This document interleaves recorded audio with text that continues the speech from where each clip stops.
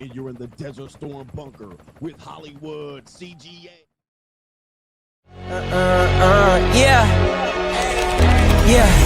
Legends ain't born, they built from the grind. From benches to banners, we sharpen the mind. We sharpen the sword and promise and swore that we going hard and leaving it all on the floor.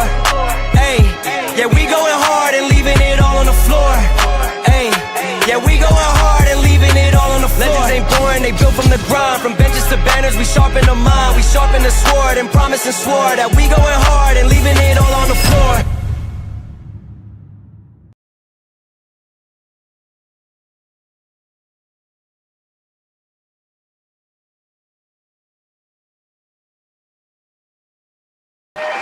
What's going on, everybody? It is Coach Greg Adams back in here with another YouTube live stream. Shout out to the Coach Gang. And that's you. For being in here, being involved, and being active on this YouTube channel. And welcome back to the Boss Up Show, part of the Free Agent Lifestyle podcast here on the Free Agent Lifestyle channel. You in here with the Bruce Wayne of this ish. The real Bruce Wayne of this ish. The king of kings, the king of content, and the speaker of truth, yours truly, the notorious one. New world order. AKA Mr. Coachellini, better known as the prognosticator, Coach Stradamus. And you're in the Desert Storm bunker. Welcome back to the Desert Storm bunker with none other than EWF. Hollywood.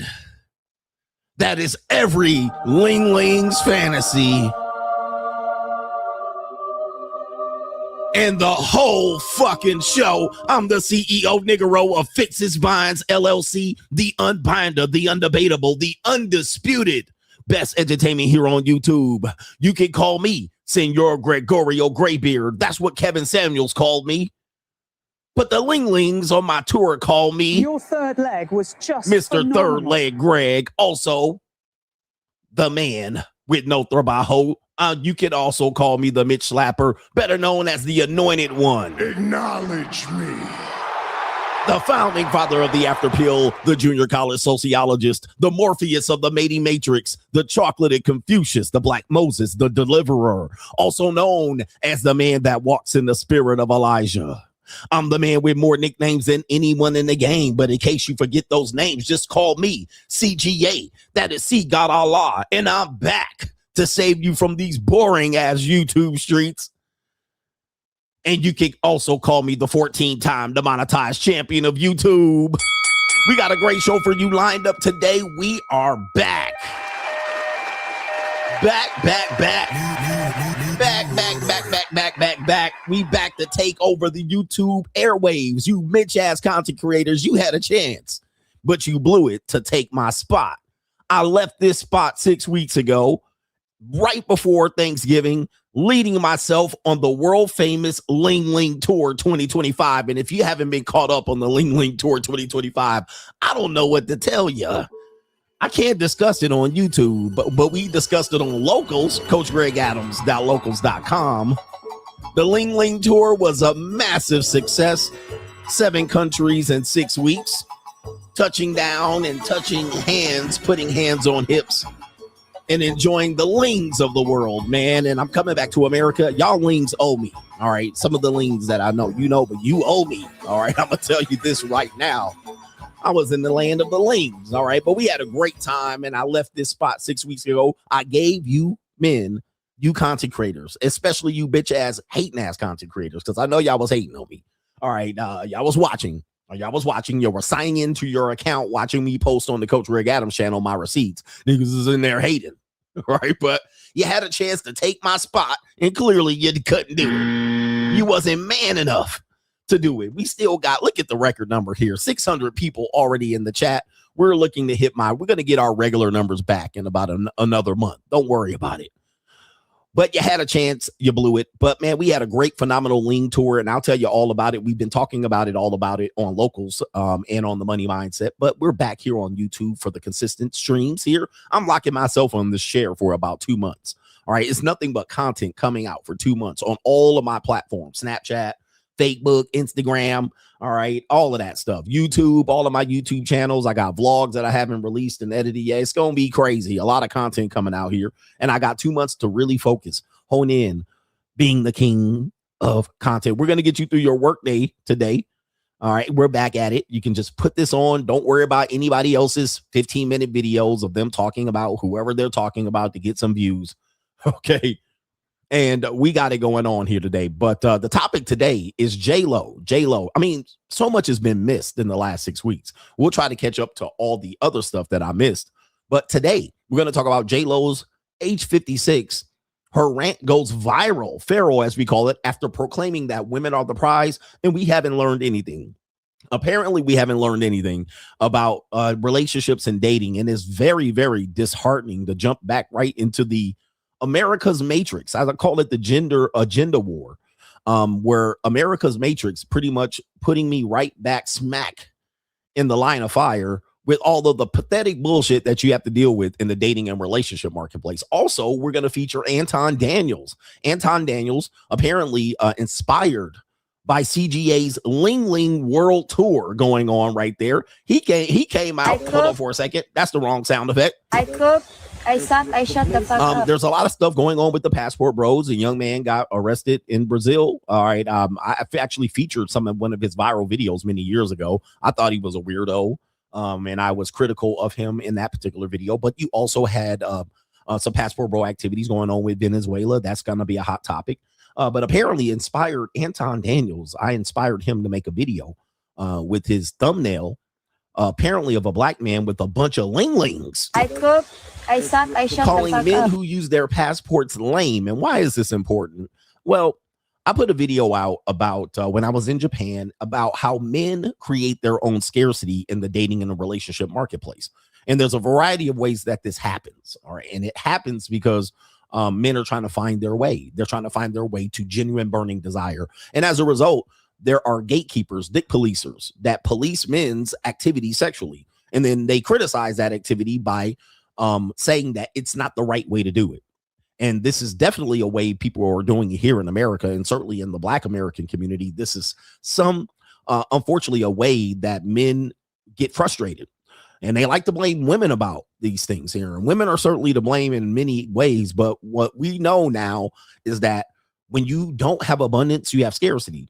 And you make decisions that are poor based on what other men think you should do with your dick. All right. And we call this dick policing. Minister Japp participates in this particular dick policing. And the problem is, where's the solution? Where's the solution? Andrew Wilson participated in this form of dick policing, where I say, listen, you have a variety of ways to participate, but you're going to have to pay the boss. You got to pay the cost to be the boss. You're going to have to pay a transactional fee, money, energy, attention, and time. As long as you understand that and you get the outcome you desire, it's fine. If you don't, you're creating your own scarcity.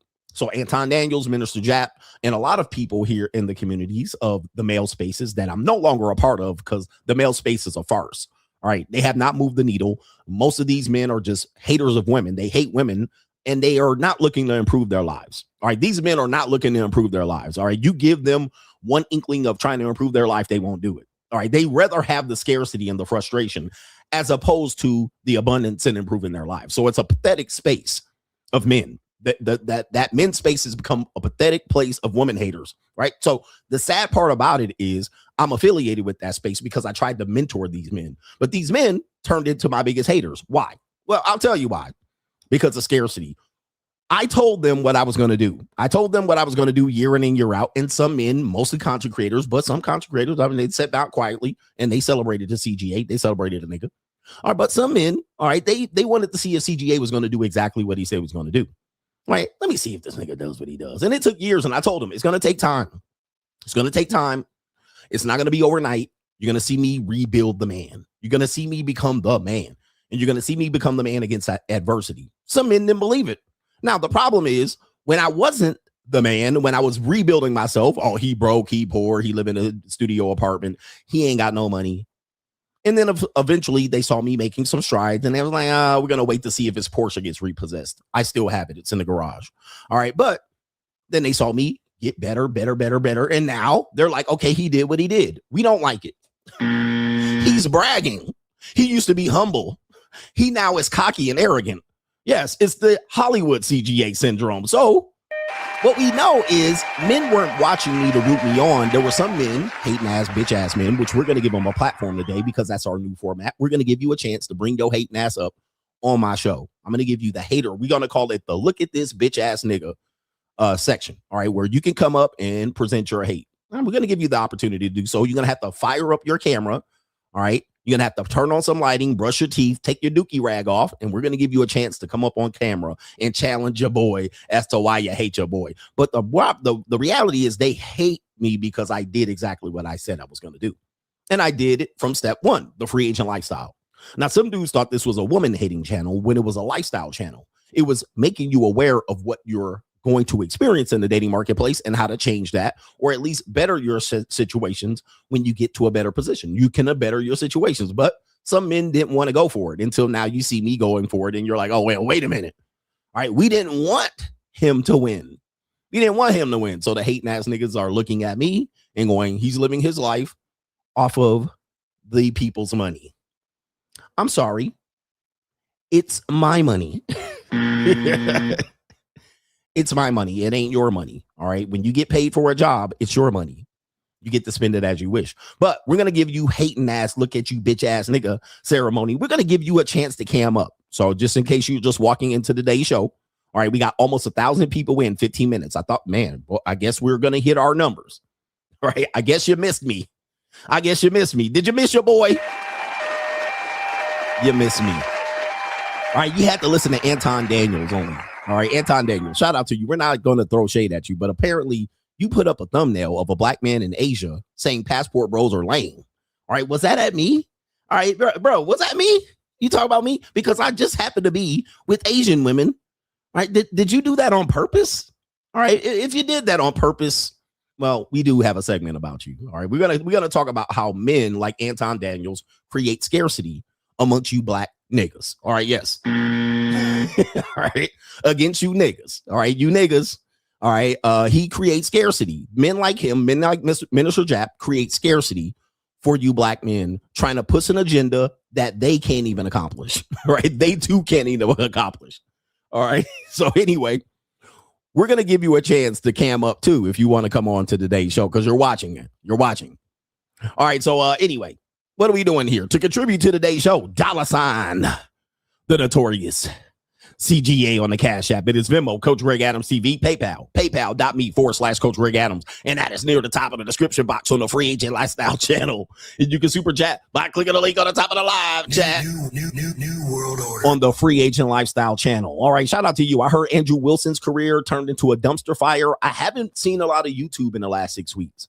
I haven't been kept abreast people have been posting things on Locals. And I checked every 3 or 4 days on Locals to see what was going on, but I didn't have a chance to watch any YouTube. I watched no YouTube for 6 weeks. Can you believe that? I didn't click on any videos. I didn't click on any DJ Vlad videos. I have some catching up to do. But apparently Andrew Wilson's career ecclesiastically going up in flames. Even Abba and Preach had to go in on him. All right, it's been crazy. It's been crazy. And apparently, listen, I was on the Diddy documentary, and that was when I was on vacation. I learned of that when I was in Bali, Indonesia. All right, swimming in that was at the first part of the Ling Ling tour. So a lot has happened. It's been a long time, but I haven't been in the Desert Storm bunker since then, but I'm trying to catch up on as many things that happened over the last 6 weeks. I haven't driven a car in 6 weeks. So, all of my cars, I've had a housekeeper here taking care of the house while I was gone. And they were warming up the cars and everything, but these cars haven't been on the road. All right, so I got a lot of stuff to catch up on in my personal life. But apparently Andrew Wilson's career went up in flames after our debate that I was supposed to have lost, and who's coming out the better at this point. All right, anyway, let me get to the earlier contributors to today's show. Welcome back to the best entertainment here on YouTube, and we're going to give you a great show. Ecclesiastically, we also have other topics in the other segments. We have It's an Evil World We Live In and all of that coming up. Okay. We got Cash App activity in here. So we got Kirby in the building. He says, welcome back, CGA. Let's fucking go. Shout out to our brother Ian. He says, salute to the international Hollywood CGA. All right, shout out to Nicholas L. Nicholas W says the game and for the game and all the laughs. All right, we're going to have the best entertainment here. Double Dose 02 says snack money for the Kanga Kangs. Happy New Year. Happy New Year to you guys. Macaroni Tony says that Asian sauce got you looking younger. And we got we seen Brooklyn over there showing out too. Y'all got money. I took my son to the Japan part of the Ling Ling tour. So I had to slow my roll. I got money. Just a little bit. And I was just with a few Japanese women. Right. And it was a fun time. Kevin Sellerman, welcome back, coach. YouTube streets have been trash without you since you've been away from Facebook and YouTube. I heard at least 10 people saying or stealing your talking points. Shit's crazy. Appreciate the authenticity. How about this one? Somebody sent me a video of an Asian man talking about men should be free agents until they. All right. I mean, listen, great minds think alike, but damn. I mean, people are really just incredulous, stealing my content. I mean, geez, really. I mean, I wrote a whole book about it. Apparently, a lot of my audience doesn't read my books. All right. They have no clue, which tells you men are pathetic out here. They don't even invest. They watch me every day, don't even invest, and don't realize that I've been promoting a lifestyle for the better part of 8 years. All right. And now when I'm living the lifestyle, they're like shocked. Huh? He's living out here. He going outside. He traveling. He enjoying his life. Yes. All right. As I stated in the book, The Free Agent Lifestyle. All right. As I stated in the book, Free Agent Lifestyle, that was the Mickey Ficky goal. Goofballs. That's what you're supposed to do. All right. Shout out to our brother. It is no government name. Lance says, coach, going in on J.Lo. Pause. Let's go. Thank God you're back, coach. I appreciate it, man. All right. J.Lo back in the news. And the thumbnail is the main event. But as you guys know, the entire show is the main event. I mean, there was only one story that I could think, all right, this would be better on the thumbnail. It's not really the main event topic, but it's the attraction. All right. Somebody says, coach, I think Myron been ninja watching you a lot more than we thought. He loves to plagiarize you. He's been plagiarizing me since the beginning. All right. We were on a show called The Six, and he would plagiarize me right there in live. I would say something and he would say something and follow it up. It would be the exact same thing I just said. All right. But that's not a surprise. I have no problems with Myron plagiarizing me. I have a problem with his audience not knowing who I am and what he says. All right. But he's been plagiarizing me from the beginning. He's been watching me since the very beginning. So it's not a surprise. I mean, that's not a surprise at all. All right. And he's looked up to me. And with that being said, he has also been gracious, inviting me to his show several times over the years. So he gets a pass. Right. He gets a pass for that. So it ain't like he hid me from his audience. So yeah, he's been for over the years always invited me to his podcast. Not as of late. He took a side against me, so I would never go back on the show again. But he has always invited me to his show as a way to at least give back to me, as he's stolen from me for many, many years. All right, but that's neither here nor there. No disrespect to him for that, but that's just what it is. And you can ask it. I heard him recently talking about dating is monetized. I also heard him recently talking about money, energy, attention, and time. All right, it is what it is. It is what it is. Shout out to all of the content creators out here. I'm on the blacklist, even of the YouTube space. All right, shout out to Kaylin says, thank you for saving us from our YouTube boredom. I hope you enjoyed your travels. So a 56-year-old man, multiple divorcee, says women, or a 56-year-old woman, multiple time divorcee, says women are the prize. What a shock. J.Lo is great to fuck, but not to marry. She's not different than most women now. We haven't learned anything. So we haven't learned anything if she still thinks she's the prize. And maybe that comes from some sort of hurt or pain or bitterness as to why she would say that. But we're going to show you men something about this. Okay, hold on for a second.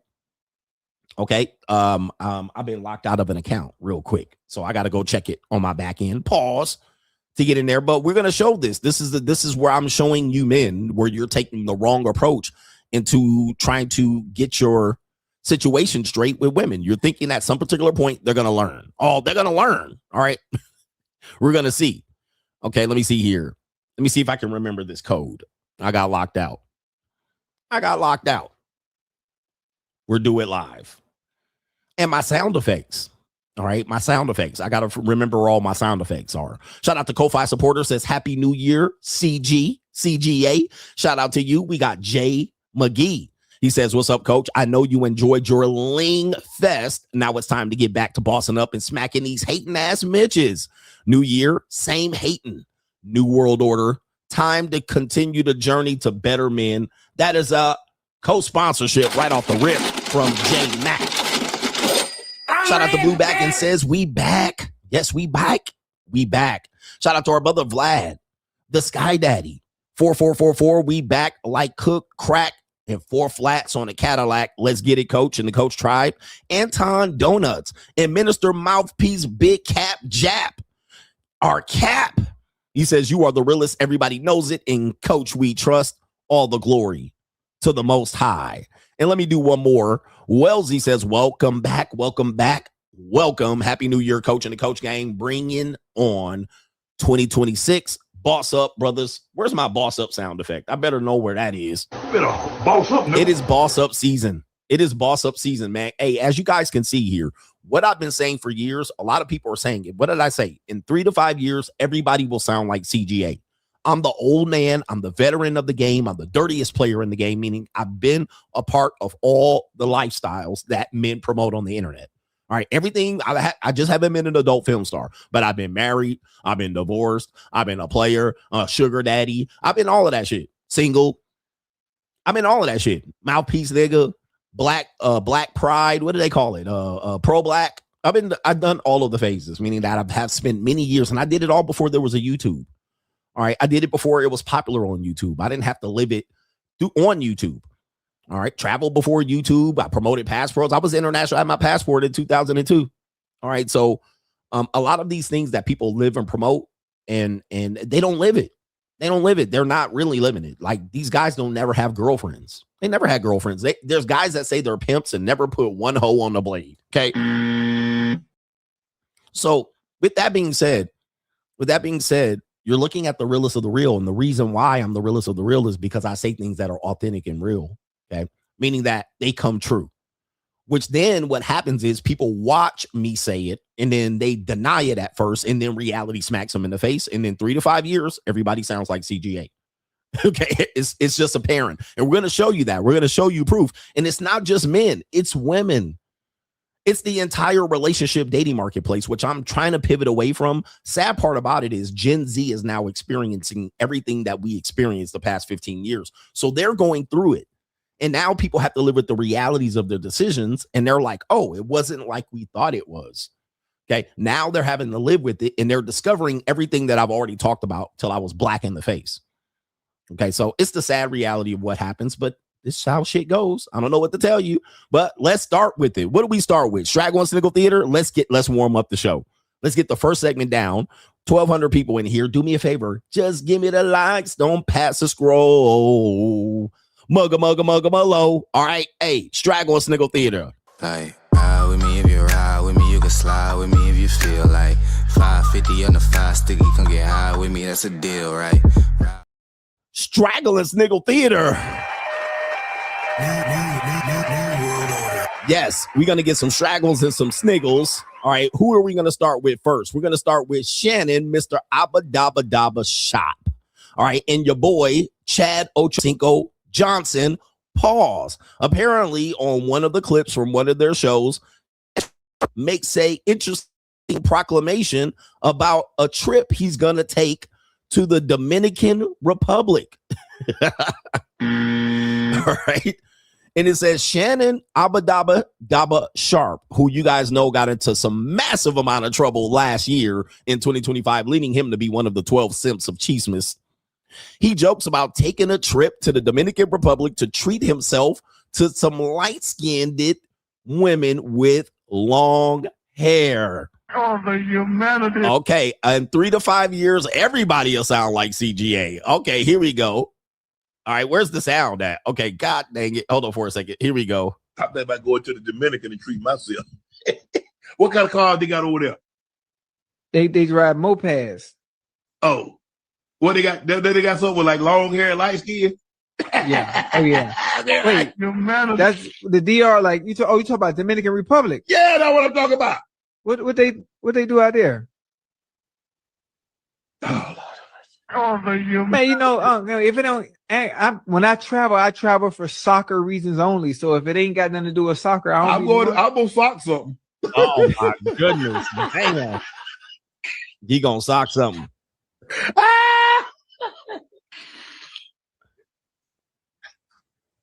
Oh, that was you talking about? Okay.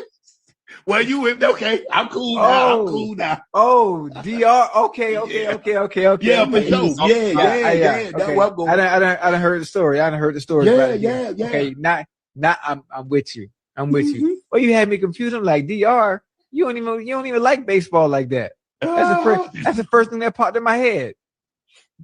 Okay, all right, I got you. Yeah. I got you. Please make sure you hit. Thank.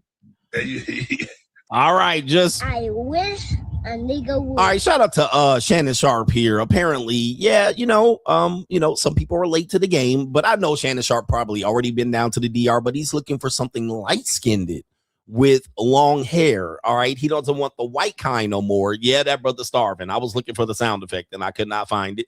All right, but yeah, shout out to Shannon Sharpe right there, looking for something light-skinned with long hair and somebody that would not cost him $50,000 a cheek or $25K a cheek and $20 million.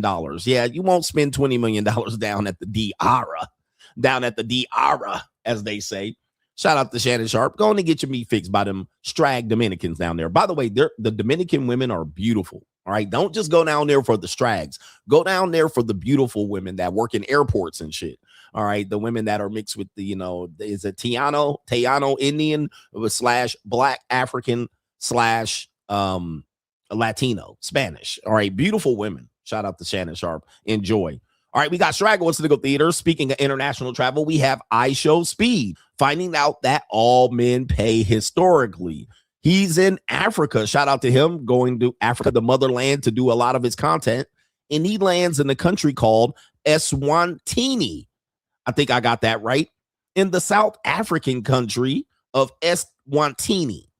A man has to pay sometimes tens of thousands of dollars to the father or the family in order to marry their daughters. iShowSpeed, take it away. Oh, that's your daughter? Yes.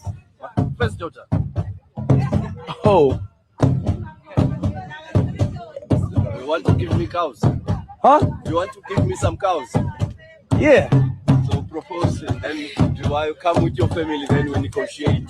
She has to agree first. Wait, So you have to ask from her first. If she agrees, then you can come to the father and then you can negotiate how many cows you can pay so that she becomes your wife. How many cows do I have to give you so I can marry her? 17. 17 cows? Yes. All right, look at that. iShowSpeed stepping back. All right, and that is a pretty young teen right there. iShowSpeed, that is your speed right there. Yes. All right, shout out to iShowSpeed. He thinking about it. He's like, 17 cows, you say. I think iShowSpeed got it in his back pocket. iShowSpeed, you got that big money to get that little pretty African village teen right there. All right, she looking nice and cute and petite and so sweet. All right, and then the father's like, yeah, all right. The father's like, go ahead and pay up. Okay. My pussy does not ever stink. Wrong sound effect. This is the sound effect. Because I got the pussy for the money. If you got the money for the pussy. All right. It always costs, and it has always cost historically in one way or another. We have some great brothers putting together the bride price versus the dowry thing there, but iShowSpeed, yes. Because I got the pussy for the money. If you got the money for the pussy. All right, there it is right there. All right, there it is right there. How much iShowSpeed can you come up with? How much are we looking at? 17 cows. How much is 17 cows? Because a cow can cost 5,000 or 7,000 and Malangeni, our money is equivalent to the right. So 5 times 17. 5 times 17. $250 a cow. 250. 250 cows, $2,500. $250 a cow? Yeah. 20 cows for $5,000. 20 cows, 4 grand. 5 grand. Becomes your wife. How many cows do I have to give you? All right, it's iShowSpeed. There it is right there. Let me see here. Check it out right there, man. All men pay. iShowSpeed figuring that out right there. And shout out to Kai Cenat figuring that out too. All right, that there is no burning desire genuinely out here. Shout out to Kai Cenat. All right, we got Straggle and Sniggle Theater. We have a bunch of black women here. You guys love black women. You guys love to talk to black women all the time. You're the first one to criticize a man for getting a passport and also dating white women, right? And then all of a sudden you're like turn pro-black. You shouldn't be dating those white women, but then you get on the internet talking about black women all the time, which is a complete weird conundrum, all right, that I don't understand to this day. All right, if you're so tired of him, stop dating him. Okay, so here we go right here. We have a beautiful gang of red flags, all right? But they also have a history of very, very debaucherous, despicable activity there. Let's go ahead and see this video. I became an alcoholic and got kicked out of school. Oh. I stayed with a nigga after he cheated on me in jail. I had an abortion this year. I talked to 3 niggas in jail. I gave a nigga my passwords and stuff. I went to jail. Oh. I had 3 niggas this year. I had a nigga down in jail. I hit a nigga with my car. I lost my Loewe shades in Aruba. New shades. I was drinking pregnant, but I didn't know. I pulled up to my nigga side bitch house, beat his ass, then went to work a 12-hour shift. All them 3 niggas had a key to the house. I got out of jail and got a DUI 2 weeks later. Oh, the humanity. Yeah, brothers, these are y'all sisters that y'all be mad that I don't be out here dating when I'm out with these ling-lings. Where the white women at? All right. Oh, the humanity. Where do we even start right here? Silence, you fool. Where do we even start? These is y'all Kweens right here. Let's start it one by one. This is why I have a no strag policy. All right, gentlemen, if you don't know, over on Locals, I have a no strag policy. All right, I do not deal with the strag. Okay, I'll deal with a lot of women, but I won't deal with strags. And you guys know this because I've given my body count out and I don't have a lot of strag activity out here. I refuse to date with low quality black women. All right, and it's not because they're black. It's because of this. Like, this is bad. And I know white women like this. So it's not just because I know Filipino women like this, but this is bad. All right, this is bad. And a lot of y'all will still give your whole life and soul for this because she has a fat booty. All right, but this is pretty bad. I became an alcoholic and got kicked out of school. Alcoholic. And all of these women are under 25 years old. They're right between the age of, I would say, 25 and 29. All right, I would say maybe she said kicked out of school. She probably went to Prairie View A&M, all right, where they let anybody in with a pulse. I became an alcoholic, and got kicked out of school. All right, but her booty fat. I stayed with a nigga after he cheated on me. There it is right there. And they always worry about talking about men cheating on them, but most of the time they stay. They stay, okay? And because whoever, and he probably was a low-grade bum, but he gets it for free, right? In jail. And yeah, he cheated on me while he was in jail. Okay, interesting. Okay. That's interesting. I'm not sure if I got that complete story. Hey, yo, chill, son. Hey, yo. Or was she in jail? I had an abortion this year. Not a surprise. Not a surprise.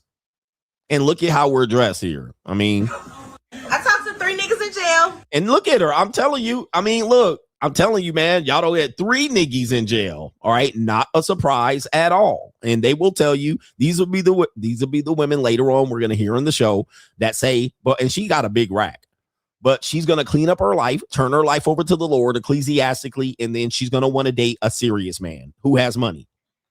All right. She talked to 3 niggies in jail, and they was talking to her too, all on collect calls. I gave a nigga my passwords To stuff. You mean your pimp? All right. She probably was a pimp. I went to jail. Not a shock. I mean, this is not a shock or activity here. She went to jail. And she also had a DUI after getting out of jail. So just remember that later. I had 3 niggas this year. That's all? Are you telling us the truth? Because I know women that had way more than that, right? Who look way worse. 3? I know women that's a week. I had a nigga down in jail. All right. And this woman got kicked out of school and became an alcoholic. All right. And now she had a nigga in jail. You would be surprised at the amount of women that be talking to dudes in jail. I hit a nigga with my car. She hit him with the car. Not a surprise. And she probably burned that car up too. I lost my Loewe Loewe shades and Aruba. All right, so this is the innocent girl right here. New shades. I was drinking pregnant, but I didn't know. And she probably got an abortion, right? Because she didn't know she was pregnant. I pulled up to my nigga side bitch house, beat his ass, then went to work at 12 hours. She's probably a nurse because she worked a 12-hour shift. All right, so take a look at what you got going on. These are y'all sisters that y'all be defending when you be out here seeing me with them lings, okay? I cook, I suck, I shut the fuck All right, here we go. All them 3 niggas had a key to the house. All right, all 3 of the guys that she messed with, that she claims she messed with this year, had keys to her house, which means they were bums. Bums. But they want you to be a real man out here, okay? I got out of jail and got a DUI 2 weeks later. And these women are under 30, in jail, then DUI. I mean, geez, just look up their criminal records. It gets bad. All right, yep, the most educated is a part of, for as I've been concerned, all right, they've been telling you they've been the most educated. These are the people who you argue with in comment sections about how great they are and how they hate them and how white women want to be them and type of shit like this. All right, anyway, enough about that. I know you guys are getting offended. So we're going to go to the next one here. We got Straggle and Sniggle Theater. We have Lily Phillips. She is one of the OnlyFans girl, former OnlyFans model that had trains ran on her. You guys remember that? I got some stories about that from Asia. Where's my sound effects, man? My sound effect game ain't on point today. Where's my train sound effect? There it is. Lily Phillips. Apparently, Lily Phillips recently shared and trolled the internet that she was baptized, expressing a desire to reinstate her relationship with God. Okay, yep. Oh, the humanity. So you wonder why I always attack the Christians. In the Bible, the name Lily represents purity, beauty, and divine provision. I pray she discovers her true identity in Christ, one rooted in the new life that only God can restore. Take a look at this particular farce. This is Lily Phillips getting baptized. Yes, the woman that got 1,000 guys to run a train on her is now turned her life over to the Lord. The final stage of whoredom. All right, we're going to see this later on in the show. But this stuff, this is the stuff we've talked about for many, many years. Now we see it documented. And, it's kind of funny now to me. It's not something that I would rage about. But it's funny to me, but men get really, really stuck in this mindset that they're going to find people who do it differently. But yeah, some of the people who proclaim that they are been washed away, their sins have been washed away by the blood of the Lamb, are whores. Yes. They're whores, and that's what it is. And you can ask Giz. Shout out to Lily Phillips. Congratulations for her walk in faith and not sight. All right. Shout out to Frederick Casey Price. Last point, we have another woman saying the same thing. Essentially, the Lord will snatch that Jezebel spirit right out ya. Okay. The Lord, Jesus, the Lord will snatch that Jezebel spirit right out ya. Here we go.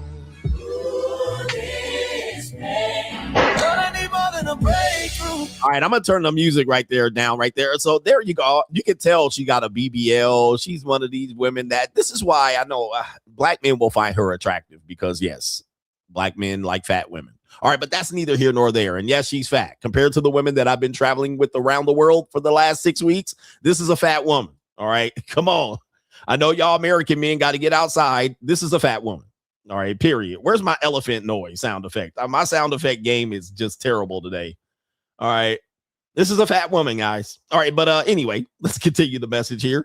It's going to be snatched right out you. She says, I didn't think it was possible, but it happened and I feel happier. I feel free. I feel more valuable. The price has gone up because she got baptized and turned her life over to the Lord. Silence, you fool. And there she is right there. Now she's a good woman. Now she's a good woman. And what the problem is, they don't do the work. They just go to church.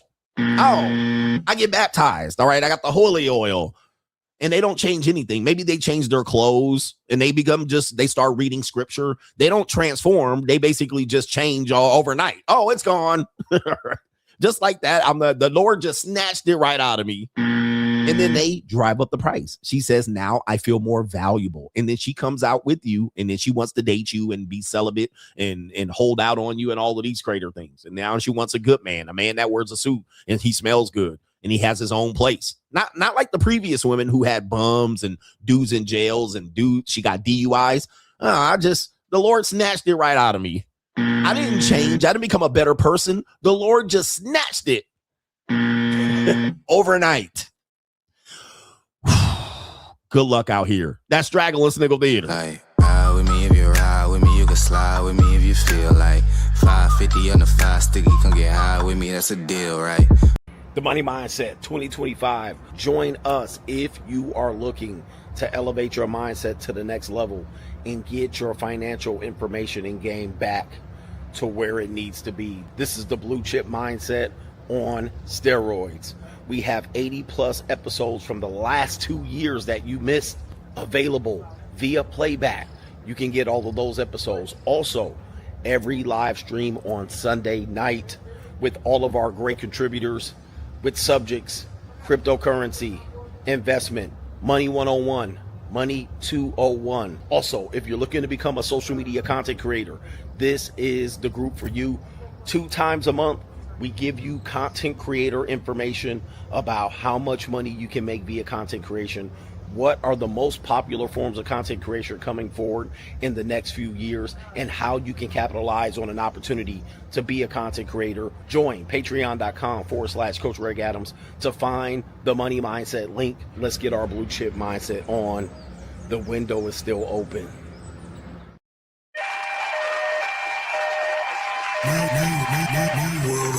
Back in the Desert Storm bunker. All right, I'm learning to work my studio all over again. But shout out to our brother, No Government Name, says, I wish you a happy new year. Thanks for all the great content on all the platforms. You have opened my eyes on many subjects, and that is my goal. If I can help just one person change their life for the better, and I know I've already done that, but yes, if I could just help one brother, then I'm happy to do it.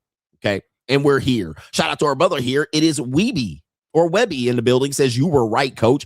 YouTube is boring as hell without you. He says, what are your thoughts on joining those pyramid scheme jobs where you sell insurance and 401ks? My friend is paying for my license, so I won't lose anything if it turns out to be a scam. Well, there's a lot I can go into related to that, but if it's a 100% commission and your friend gets a bonus based on him bringing you in, and he gets a cut of whatever your sales are, which that goes into real estate. Real estate industry is like that, and many other regular jobs are like that, but I don't want to distract you from that.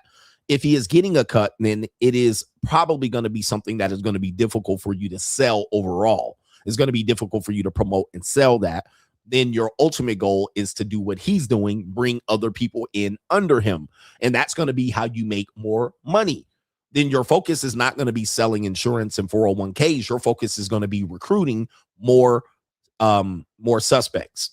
And then are you selling insurance, or are you helping build the pyramid scheme? Now, there are some people who do very well doing this, but you don't see them doing it for very long. So I would just, do your research on the company, see how long they've been around, and also what is the payment structure? What do they incentivize the most? If they incentivize the most, you bringing in multiple people under you, so you would pay for their license in order for them to get in there and hope for 1 or 2 of them to pop off. Well, that's what you're doing. You're not selling insurance. You're recruiting for them. And do you want to recruit? Do you want to recruit? You're going to be recruiting. All right. Shout out to you. Shout out to our brother here is Daniel Mack. Shout out to him. He's the other brother Mac. He says, shout out to you, my favorite African-American out here. Oh, look at my African-American over here. Look at him. Are you the greatest? You know what I'm talking about? Shout out to Urban Nationalist, says, Coach, you made it back safe. All right. You glad you made it back safe? Were you concerned? He says, I must testify, since my last donation divorce, I've been slowly bossing up. I've got my own place. My credit is up, savings up, bench press up to 250 for rep. You're 5'8", 170. Sounds familiar. TikTok followers up, YouTube subs up. I've been bossing the fuck up. Thank you, coach. Shout out to you. Men are getting the message. You better boss up, nigga. You better boss up. You better boss up. That is your only solution. And he says also, part of my boss up journey was getting the express toll pass. This pass is excellent because of the convenience, but watching my kids see all the cars stuck in traffic while we breezing by was the most important part that I believe our kids need to see us win, even the small wins. And then you paid the cost to be the boss. You pay for the toll pass. And a lot of people don't pay for the toll pass. As you can see clearly, some people are sheeple. They don't want to pay the cost. They rather sit in traffic. I'm not paying no $9.99. All right. But you know, some people want to even your kids will tell you, well, you know, you don't have to pay for that. All right. Why are you paying? But some kids, you know, they'll figure it out. All right. Oh, you got to pay the cost. All right. To slide by all the ignorant sheeple sitting in traffic, saving $9.99. I used to be there. Shout out to our brother here. It is Cruise World says, just subscribe to the money mindset question, coach. As a 24-year-old Gen Zer, what would you do if you had the same mindset in this generation? Where would you start to build yourself up? Hashtag free agent for life. Well, that's an interesting question because, you know, Gen Z, I talk to a lot of Gen Zers. They're sometimes mostly women. All right. But in their mind, and I can understand this, it seems like they may think the world was better and easier to deal with decision-wise when you were younger, but we had a lot of confusion as well. But it is a different time in the fact that the things that we had available to us are not mostly available to the majority of Gen Zers, like marriage, dating, relationships. Like you have that. You have your alternative life that you live on social media. So the mindset shift, if people adapt, is a little bit different. So when our years at 24, we were thinking about possibly finding a woman, living with her, and getting married. Some of us were told, get a good job and be a blue collar guy, work in the airport and tote luggage around, right? Throw luggage around. Just get a good job. All right. As opposed to 24-year-olds today, they're kind of confused with the whole college thing. So they have to come in with a different mindset, meaning that the stuff that your parents are telling you to do may not work today. So you have to be forward thinking. Education, you can learn what people take 4 years to learn in less than 10 months. Right? The idea of sitting in a college for 4 years is somewhat passé. It's somewhat archaic, meaning that you don't have to go there. Now, if you choose to go there, fine, but you can learn in less than 10 months what it took people to learn in 4 years. That's how fast things are moving. And not only that, you can learn multiple things. So what I would be doing to build myself up is stacking as much information and knowledge as I can. As many knowledge and certifications and qualifications as I can. I would be snatching it up. All right. As much as I possibly can. I would be getting certified in everything as much as I can because there's a small cost to it. But that cost is going to be paid for because you're going to be more versatile. You're going to be more versatile. So you're learning about AI, get certified in that. You're learning about blue collar jobs. You're learning about real estate. You're getting all of that knowledge and the qualifications to do something with it, as opposed to people who are coming in one-dimensionally. They're coming in one-dimensionally. They got a job. They got a degree in communications. Okay. And they're stuck because what jobs are you going to do? And then all of their years are going to be wasted trying to get a job that qualifies for that, which 60-70% of people don't have jobs where their degree is related. So they end up after 5 years not even using that degree, right? Because the degree is somewhat useless. So that mindset is what I would encourage young men and women to engage in. But what typically happens is they try to focus on one thing, get a quick hit. It doesn't work, and they start pivoting. Once you start doing that, you're going to flounder, and it's going to be struggle zone for you, okay? It's going to be struggle zone. So that's what I would tell you. That's what I would tell you. Get your certifications. I mean, you know, people used to get barber's license, real estate license, or personal training certifications. They had a skill set that can get them paid. And that's going to take you a long way. And at least it'll take you up to your 40s. All right, your 40s. And that's where you want to get it to. So that's what I would focus on. That's what I would focus on. And travel. You know, I'm going to promote that. All right, here we go. Shout out to Y2K. Let me see if that's your name. Because I know, yeah, the Y2K teacher, Tatiana Schlossberg, died from a rare cancer at 35, a Kennedy family daughter. Apparently, she had 2 kids after the age of 31. Did you know that pregnancies in your 30s are linked to high cancer rates? These women are winning though, right, coach? Feminism misled one another. Shout out to you. He says, ring the bell. Shout out to our Tatiana Schlossberg. Never heard of her, but rest in peace to her. And are you saying the cancer? Because I think you might be a doctor or a nurse. Are you saying the cancer might come from the fact that she had 2 kids after the age of 31? All right. I don't know anything about that, but rest in peace to her. Where's my Undertaker bill? I don't know where shit is anymore. Okay. I'm new to my studio. I had an Undertaker bill. All right. Let me see here. All right. Yep. I don't know where it is. I don't even know where the Undertaker bell is. All right. Rest in peace to her.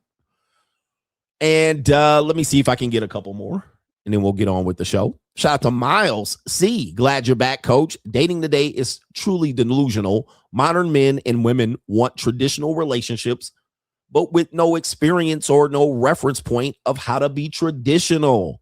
Both are wanting things they themselves weren't raised to be, or they don't even see it. They don't even see it. Like, show me people that are traditionally dating. Show me the traditional dating model. Like, show me 5 people that are traditional dating. Show me 5 people that have traditional relationships. And show me 5 people that have a traditional relationship with their high school sweetie. There are some people that do, but it's very few. They have and show me the traditional model of that woman not being ran through all the way up into her 30s. And that guy being, not a thug, a broke nigga that's just poking every woman he can poke. Show me these 2 people. It's not something that they even come from. It's not something that they even come from. Now, once you do that and you say my family members, you just lost the argument. Oh, my family member. You don't know anything about your family. Let me tell you something about your family members. All right, your mothers, your fathers, your grandmas, your tios, your tias. These are some motherfucking people, bro. They do dirty shit and you don't know it. They do the dirtiest, nastiest shit. Your tio cheats on your tia. He just doesn't tell you. He be at the dirty Mexican strip club off of Rosecrans with the 15-year-old strippers in there. All right, putting his finger up her dookie hole. Yeah, and licking it. Pause. Your Tio, Simp Tio, be doing some nasty shit, cheating on your aunt or your tia. Yes, he does. But he ain't gonna tell you because he's your, he can't show you that part of life. He's not dedicated to your tia. He's not. It's crazy. Same thing as your grandpa. You think your grandpa is a wonderful guy. Your grandpa be at the peep show. He be at the strip club. He be at the Hippo, man. He be at the Rhino. When I go to the Rhino, your grandpa have a 21-year-old stripper on his lap, a skinny girl who is younger than his granddaughter. 100%. Spread money out before he goes home to his fat, saggy, titty-ass wife, Nancy. He be out there doing the nasty without no interrupts. Your grandpa, in the traditional relationship, I see him there. When I go to the Rhino,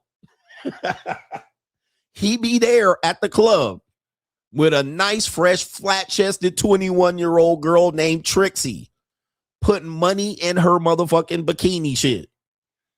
All right, when I travel and I be going to the places in Thailand, I be seeing that nigga up in the bar with the bar girl French kissing her after she was sucking dick 15 minutes ago. French kissing this bitch. All right, with the tongue and all that. Talk about my grandpa. He was dedicated. He got a great, wonderful marriage. He been married to my grandmama for 45 years. That's the type of marriage I want. Well, anyway, don't let me get the telling on people, but I'm not a snitch. But let me just tell you, follow your people around. Shout out to our brother here. Cruz says, and welcome back, coach. Been catching up on your streams from back when you covered the election. We still here. So shout out to all of us. Guys, if you follow coach, you can win. If you don't, you'll lose to coach. All right, 100%. Because I'm going to be out here. I want y'all to lose to me. All right, 100%. Because I'm not playing the game fair. You can't win. A lot of dudes are like, a lot of dudes think men are going to just be like, we need to stand together and all lose so the whole system could collapse. Well, the system's going to collapse anyway. But I'm going to get my motherfucking whole. I'm going to get mine out of this motherfucker 100%. Shout out to ASAP. Hanswell says, Coach, back up in this thing. Pause. He says, the older shows held me down while you were gone. You're inspiring thousands of men. We're spreading the word. Hashtag free agent lifestyle in this beach. Who disagrees with the free agent lifestyle? Shout out to ASAP. LT36 says, welcome back and happy new year, Coach. Your Asian tour has inspired me to put my passport to use. Shout out to the Langs out there, man. Boy. I cook, I sat, I shut the fuck Shout up. out to LT in the building, and that's a co-sponsorship. We'll stop it right there. Appreciate that, brother. I'm rich, We got some other brothers that we need to catch up to. All right, but the passport, use your man. Listen, I know people are like, well, the free agent lifestyle turns into the passport. Free agent lifestyle preceded the passport popularity. Plus, I was talking about that part of your life, traveling for the culture, learning, and also putting hands on hips. It's in the book. Free agent lifestyle for the win. All right. All right. Let's see here. What do we got next? It's Fuck You Boss Up. Yes, indeed. All right. A good segment here. We only got one segment here, but apparently, again, in 3 to 5 years, everybody will sound like CGA. That's gonna be the theme of today's show, because everything that I've been talking about is now catching up. Now you're paying the piper. Okay, you can't avoid the pain. I've been talking about this particular subject matter for quite a long time, and now chickens are coming home to roost. Default student loan borrowers brace for possible wage garnishes at the beginning of the year. Yes, your mother, even you old niggies, your mother got student loan debt. Yes, she's a feminist and she was a strong, independent woman. Some of these people got student loan debts with no degrees to show for it. Yes, you can have student loan debt and no degree. But now these people's wages are going to be garnished officially, and there's no stopping it. Let's let the news, the New World Order news, report on it. Take out a loan, you have to pay it back. It's very simple. Last spring, the Trump administration put student loan borrowers who are behind on their payments on notice. Borrowers will now be clearly expected to repay their loans, and those who default on their loan obligations will face involuntary collections. And that process is beginning this month, with the U.S. Department of Education confirming it will start sending out wage garnishment notices to those in default on their federal student loans, with 1,000 notices issued beginning next week, and the number of notices expected to increase on a monthly basis throughout the year. It's a tough road for people who have not had to face wage garnishment since back before the beginning of the pandemic. Mike Pierce is executive director of the nonprofit Protect Borrowers. It's going to start with borrowers who were in default on their student loans back before the pandemic. So these are older folks that have had debt for a while. Okay, so here we go right here. This is something that I'm telling you. This has been one of the issues with the breakdown of the relationship and dating and marriage marketplace. This also is why you will find that monetized dating will be normalized. Okay. So all of you guys, you old heads that are not looking at this and putting the picture together, because all of my predictions come from the economic approach. I look at the economics of things and I say, this is gonna dictate relationships. A lot of people who own student loan debt are women. This is primarily a woman's issue. 70%, close to 70% is women. Okay, now I have nothing to do about it. I wrote this in the book, The Evolution, and I said there's only going to be one way this goes. So this is preventing women from feeling like they can get married. So they'll stay single and play the marketplace and fuck around and ride the carousel and all of these things. But what happens is women with this debt feel like they can't get married, bringing that debt in. Some women try to pass the debt on to the man in the marriage, but not many men are in that position. This also is why women feel like they can't date down. Okay, I can't date down. So they start looking at men going, well, I have this particular debt. I have an income related to this debt because I have college experience. I have a job, but I can't date some guy that doesn't have this particular amount of money because he can't afford to contribute to my lifestyle, including this debt. People aren't putting that together. They're not making that together, and they're predicting the relationship marketplace in hopes that it change. But this is the reality. So what's going to happen is, and I've been telling you for years, this is going to lead for more women dating monetized. Okay. As they get into their late 20s, their 30s, and their 40s, they're going to start thinking this. He said this. A lot of older people still have debt. Talking about 50, 60, and 70-year-olds. They're not going to tell you this. A lot of Americans are hiding this. They're hiding it. And you might think they look good. Oh, they look good on paper, but they're hiding from this student loan debt. But this wage garnishment is going to cripple a lot of people. We're talking about women in their 30s, 40s, 50, mostly women, 30s, 40s, 50s, 60s, 70s, and 80s. It's going to cripple them. Let's continue with this particular segment here. Pierce says there are also millions of borrowers on the brink of defaulting. Those borrowers are the next wave that are potentially going to be targeted for wage garnishment starting this year. About 40% of those now saddled with student debt never actually graduated with their degree. See, people think that I watch these clips and come up with stuff. Dude, I don't watch it. I basically see the clip suggested. I watch the first minute and go, okay, yeah, I think I can cover this. So then I want to watch it live. I said this right before the clip. I said this right before the clip. This is a very big subject matter that nobody talks about. People aren't talking about this. They'll say I went to college a little bit. And I frame things for women because I'm speaking mostly to men. When you're dating, you got to know that this exists. They'll talk about their education. I got a degree. I got education. I went to school. I'm thinking of going back to school. I went to school a little bit. Guys, that should automatically put in your mind that she has debt. Now, you got to ask eventually this question. How much student loan debt you got? You will find that she has the debt and no degree. A lot of people went to school for a year or two, and they had to drop out because they couldn't pay for year 3 and 4. You must know this going in. So when men look at their relationship prospects and men create scarcity amongst men, they're not adding these things in. Yes, and then when they talk about they have advanced degrees, you know there's crippling student loan debt. Some people, not just women, some people go back to school because they can take advantage of the Pell Grant and the student loan process because they're older students, so they can take out more student loan and they can get a Pell Grant, and they use that money to live off of. Then they get the degree or not, and then they're stuck with the debt. I'm telling you, man, this has been going on for the better part of 40 years, and it is the hidden secret. It is the iceberg of America.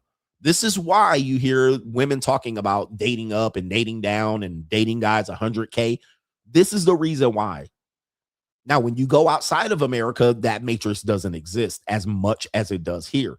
But women are in financial strife. They don't know where to go. So their bailout is men. Eventually they'll bail out some men. So they'll get baptized. They'll turn their life over. They won't change. They won't evolve. They'll just say, I'm going to date a certain different guy, and this is my worth. Their worth is dictated on where their debts are. Some of their debts are student loan debt. Some women don't have that. Their debt maybe is related to some sort of welfare or financial crisis related to consumer debt. But some people also have consumer debt on top of the student loan debt. I'm telling you, man, this is one of the biggest issues with dating and marriage going on today. And it dictates dating and relationships and marriages going forward.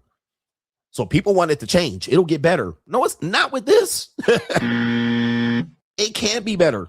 There's no way it's going to get better. Not with this continuing to go on. And now they're going to garnish the wages. Good luck. Good luck. Yes, Klarna and all of these payday loans, and you can forget it, bro. So they didn't get the job gains, the economic benefit of college, and then they fell behind on their student loans. And when you end up getting your wages garnished and you're a working class family just trying to keep lights on, that could be absolutely devastating. Okay, so say you married a person. And she college educated. Okay, but did she have student loan debt? They'll just say, I marry a woman, she's college educated, and we put our families together and we're making it. Wait till them wage garnishments hit. It's going to be a divorce. I'm telling you, divorce is highly related to finances, not affairs. Affairs are a part of it because a lot of people are having affairs and they don't know it. All right. And the affair will be discovered after the climate of the divorce chain comes. All right. And now all of a sudden you find out, oh, there was another person. But that divorce is coming with your educated person. Are they educated? But they're in $300,000 of student loan debt. Man, I'm telling you, man, this is a big deal that not many people talk about. A borrower falls into default when they haven't made loan payments in more than 9 months, at which point the government can try to collect by seizing tax refunds or Social Security benefits, or withholding up to 15% of a borrower's pay. The U.S. Education Department first sends out a 30-day notice before wage garnishment begins. Somebody just said this, and I was going to say this, so you said it, and I'll give you the credit. Braylon, this is women's child support. This is women's child support. This is child support for women. Okay, because again, this is highly a woman's issue.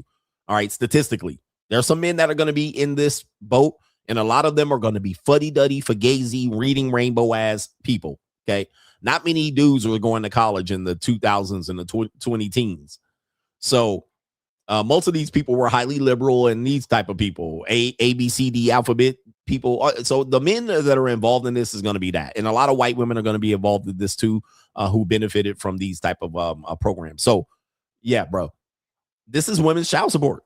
So no tax returns. That's a child support. That's how child support gets you. They're just going to hold that tax return. You got withholding 15% of your paycheck, wage garnishment, child support, Social Security benefits. This highly affects people that are over 62 years old, 62, 65.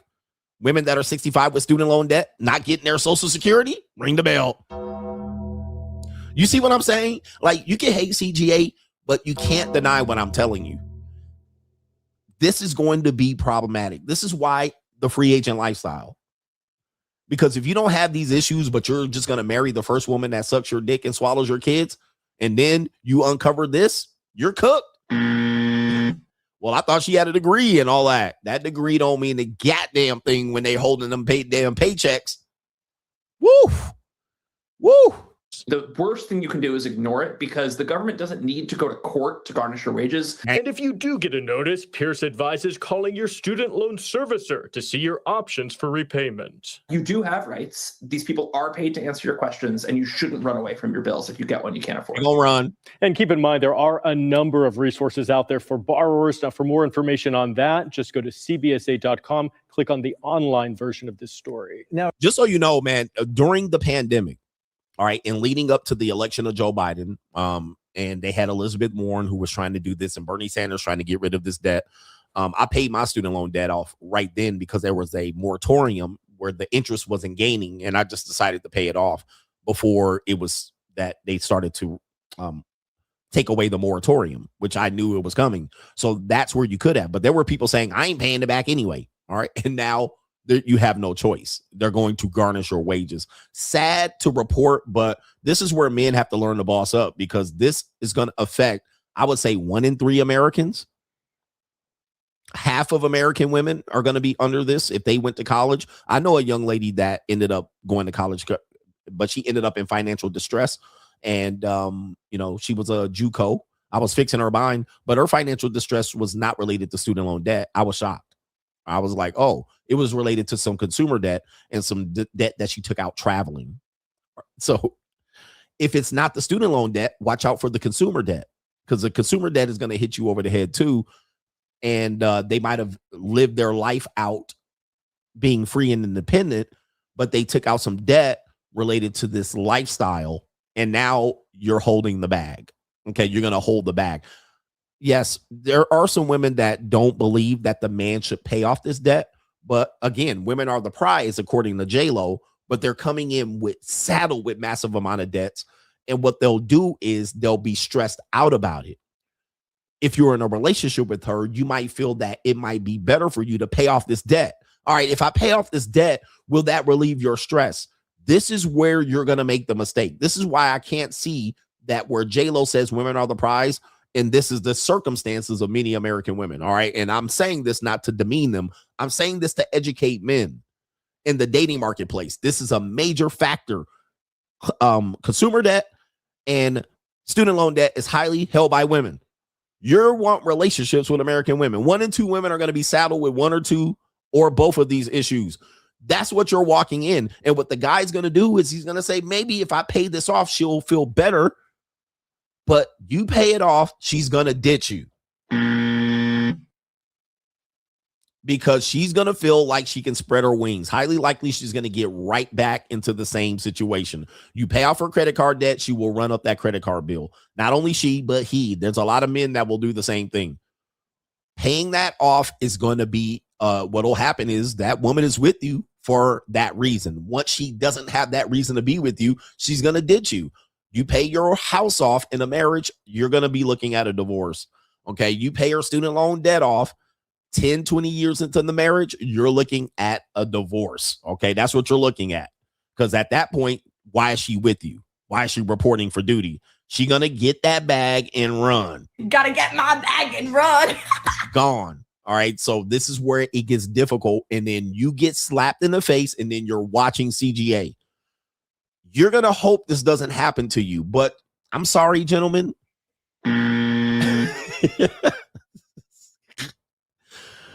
Yes, no woman ever feels bad for doing this to you. Not a single one. You're going to think she feels bad about doing this to you.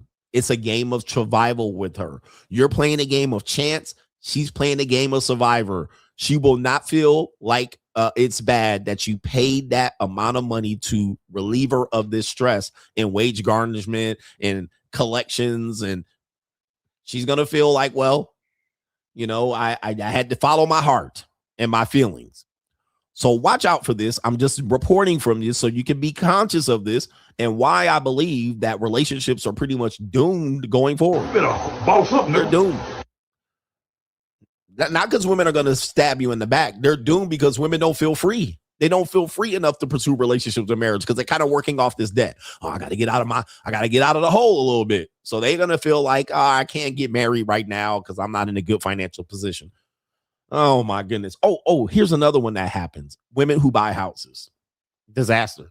You know, single women own more homes than single men in shitty areas that they cannot resell. 1 bedroom, 3 bathroom townhomes. This is going to be bad. This is a bad news.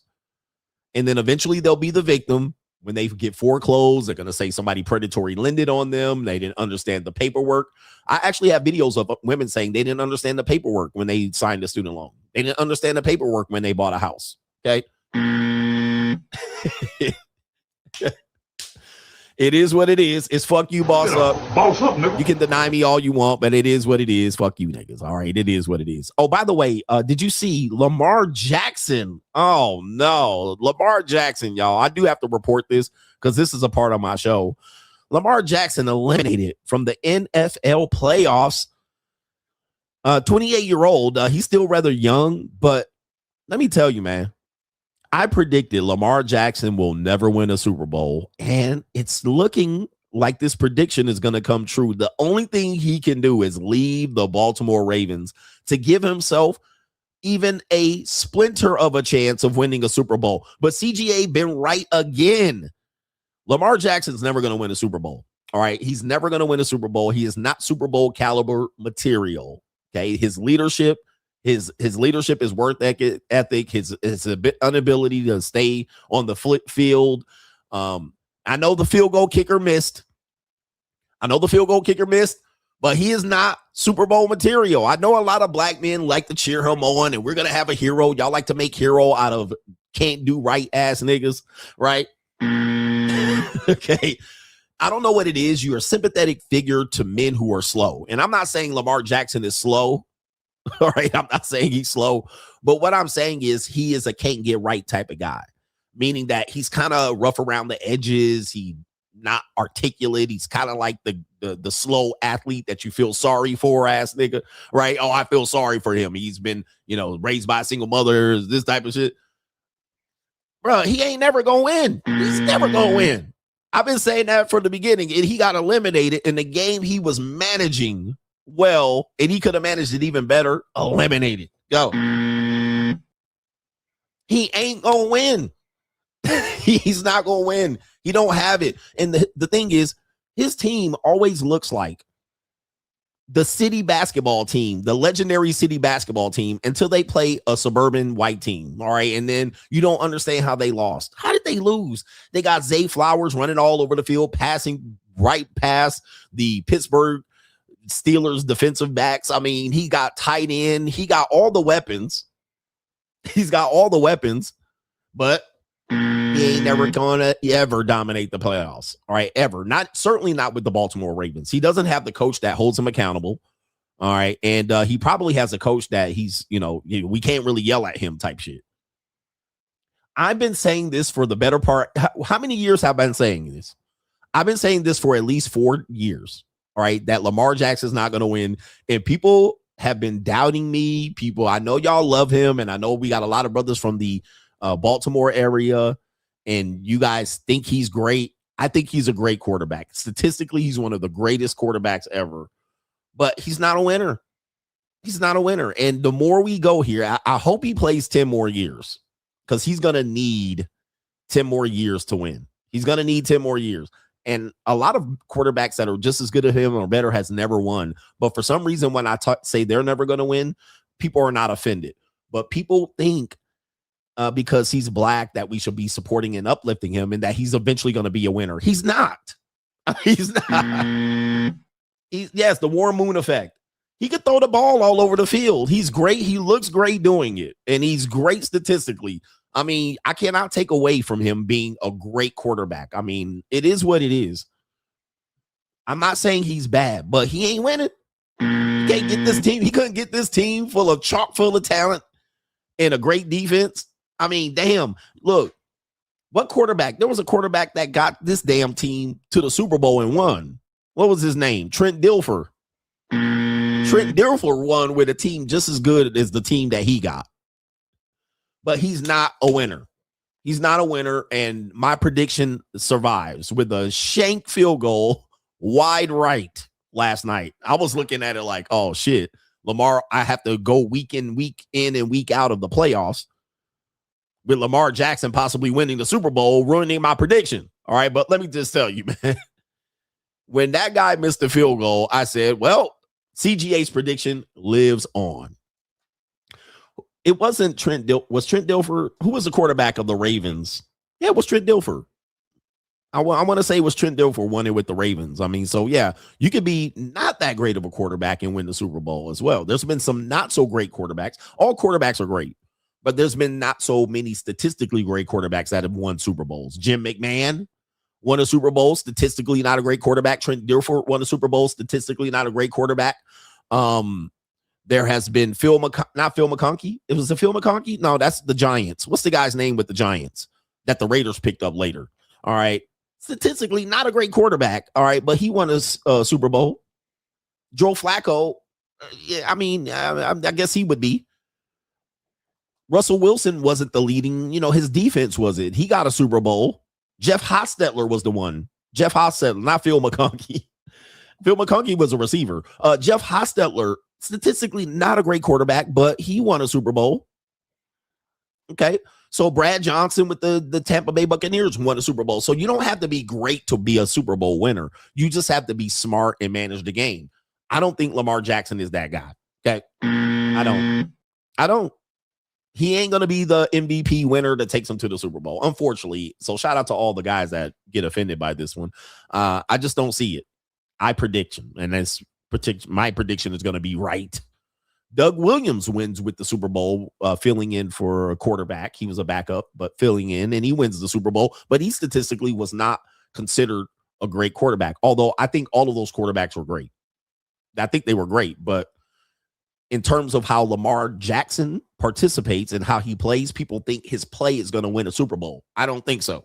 And yeah, he don't have that killer instinct. He don't have the leadership qualities. He's kind of lacking in that department. Sad to see, but my prediction lives on. And maybe I'll be here another 10 years, and maybe he'll win in 10 years. And then maybe I could say, damn, I was wrong at the end of the day. But good luck. Good luck to him. We got It's the Evil World We Live In coming up. A little great segment. I want to catch up on Super Chat so I don't get too far behind. So let's go to the Cash App. Go to the Cash App. Shout out to our brother Sid the Kid. Says, put some hands on a few hips in New Zealand. Shout out to the Kiwis out there in New Zealand. Sid the Kid out there putting multiple hands on Kiwi hips out there. I think the females can be called Kiwi too. I might be wrong, but that's a 3-time sponsorship. I'm rich, bitch. Yeah. The Kiwi hips. I'm rich, bitch. Yeah. I'm rich, bitch. Shout out to you. Have fun. Shout out to our brother Saint Saba Simba is in the building. I'm not sure. Oh, you didn't say anything. Eric Scott Sermon's back in the building for a contribution. Kevin Blackman says, salute to the Notorious one.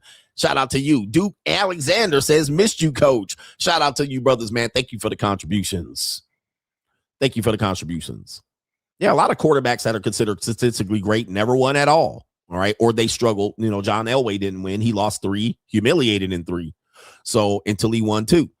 What about Brett Favre? Only won 1. What's the guy's name that plays for the Steelers now? The Green Bay quarterback for Aaron Rodgers only has 1.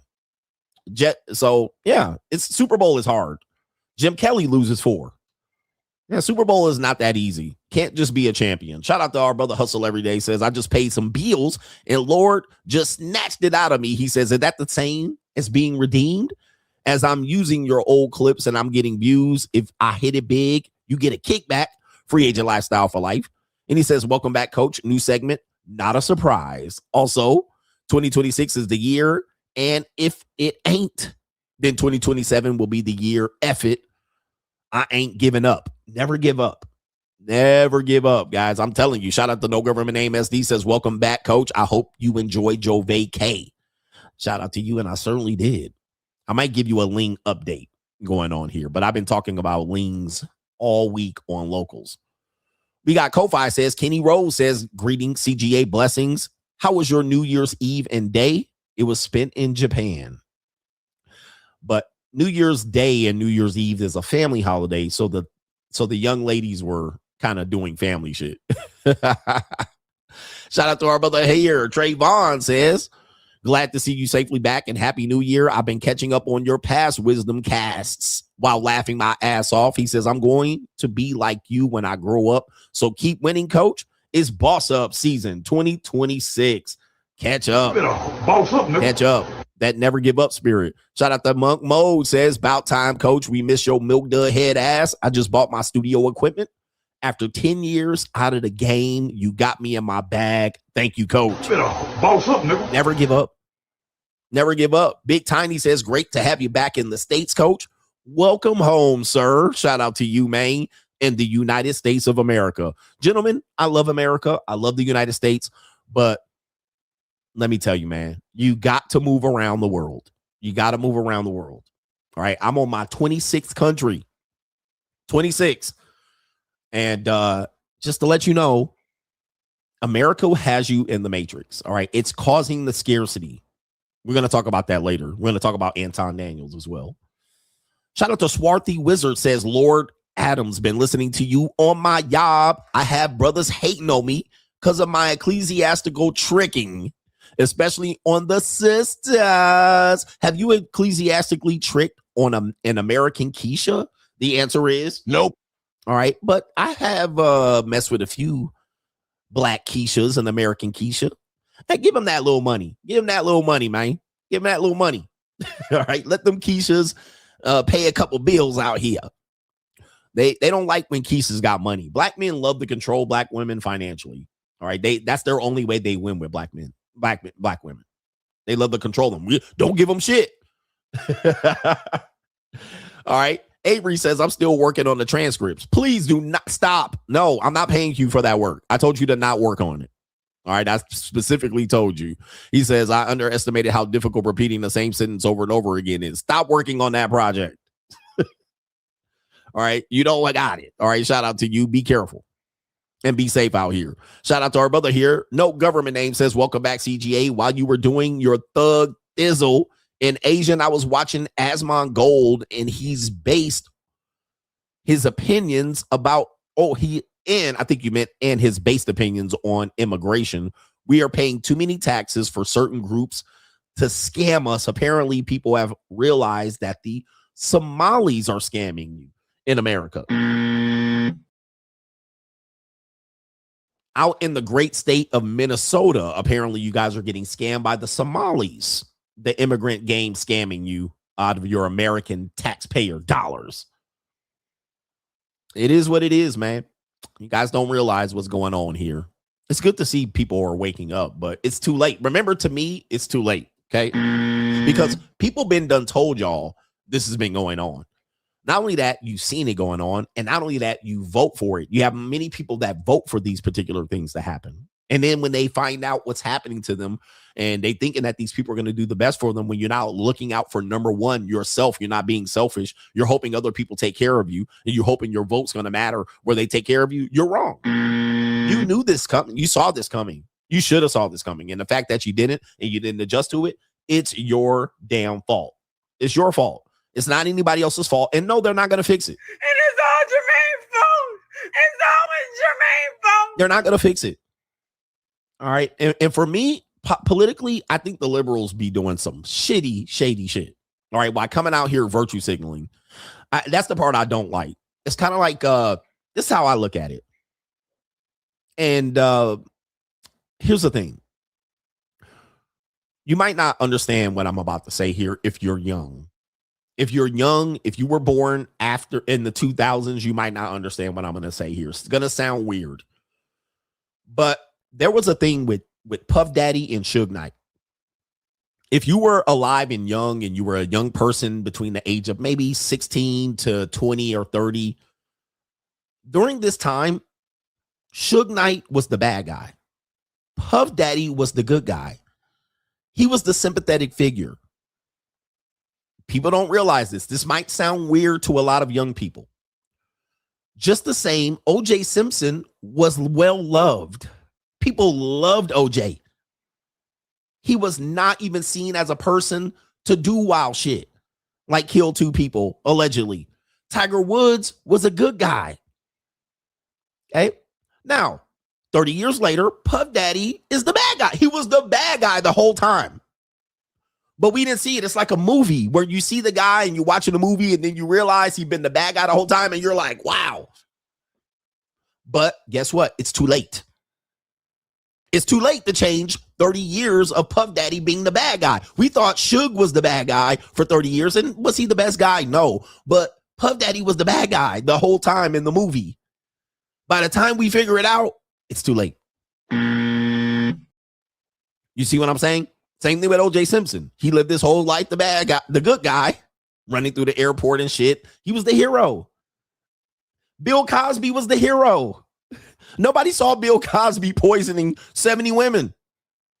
Nobody saw that shit. He was undefeated. You can't. Bill Cosby's the face of America, fathers.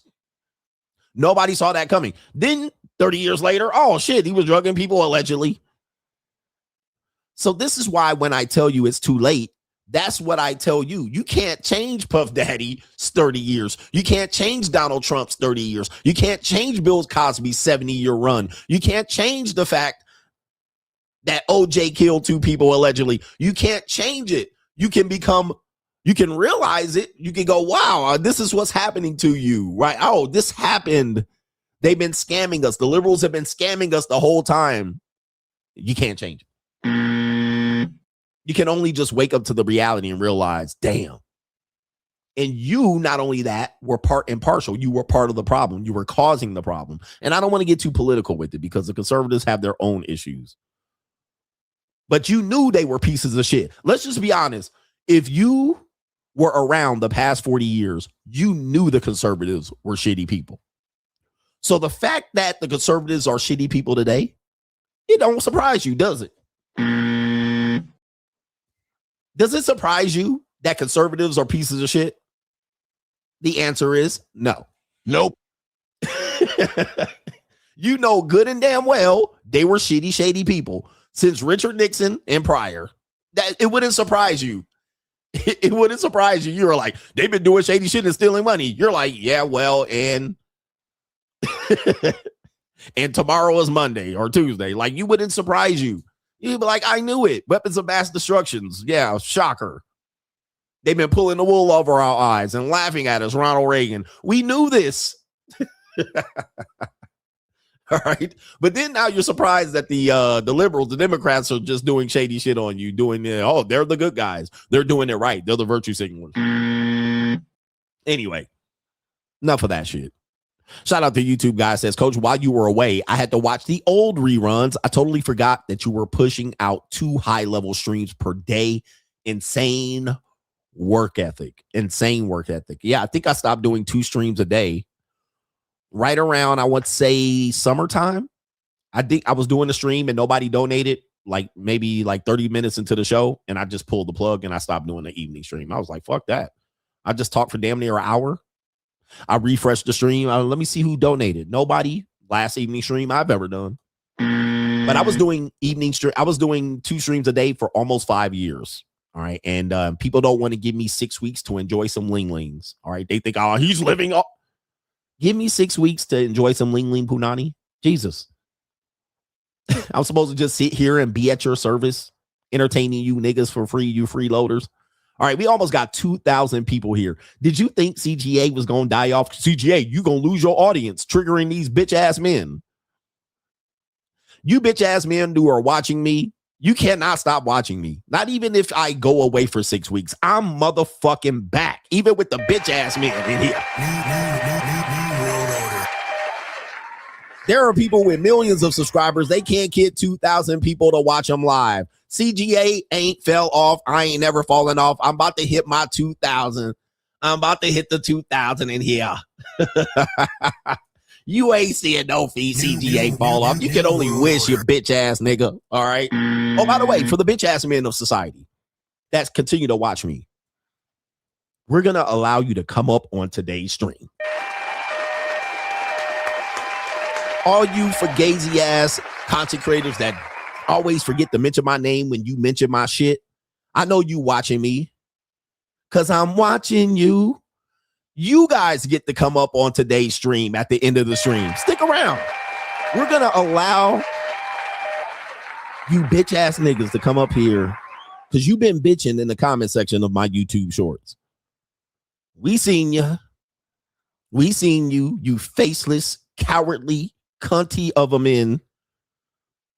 You fake MGTOWs, you fake red pillars, where you're nothing but loser men. I see you bitch ass men in the comment section. We're going to give you a chance to bring your bitch ass on here. We're going to give you a platform to get that shit off your chest right now. All right. We're not going to do it now. All right. But we're going to do it later in today's show. You fugazi loser ass men who didn't even brush your teeth. So scrape the popcorn off your ceilings to stick around. So we gonna give you a chance to see what you look like. We gonna give it to you today. Pause. Johnny Vegas says the Clanosphere has been taking nothing but L's since you've been gone. All the dead pill heroes are falling. First, Andrew Tate. Andrew Tate lost in the boxing match.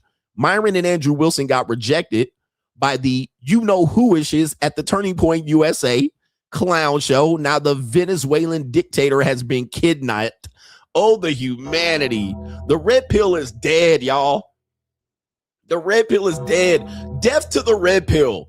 I mean, because the red pill don't even mean what it used to mean. I mean, I represented what it used to mean when it meant something. The red pill means nothing now. It's a clown show.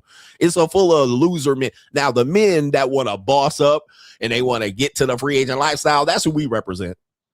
All right, the red pill has been exposed with a bunch of goofy ass motherfucking males who are losers and shit. All right, it is what it is. The dead pill, the Clanosphere. Somebody even told me that guy that drives the cars around, even he came out against the red pill. I don't know, man. All right, even he came out. What did I tell you, man? I told you 3 to 5 years, everybody will sound like CGA. All right, it is what it is. KDO says, Coach, I'm a Nigerian heritage American born, but you live in the UK. Ass niggy. He says, thank you for the inspiration over the years. It's Boss Up 2026. I sent you a video on Insta of a guy saying a 24-year-old is a pedo if he dates an 18-year-old. I'm 26 with a 20-year-old girlfriend. Am I cooked? All right, yeah, man. Again, scarcity. Wait till you find out what one of my girlfriend's ages is. All right. And you're going to maybe see her on the internet here in the next 30 days, 60 days. She's planning to make her debut here on the internet. And are we going to piss some people off? All right. Because if I'm a pedo, if that's a pedo, 24 with an 18-year-old, the scarcity is always made between the men. All right. You don't realize how much scarcity is presented to men to where they want you to, this is what they want you to be successful in relationships. If you go outside of that model, even the men will govern you. All right, man, that's creepy behavior. Okay, so who cares? Does it bother you? It's legal. And people are going to say, well, if it was 1 year younger legal, you would do it too. Well, how do you know that? How do you know that? All right, so we're going to talk about that later on in today's show. We're going to give it to you here. Oh, did the bitch ass men leave? Where they at? We got some bitch ass men right here. Okay. What do we got? It's crime and law CGA. Okay, crime and law CGA. Where's my crime and law sound effect? There it is right there. As soon as I invited these males onto the show, they left. They skedaddled. All right, I wonder if they going to be here. Where they at? All right, y'all like to troll the internet, but when I give you a chance to be on the show, y'all leave. All right, crime and law CGA. We're going to talk about these down badass niggas. All right, let's talk about them. And that's not black guys. This is how down bad men are when they don't have options. So let's take a look at this video. Crime and Law CGA. This is a video, surveillance video of a woman that claims she was sexually assaulted or harassed in a shoe store. Now, this shoe store doesn't look like a very good shoe store, but yeah, everybody needs shoes. Let's take a look at the video here. I'm going to play the audio later, but let's take a look here. Take a look at the usual suspects here. This man walks by this woman who has a stroller and a young nugget with her. And he walks by, looks at the baby. All right. And he walks by. There he is right there. And she's bent over. She's bent over here. Let's take a look there. Her booty cheeks are. Here comes another young man. And there they go crossing behind her. They look suspect already. This looks like a Hispanic, Italian type guy. And he walks by her too. All right. He walks by. And then the other guy's walking behind him. You see, they're circling her like scavengers. All right. Like scavengers, like predators. Take a look at this. Oh, my goodness. What am I seeing here? Yeah, that brother's starving. Look at these pathetic ass men out here. Look at these pathetic ass, I don't pay for pussy ass men. Look at this. Did you not walk up behind her and put your pelvis on a woman's body? What the hell? Let's see her reaction here. She gets sexually assaulted. Now, let me just say this, guys. Look. This is when men in the dead pill space says, well, she didn't put up a fight. She didn't say anything. She didn't panic. She didn't yell or scream. We saw this woman get sexually assaulted and then she didn't skip a beat, right? Why? Well, because she's scared. Number one. Number two, she's with her child, so she doesn't want to alarm everybody. And she really doesn't know what happened to her. She knows something happened, but she doesn't really know. And there she is. She's kind of shocked. This is what women do. They get paralyzed. They don't know what to do. They don't know who to reach out to. Plus, that man's bigger than her, more dangerous than her, and she's with her children, which assaulting a woman with her child, you got to be the lowest of the low. If anybody knows this, apparently they're in Stockton, I think Stockton, California. I might be wrong. I might have to get the location again. There they are in a big old Lincoln Navigator. If you guys know this right here. So these are these guys here that I get it for free, but they got their own scarcity. Their scarcity is centered around, I guess, then meaning that this is the only way they can get their little jollies off. Guys, $50 to $75, you could have got your jollies off in a whole tug. Okay. You could have got a whole woman to put hands on your little meat and fix it. Okay. This is crazy work. This is pathetic male behavior that I talk about a lot here. Let's go ahead and play the video with the audio. So here I am at WSS today on Hamburg in Stockton. This guy in the red walked past me a few times, looking at me, made fair eye contact. And I'm just trying to get my son some shoes, and he's trying shoes everywhere. Now, you notice the guy went in the back, and he's coming around. This guy just wants me to move real quick. He comes around again. You see him in the back of the... Now, this is when women say men are predators. I mean, this is predatory behavior. I mean, this is beyond. this is beyond predatory. They're circling her like vultures. You can see them walking back and forth at this woman. Like, who is this woman, man? I mean, this woman is not that great to be paying attention to. When you have abundance, you're not paying attention to a woman like this. Like, come on, man. She's with her kids too. I mean, this is an easy pass. But they probably saw her go into the store and followed her in. I mean, this is how starving these guys are. Yeah, that brother's starving. Yes, sir, brother. Okay. Aisle. And then he comes around again. He says, excuse me. Excuse me. Wow. This looks like, man, I can't even believe this is real, man. Like, this is real bad. This is the pathetic behavior of you bitch ass men in America. This is bad, bro. My bad. It walks past me. And I'm like trying to process, like, did this just happen? Like, what is going on? And I went eventually to the security and he sent me this video and caught the car, but no license plate. So please help me, Stockton. All right, Stockton, California, right here. This is indicative of Stockton type behavior. If you've ever been to Stockton, you know, a lot of low grade people here. I mean, this is bad behavior by men in our society. And then you wonder why women act the way they act when you cold approach them. Okay, you cold approach them and they feel like you're gonna harm them or do something, or they're put off by you, or they're very protective and scared. Well, you know, some people do experience this. Some women do experience this a lot from desperate men who don't want to boss up and focus on the right thing. This is how they get their jollies off. For what? She's with her child, man. This is bad news. This is bad news. And look he even looks at the baby. I mean, God dang. And look at the back here. Take a look at this. Look at how they're circling her. They obviously communicated that they're going to do something to her. There's the other guy. He appears right out of there. And then he hesitates, but he can't help but to see them booty cheeks right here. Oh, I'm going to go down. Okay. Oh, look, she bending over. So he's got to go in and look at them circling in the back. Like, this is where dudes are predators. This is predatory behavior. And she's minding her own business. And these guys are just planning and plotting on her for what? For what? She ain't that big of a deal. Low grade scavengers. Look at how they're circling her, man.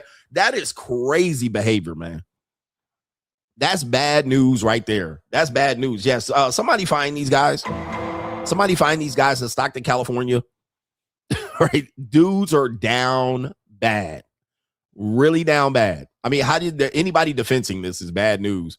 And both of these guys right here need to definitely be held accountable for this particular action. So if you know anybody that drives that whack ass Lincoln Navigator, go ahead and report these guys in Stockton, California, if you will, and clean these niggas up. At least give them a lesson, give them some probation, let them go through a course to learn that, yeah, man, you don't got to do this out here.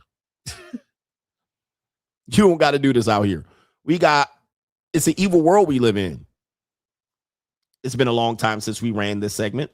All right. But I don't even know where the sound effect is, but hell with it. We'll still run it. We'll do it live. Where is it? There it is. It's an evil world we live in. All right. It's an evil world we live in. Do you agree or disagree with this? This is a comedian. His name is Carius Miller. I've seen him before.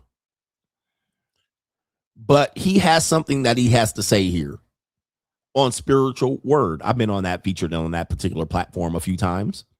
Spiritual Word.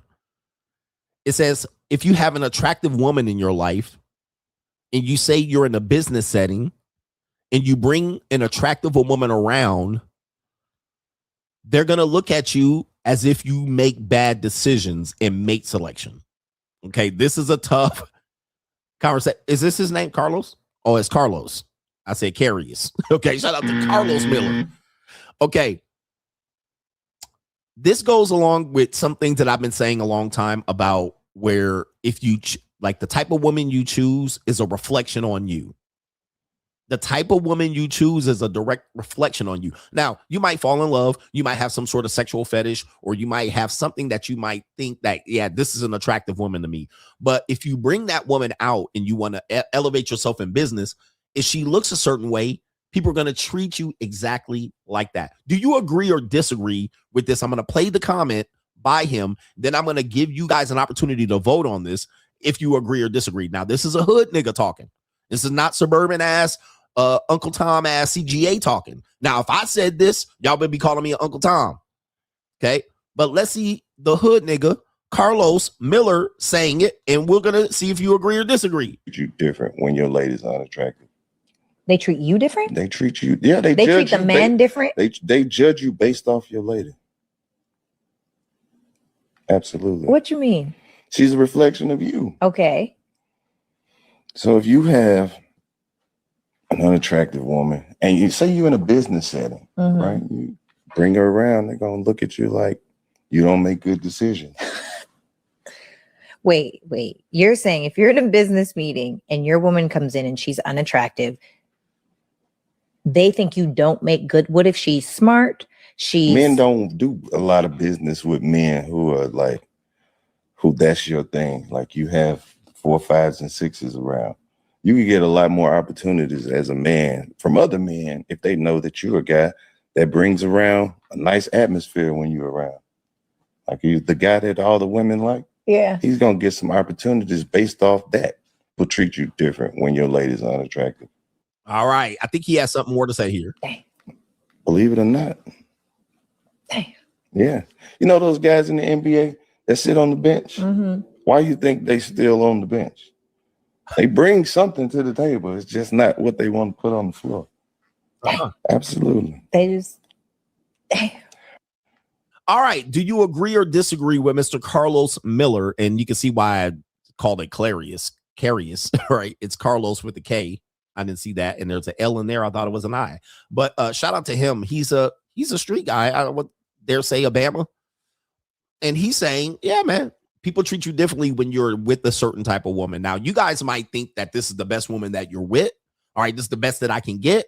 But of course, your opportunities might be stagnated because you're dating low quality women. You're dating low quality women. Now, this is a difference between where men, you're going to differentiate. You're going to have a difference of opinion on this one. If you like a certain type of woman and you like to have sex, like you have a sexual fetish or you have better sexual performance with a woman like this is where you keep them in your concubine. You keep them as sexual objects, right? You keep them there.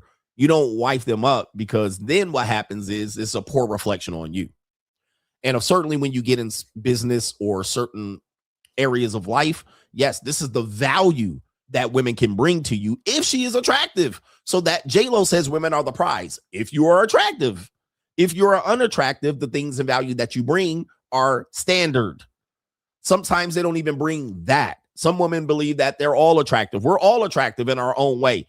Still, social circumstances are going to dictate if that is true. She can't determine that by herself. Well, I think I'm a 10. Well, bring your 10 ass out there and see if that affects your man. So I want to know if you agree or disagree with Carlos Miller related to that particular subject matter. This is something I've been saying for years. You date those type of low quality women, you're going to keep getting low quality results in your life, and you're not going to understand why. Not only are women a reflection of who you may be, also the men and the friends that you hang out with are a direct reflection of who you are. So you might think these are my homeboys, but if everybody sees you with these homeboys and they prejudge you, you're along with the judgment. You can't say, well, I'm smart. Like this woman says, well, all our homeboys are engineers. We just look like this. Yeah, you're not going to be able to get away with that. People will look at you as you are not trustworthy in your decision making. Sorry. If you see me traveling with a fat woman, what are you gonna think? You're gonna be like, damn, this is the best CGA can do. Now, some of the women that I'm with, you might think are not that good looking either, but they ain't bad. Right? They ain't down bad and beat. There's some women that I'm in bed with that certainly would not see the light of day with me, but I still will be in the bed with them. But that's their purpose. Remember, they're not all going to be qualifying. They're not all qualified for the brass ring. All right. Anyway, you'll be like, why you with this woman? All this time you with this woman. I'm like, I'm working on her. She's a work in progress. All right. We got it's an evil world we live in. Another prediction. CGA was right. Who remembers me? I know I was going to try to pull up the receipts, but it's so difficult to pull up the receipts. About half a year ago, I said one person is going to break the OnlyFans records as soon as they join. And the reason why I knew this, because I was doing some research on live streaming, doing IRL live streamings, and I learned about a young lady. At the time, this young lady was 17 years old. Okay. And I said, this is interesting. She was on a stream with another person named Lil Tay. Now, at this time, I made this bold prediction.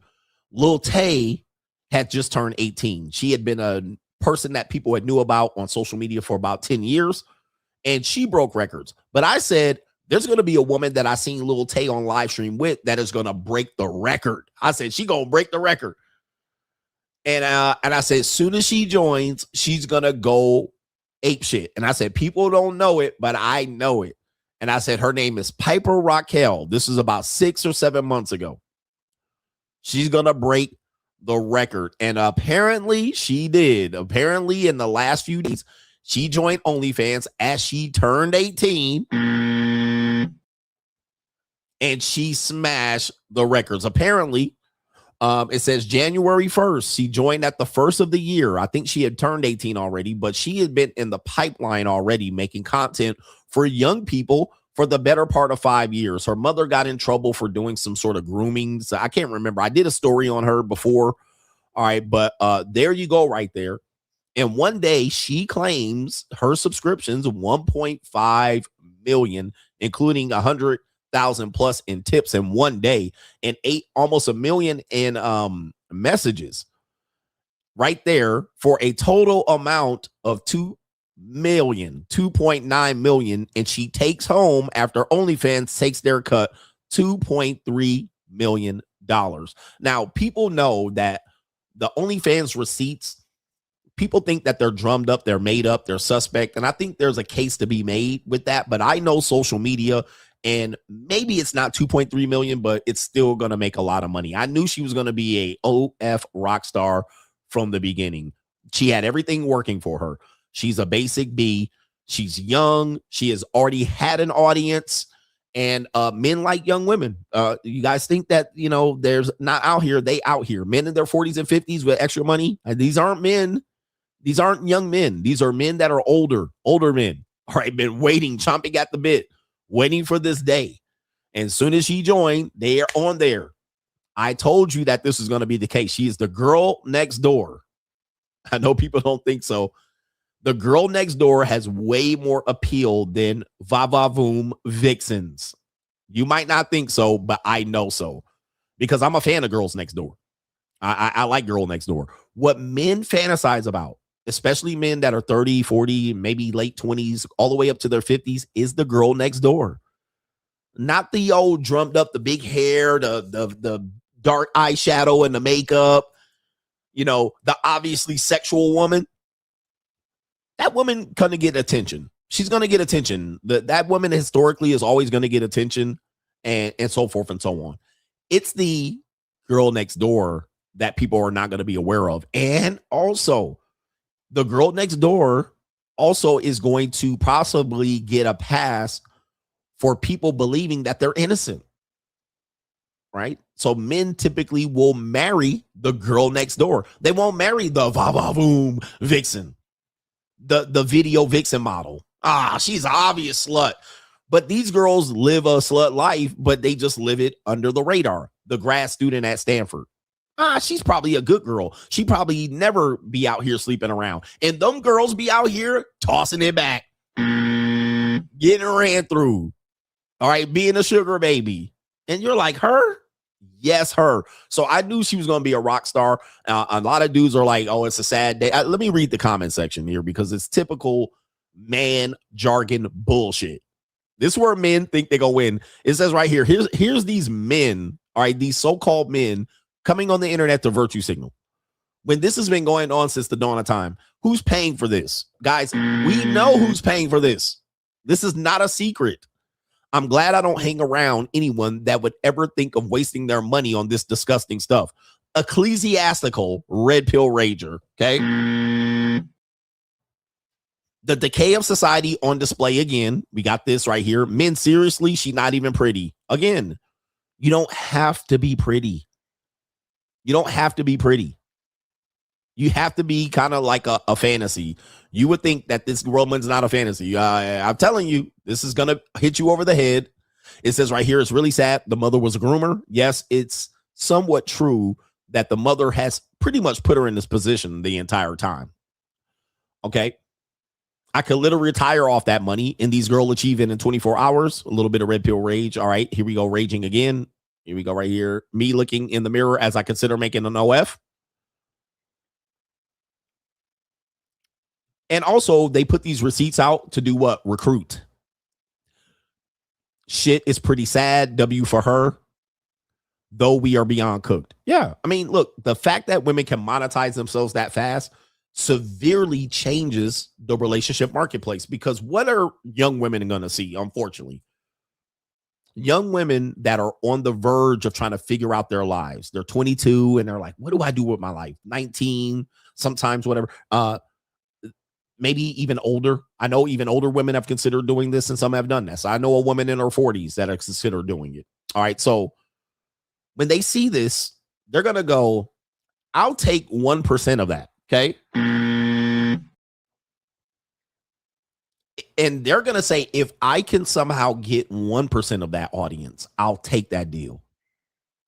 So this is a recruitment tool as well.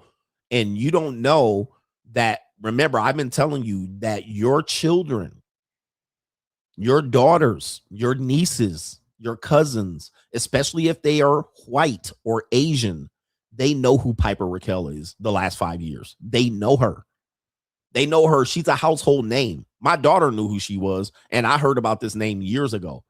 My daughter followed her on social media when she was 16. My daughter's now about to turn 20. I heard about this name back 4 or 5 years ago. Okay.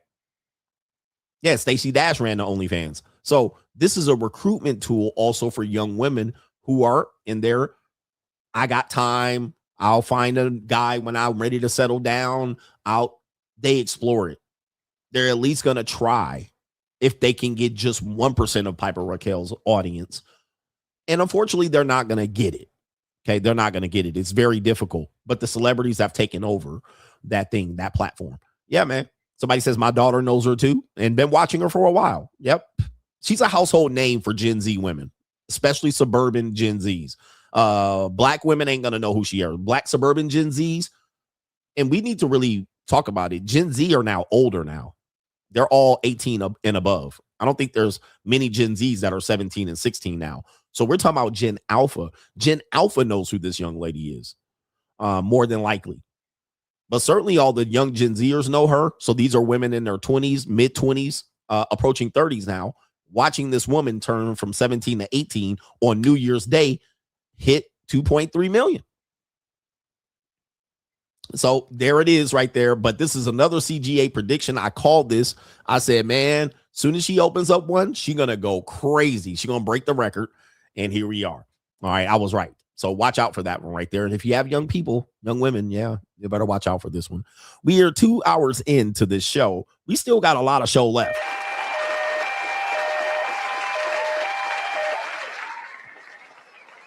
Ask yourself as a guy, would you do this if you had the ability to do it? Number one. Number two,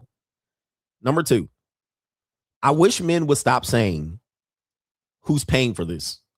Okay. I wish you guys would say this. These simps, this, and that. You know how dudes do on the internet, these fake guys. Number one, this type of thing. People are saying they're scamming these guys on the internet. Or, you know, I know their Instagram probably more popping than the OnlyFans, but that's neither here nor there. But we know who's watching this material. Married men. And this is the conversation that people don't want to have. I was one of the first people I know people, Pearl Davis and everybody else is running with this.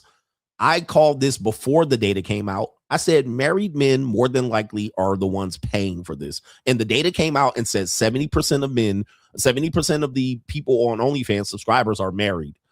Why do I know this? Because I was previously married. That's why my experience comes in. Married men suffer from sexual frustration. Nobody cares about this. They're sexually frustrated. Number one, monogamy doesn't suit them. They're suffering through monogamy, or the reason why they're married is because that's the only way they can access women. But their wives are not having ecclesiastical sex with them. They also have an old, washed up wife, saggy titties, 3 or 4 kids pushed out of her. You know, she got a cesarean section scar, and he tired of banging that. He wants some young poon. He wants to look at young poon. Not only does he want to look at young poon, he wants to talk to young poon, but he can't do it publicly. He can't hang out at Hooters every night. He can't go to the titty bar. And then when he comes home, his wife is just meow. So OnlyFans, unlike porn on the internet for free, allows this man to feel like and believe that he has a relationship and is talking to this woman, which he's not, but he believes so. He believes that he can also talk to her. This is where, let me show you. You look here at the data. She made $1 million just from the messages. Who is she getting messages from and going back and forth with? Men who think they're talking to her, aka married men. I bet you 98% of that message money comes from married men. It's almost as much as she made from the subscriptions. So married men, they can't be caught at the titty bar. They can't be caught going to the Rhino. They can't be caught at Hooters hanging out. So boom, where do they go? OnlyFans.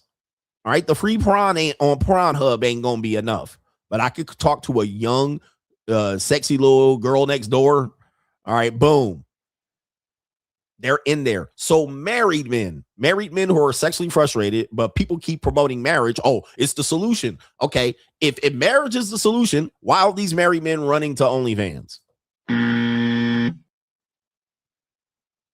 Why they making these OnlyFans girls rich?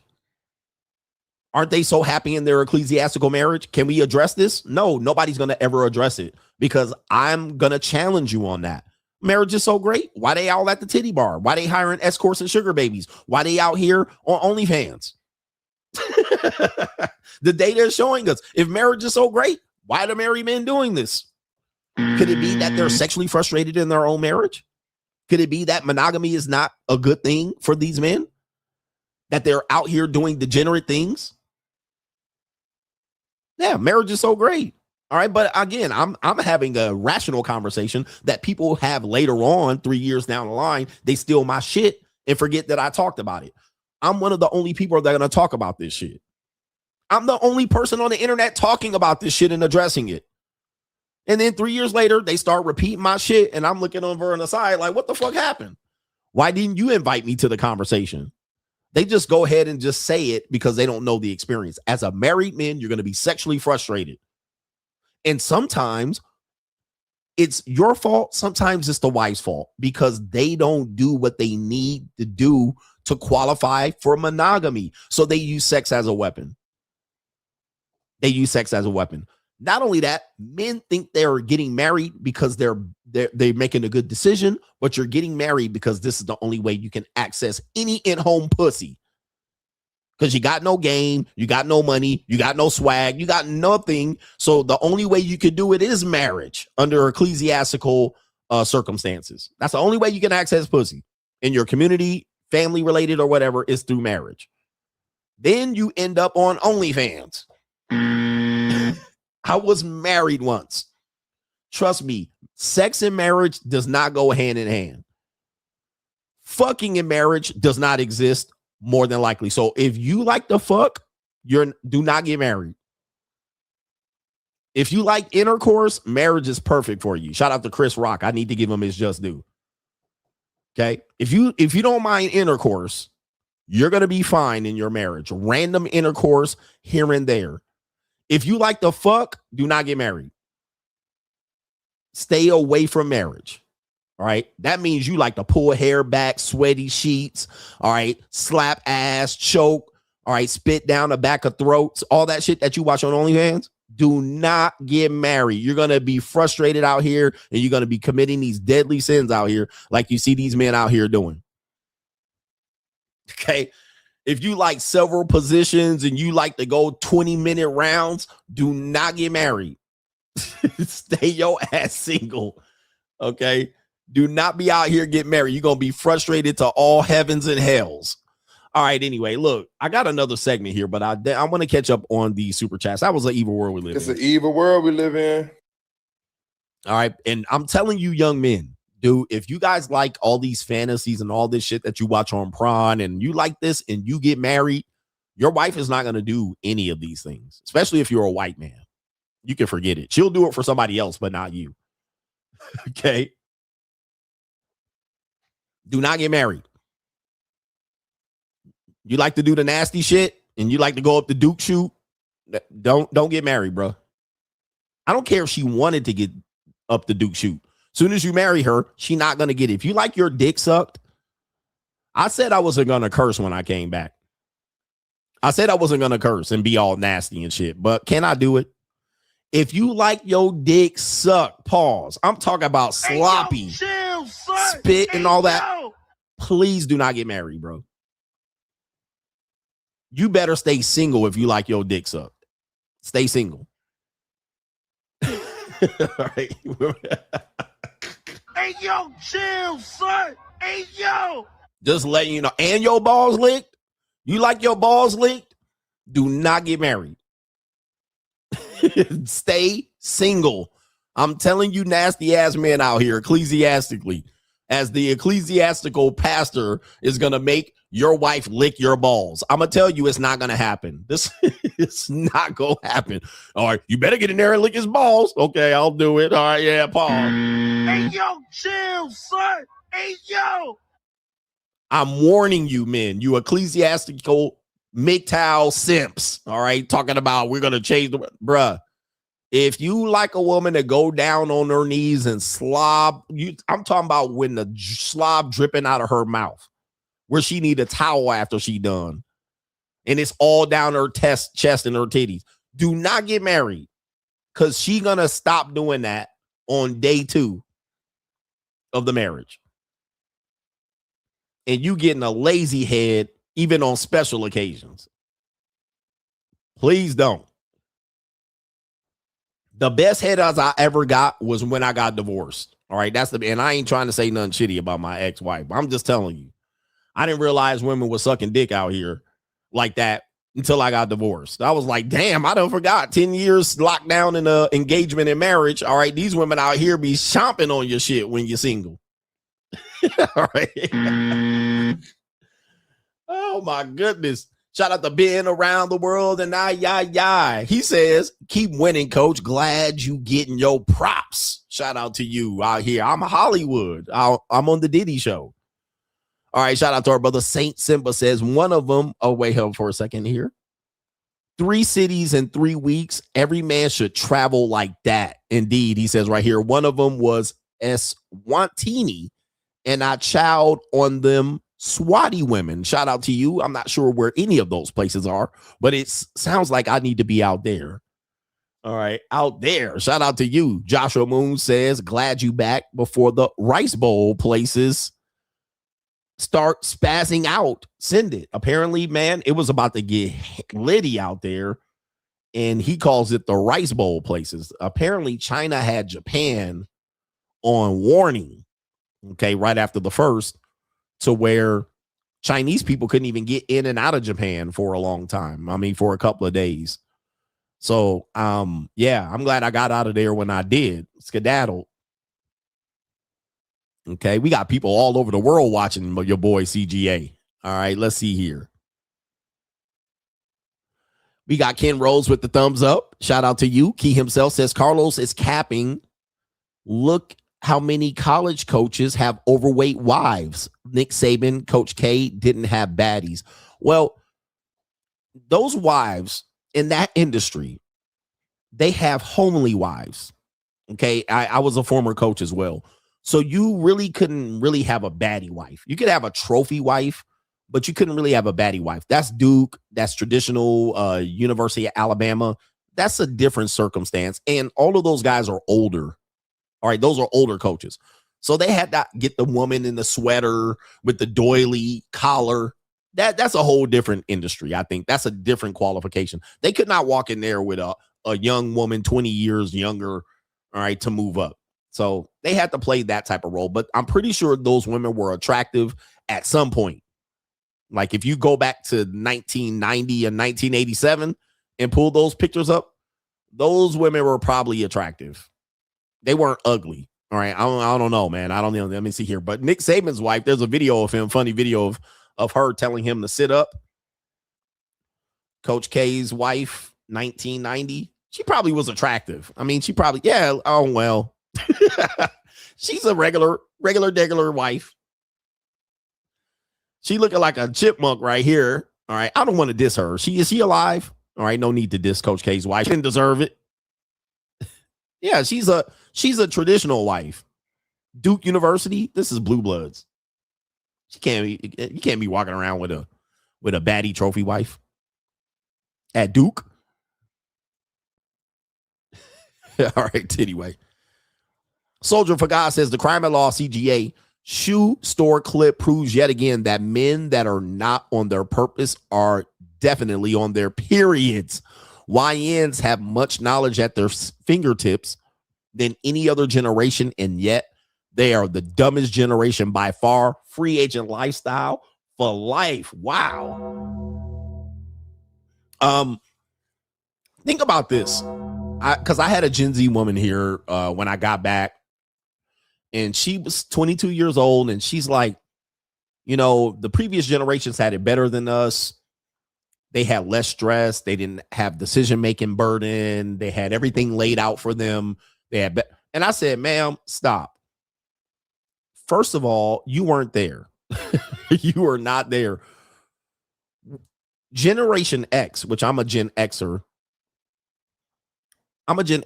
It wasn't that easy. And I don't even look at it as it's easier today than it was yesteryear. I don't look at they have it easy today. What we did not have was information. Okay. We didn't have information. We only had a few options. Many of us only had a few channels to pick from. Okay. So our options were somewhat limited. You either get a high school degree and pump gas and bag groceries, or you go to college to get you a desk job. I mean, that was about it. In terms of being an entrepreneur and taught entrepreneurial skills and having examples of how to become a millionaire and get rich, we had none of this information. If this information did exist, we had to go to an encyclopedia. We had to go to the dusty library and to get the Thomas Dewey Decimal System and pick out all the we had to get that goddamn newspaper film and put it on that fucking machine and lace it through and go through newspaper articles and shit. We had to dig deep for that motherfucking information. It wasn't at our fingertips. We had to go to the Dewey Decimal, pull that motherfucking slide thing out and get the motherfucking, the microfiche to go get information. If we wanted to go deep in the dark recesses of how the world works. We had to get up, leave our whole house. All right, get to the car, go to the library, be quiet. Shh. We didn't have nothing. We had a Walkman, no cell phone. We are off the grid. Nobody got our location or nothing. We don't know where we at. Downtown. Like, through information, we had none. We were being led by the blind. The blind was leading the blind. So we had to listen to what the previous generations told us. This is how you do it. Okay. We didn't even we barely had a word processor. We had to write everything down. All right. Decision making was difficult as that we didn't have a lot of information and decisions to make. We were learning on the job. So he says the Walkman out of battery. Yep. Them AA batteries done went out. Oh, well, there goes my Walkman. And you knew damn sure not to fast forward and rewind too much because that's going to wear out the battery. All right. So we did not have the information that Gen Z has. So I look at it as Gen Z has information overload, paralysis by analysis. You have so much information, yet you're doing nothing with it. Okay. You see the examples in front of you, but yet you think everything is a scam. Anything that looks like work and consistency and it doesn't arrive like a microwave dish, you don't want to do it. So if it is presented to you as you got to do this consistently for 5, 10, 15 years, you're like, hell no, I'm not doing it. I want to get rich now. Like I see the people rich on the internet today. I want what they have now. I want it handed to me. I want the success of the boomers. I want their success with real estate. Well, the boomers had to do 50, 40 years of living in one house, maybe two, flipping the house, constantly refinancing it. Okay. They didn't start off in that McMansion. They had to live in a shitty ranch house or a fucking they had to live in a ranch house that was like 900 square feet. They started off there, and then they went to house number 1, 2, 3, 4, and they finally hit 100K at age 50. They had to file for bankruptcy. They had to deal with double-digit interest rates. Okay. The boomers didn't really make it until their 50s. They really didn't claim any financial success until their 50s. So they didn't just start off with the McMansion. They didn't just start off with all of the riches that they got today based on how the market has changed for them. And if the housing market hadn't done what it did the last couple times, they would be poor and broke today. All right. So when people make these comparisons with the generations, well, the Gen X had it better because the housing market and the cost of living, and it was 4 times the salary. Now today is 50 times the salary. Yeah, I get all that. Yeah, that's all messed up. But it certainly wasn't better because they had access to this. Most of the time, they had no other choice. I lived in a time that if you lived in an apartment for more than 2 years, you were a loser. Loser. Like, that's the dumbest decision you can make financially. That's how I grew up. That was the mindset of people all the way up from really 1970 all the way up to 2010. 2010. You're a fucking idiot for living in an apartment. How the hell do you ever think you're going to throw away money when you can have a mortgage that you's going to be cheaper? That was the mindset. So if you said you live in an apartment and you were a grown ass man with a family and a wife, you were a goddamn idiot to a lot of people. They're like, man, you dumb, you bro, or you broke. Today, it's not that dumb of a decision. In fact, it might be smarter for many people who are establishing their lives. All right, you might not have any choice to where you can just get by and say, I live in an apartment.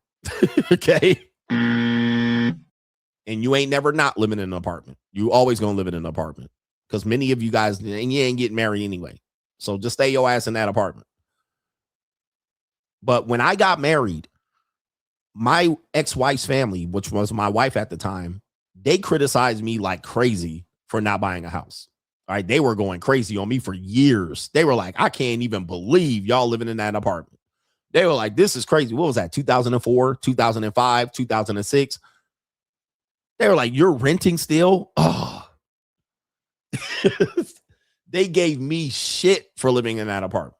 Now, that was the best thing that ever happened to me because if I actually bought a house, guess who would have that house right now? Not me. Not me. She would have that house. So that ended up working in my favor because that I would have smooth got kicked out. That would have been and look at it from their perspective. They're putting that pressure on me knowing that she probably is signaling that I want to divorce this nigga, but there's no incentive. So she about to leave empty handed. So they like, we better get him to buy a house so we can dip on his ass. Yep. So that ended up being great. All right. And I didn't pay off her student loan. So she still got all that. All right. So yeah, ring the bell. All right. Anyway, I end up making that move. That was a great move for me. Shout out to Soldier for God for bringing that truth. Shout out to Toby, no government name. Sorry. Welcome back, CGA, the king of YouTube. Shout out to you. They don't want to crown me, though. They don't want to crown me. Yeah. Larry C says, recently found out statistically 1 out of every 3 people in a relationship are cheating. I just need to figure out that if that's my wife or my girlfriend. Welcome back, coach. Please take me out with the car on fire noise. If I can find it, shout out to you. Nope, I can't find it. Sorry about that because, yeah, my sound effects are pretty bad. And the whole thing about cheating, again, just I'm sorry, guys. It's bad out here. Gary says, welcome back, coach. So men want to deep down live like Stephon Diggs versus Russell Wilson. They do. If you gave men a chance, most men in America would just live like Stephon Diggs. To them, that will be a win. Having babies out of wedlock, running around. They don't see themselves living like Russell Wilson, taking on, you know, an older wife who's been ran through. They'll take Stephon Diggs. 100%.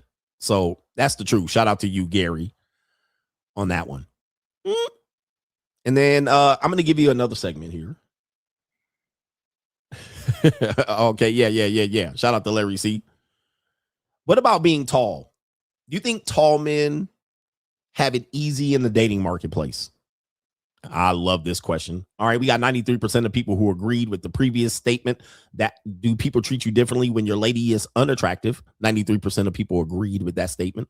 So mate selection is definitely important if you are business minded, meaning that you can't have women that don't represent you well.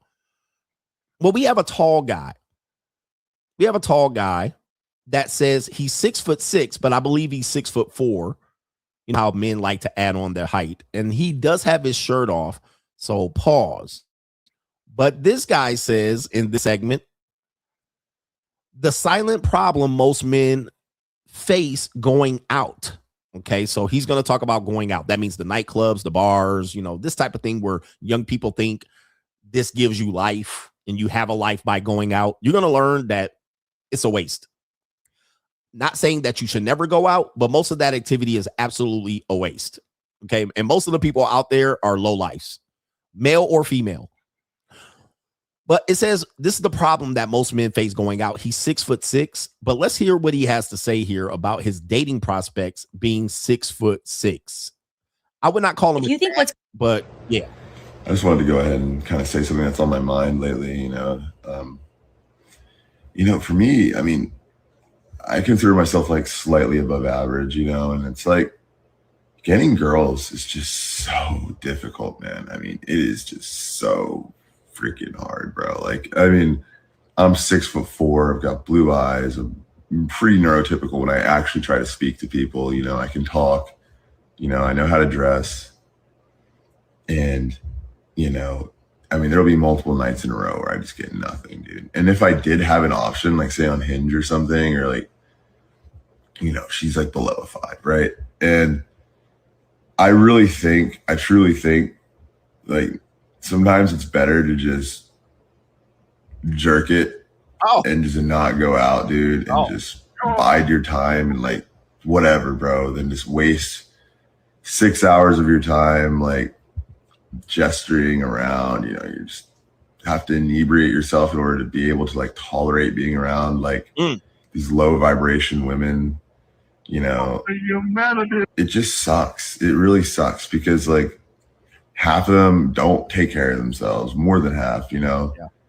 And, it's just like, it's all messed up. And it's crazy the lengths people go to just to get laid down. It's like, I mean, we truly backed ourselves into a corner as a civilization. I mean, like people have to take Chinese research chemicals to like have a shot at getting laid now, by a girl that's never picked up a weight a day in her life or, freaking ate a healthy meal in the past 3 weeks. Yeah.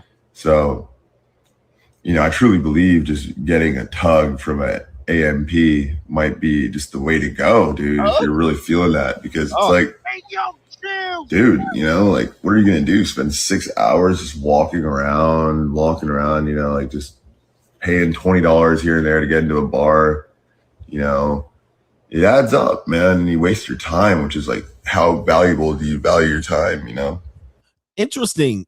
Again, as I said, in 3 to 5 years, everybody's going to sound like CGA. What has he realized? I'm paying with time.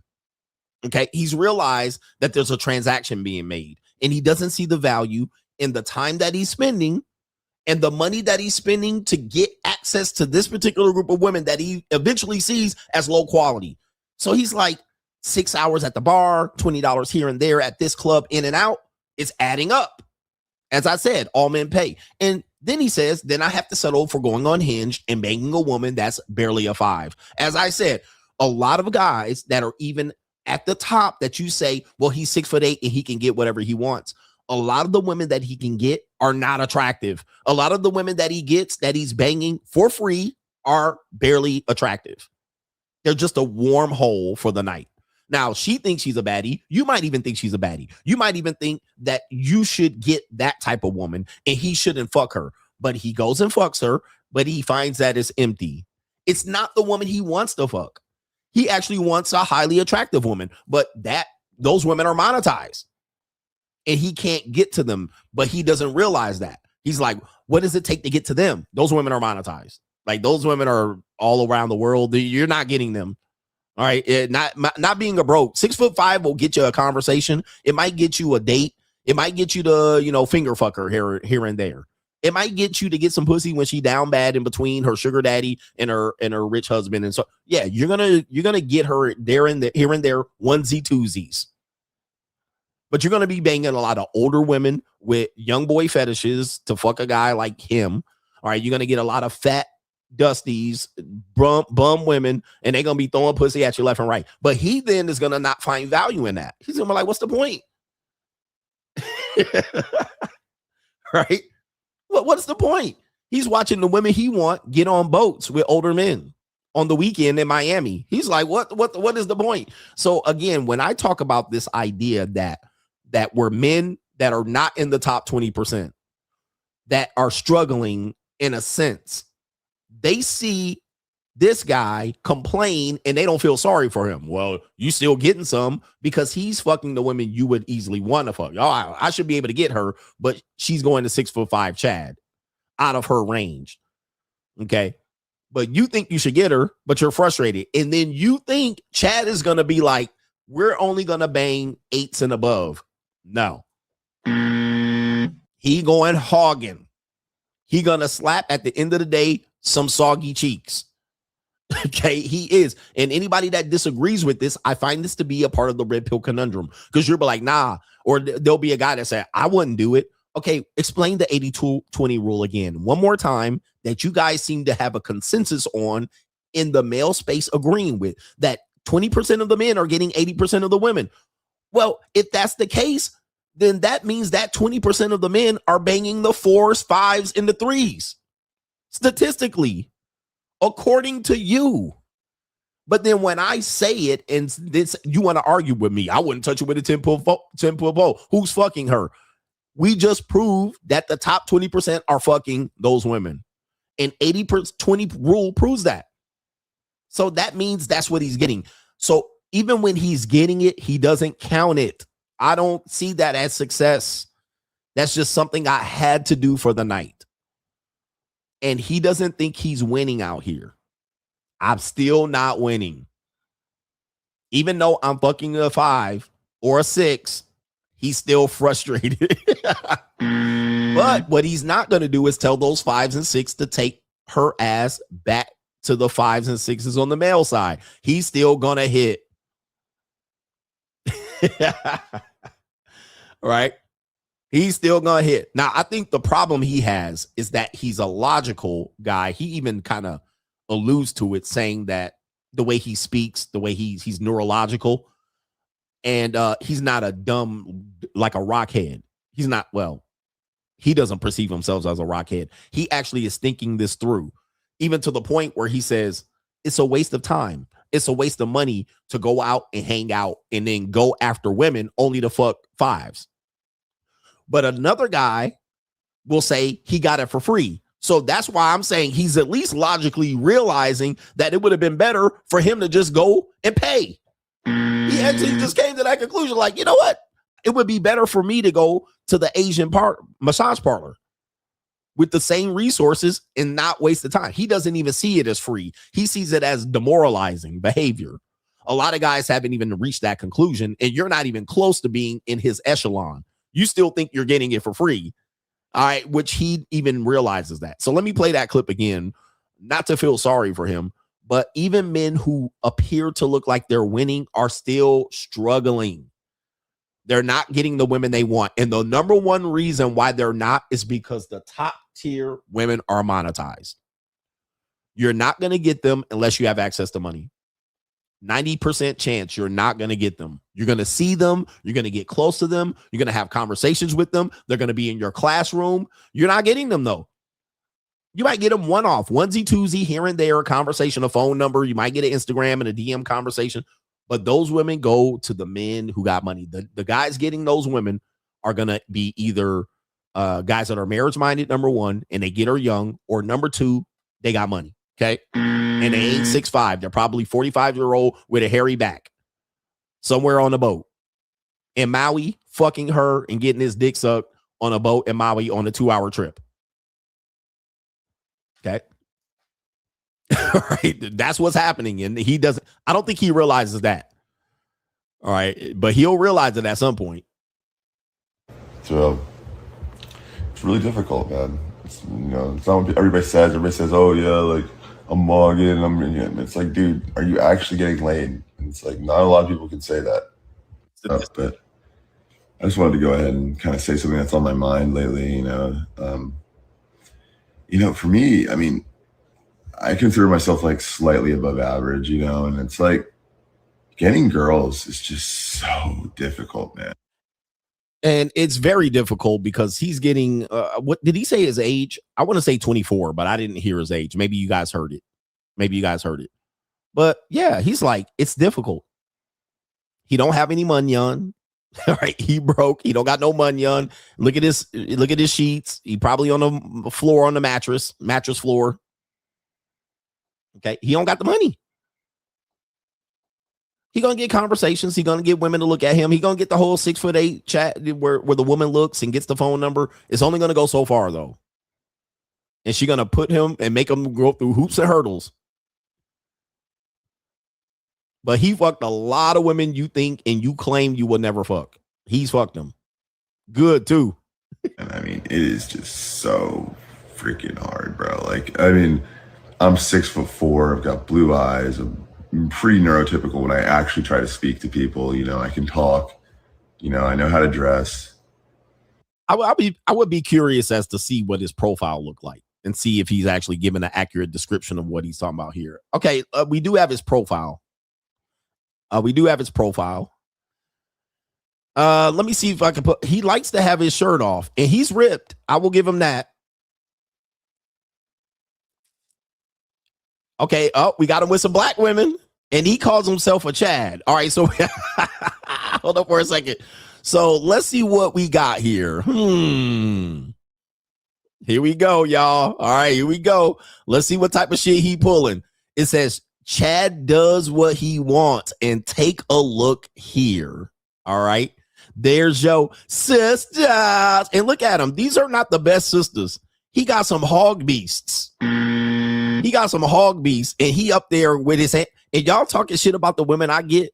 Take a look at that. Where's my elephant sound effect? I need my elephant, man. I need my elephant. All right. Goddamn elephant sound effect is hiding from me. I cannot find it here live. All right, look at what he got. And look, he's smiling. He's showing teeth. Goodness, where's my sound effects at? This is a disgrace. All right, who did this fucking show? All right, hold on for a second. Let me see if I can find it. All right, there it is. Niggas always gotta show they again, substandard. But Chad put that little chorizo on their ass. All right, let me see what we got here. Oh, he's got some game here. Let's see what this game is. Right now. You know what that is? T3 mogging. So your like thyroid, right? How it regulates your temperature. So I have like a mogger thyroid. So like mine is like more able to regulate my body temperature. Yeah, he got no reason talking to these women. None. He's a little too, yeah, he got that right, the neurological. He on the spectrum at this point. Colder weather because of my Scandinavian descent. So I'm like T3 mogging motherfuckers. You know what I mean? They walking away. They cook. Yeah, Yep. Somebody said it. He's lame. He got no game. He definitely don't have game. He's too straightforward. He's a nice guy. They don't see him. They already look past 6'4" and blue eyes. They are not interested. He kind of nerdy. They giving him the back. He chasing these recessed chin bitches, chasing them. So what do you think? Do you think you have a Mogger T3 or what? No, I don't. I still don't really understand what I mean. Yep, yeah, bro. All he gonna need to get some money. You're gonna need to get some money because you ain't got the riz down. You definitely don't got no riz, even to the point where them women walking away from you. And let me just say this right here. For the men who can see this is the guy right here. He's tall, lean, and ripped. And that's all he has. I mean, that's what he's working with. He's tall, blue eyes, and muscular and ripped. And he didn't develop the other side of the game, which is the financial and the conversation. He's talking way too much. Even to be 6'4", he shouldn't be talking about any goddamn thing. Certainly questioning them in the middle of a night, drunken stupor, about whatever he was talking about. Bad news. Let me pull up one more video here. Okay, let's see what we got. Okay, we got him with a little girl. All right, there she is. She looks like an OnlyFans. Again, let's take a look. 6'4". This woman's monetized. Okay, now she'll hang out at college frat parties and dorms, and she'll get trains ran on her, and she'll give up the occasional piece of pussy for some weed. And yeah, she's getting fucked by some bums. But she's also monetized in a one way or another. She works as a bottle service girl. She's got a sugar daddy trick, right? She's got she got a seeking arrangement account, maybe an OnlyFans. All right, so somewhere this is a mismatch where even this tall and blue eyes ain't gonna work. This ain't gonna be. I don't know what the video is, but let's take a look.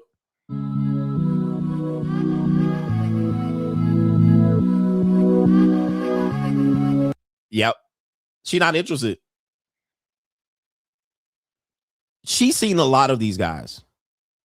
I would say she's about 23 or 24. She's seen a lot. She can get access to any of these guys any day of the week. She's not impressed. She's not impressed. This is what I was talking about earlier. He's frustrated because this woman won't easily sleep with him, perceiving he's not getting these type of women to easily sleep. He can get those ugly black women to sleep with him, but he's got to jump through hoops and hurdles. She's unimpressed. Yep, I've seen a lot of these type of guys already. Look at the 1,000 cock stare right here. She gone. She ain't even budging. Look at her.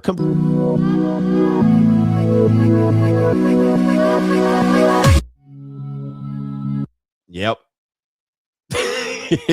There it is right there. All right. Somebody says Robert Greene. He says, I admit. Okay, here we go right here. Yep. That's his problem right there. And again, I think it comes down, it boils down to what I talk about here, where it's either the game is going to help him a little bit, right? Not being socially awkward is going to help him. It ain't going to be his solution. Once he gets some fucking money, he going to run through these bitches left and right. He going to realize what separated him from that woman is $500. That's going to be his realization. And some dude's going to say he don't got to pay. Yeah, not for baddies. For baddies, he going to have to. All right, but them two black women that y'all think y'all get it for free, yep, he also banging her too. So where is it right here? Let me see the black women here. Here it is. 2, 3. No, we're out here. Anything's possible, man. There you go. There's y'all sisters. And look at how they leaning in and putting titties on his chest and all that. They giving him a lot more smiles. Look at that. Okay, so yeah, he'll get that for free, for sure. Okay, he don't got to pay for that. All right, I would just go ahead and give it to him, give him $200 to get out my fucking face. But that's neither here nor there. You don't have to do it. He banging them easily. And there's when he could get that for free. But to get that other girl, he would be either $350, he would be on her fucking neck, down to her throat. All right. Anyway, enough about that, because people tend to get pissed about that conversation. All right. You tend to want to prove me wrong on that one, but it's tough. In 3 to 5 years, everybody will sound like CGA. So we're going to play this one and then we'll get closer to the main event. We're warming up. And we do have another segment for you bitch ass niggas to come up here and express your hate for CGA. All right. So get your cameras ready. You got to show your face.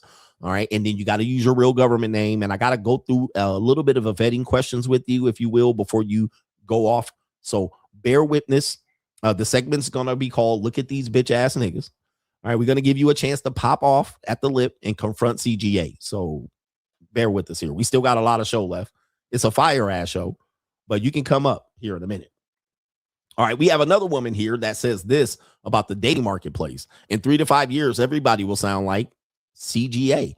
Ladies that are truly firm on meeting men that are 6 foot and above, let's talk about it. Ladies that are truly firm on meeting men that are 6 foot and above, let's do a little bit of math, okay? 13-point-something% of men in America are 6 foot and above. Then we have to rule out the gay men, the married men, the men that are emotionally unavailable, the men that don't want relationships, men that are financially irresponsible. Then we're ruling out men based on age range and location. Okay. Now, mind you, we are at less than 1% right now. Then in return, when you find that person has to also want you too. There has to be compatibility, shared values, so forth and so on. So if you ladies would just open up a little bit on height, you will walk into an untapped market of men that are amazing and that genuinely want long-term monogamous relationships. And that's you. And that's you. Sorry, by the way, I was muted. By the way, yeah, this is a wife. This woman had no choice. She made a smart decision to become a wife at some particular point of her marriage. And there she is. She's got the wonderful house with the, decorated crown molding. All right. All the goofy decorations. She got to decorate the house. Sorry. Shout out to her. All right. But yeah. She's telling women to lighten up their standards a little bit so they can meet the guy because they're trying to chase the same 1% guy. Come on. I mean, listen, it's great for the internet, and I'm glad married people are speaking out more about this and trying to make these women aware of the hell that they're making for themselves, trying to find this one guy. I am amazed just having conversations with women that are hookup culture, they're monetized, maybe they're in school yet, they're sugar babies, and they still think they're gonna find the right guy. I'm gonna find them. And I'm like, man, I don't even know what to say. Like, I'm not trying to argue with them, but they're like, I'm gonna find him. He out there. I'm gonna get him. They already in my DMs. And I'm like, this is maddening. It's maddening. And you're just looking at the woman like, yeah, I can hang out with you. I don't think you're going to find this guy. What, you think I can't find him? Okay, where are you going to find him? Well, what happens is they do deal with him. So they deal with them sparingly through messages. Sometimes they'll see them occasionally. Sometimes they're having some sort of affair with them or some sort of arrangement with them, or they're having a hookup. So they have access to them, and they'll even try to say, I have access to smart, intelligent, rich men, and I got a guy here, and he's a VP here, and I got a guy, he has his own business, an entrepreneur, and they'll say, I have relationships with all these men. Where they at now is always the question, and you're just like, they never are able to hold on to that guy. Or they'll make it seem like the decision was that they didn't want to be with them at this point in their lives. But there it is right there. We have this coming up in the next segment, fortunately, of a woman saying this same thing. Okay. Just trust me. Open up on height. Ladies that are... They'll never do it. Hey, guys, we're cooked on this one. They're not opening up on height. And if they do, it's going to be... And that's you. By the way, I'm a short guy. And one of the things about being a short man, this is why I have a big chip on my shoulder. That was chest and shoulder mixed up. My shelf. One of the reasons I have a chip on my shoulder is I have to always protect myself. And I've always had to protect myself since I was probably in my mid-20s all the way up until my 40s. The reason why I had to have a chip on my shoulder is because I was often seen as, and many of you guys can relate to this, as you're the guy that I'll kind of settle for. You're handsome, you're smart. Okay, I wasn't the first pick, right? I wasn't the guy. I wasn't fine. I wasn't the dude, with the dreadlocks and the goatee 6 foot tall, 5'11", whatever it is. I wasn't that guy where they go out at night to go seek out. I was the guy that when they sobered up and they got ran through and nutted in, then they were like, maybe you can do, you're a good guy out. Hey, handsome. So I have to have a chip on my shoulder in the marketplace as to where men think, well, I can't get any women. That was never the problem. My problem was women tended to target me as the fallback. I always got targeted. I was good enough. All right, well, you're great. You're wonderful. You're a diamond in the rough. But what were you doing previous to me? Okay, dealing with them niggas, that 1% guy type shit. And then once that didn't work, I was the one they pivoted to, the cleanup guy. Clean up on aisle 7. Come bring your mop and your motherfucking Arm & Hammer and your motherfucking bring all that shit. Mop this shit up. I had hundreds of women run that on me. Hundreds. And I was like, disgusting. So where men always thought my frustration was not getting women. No, my frustration was they wanted me to be the fallback nigga, the cleanup guy. Okay, that type of shit. You're such a great father. You can be a father and mentor for my kids. Oh, that type of shit where I'm like, I'm short. So I'm like, maybe if I was taller, that wouldn't be the case. No, I think it still would be the case. Unless I was like 6'4", 6'5". Even if you were taller, I still have the persona of being that type of guy. I'm not that type of guy that type of putting pressure on type of woman. So with that being said, a lot of men are that guy. And because they are aware that they're type of guy, they have a chip on their shoulder. They have a chip on their shoulder because they're constantly targeted by women that are like, okay. And that's you. I'm ready to settle. I'm ready to, I've turned my life over to the Lord. I want a good man. Now what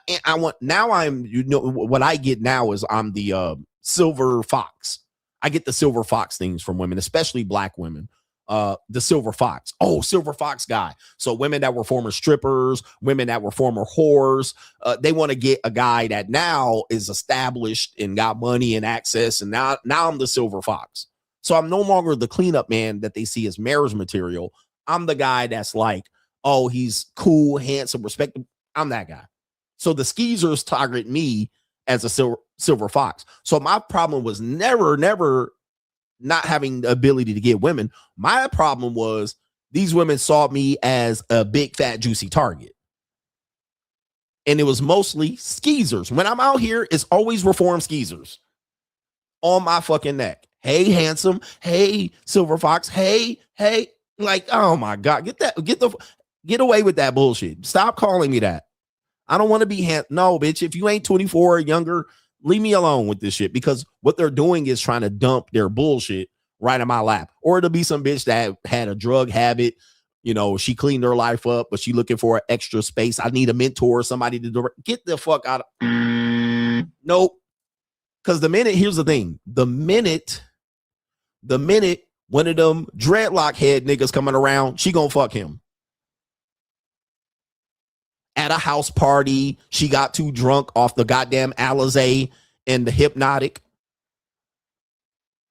She gonna give him some pussy. All right, right off the rip, right when I'm in a relationship with her. Because I was like, well, you seem like a good God-fearing woman. Soon as that bitch go to Miami, she fucking him. While I'm with the relationship with her. And I know this for a fact that she's gonna do it. Because she always gonna be hanging out at house parties or around these niggas. All right. But I don't, I've been there, done that. I don't want him. Nope. Soon as that motherfucker be on that tequila, soon as that motherfucker be taking the motherfucking lemon drops, she out there fucking. And I know this. Yeah, the nigga said raw. Nutted in her mouth, teeth, and her gums. And I'm be sitting there like, and she be like, well, you got to understand, it was just a fuck. We were just hanging around and I just fucked them. It's not that big of a deal. But I really like you. You're really a great man. You're such a good man. All right. I really like you. It was just the weekend. It was just the Alizé. It was just a Hypnotic that got to me. All right. Well, okay. It was just a fuck. All you did was fuck, huh? All right. Well, I guess.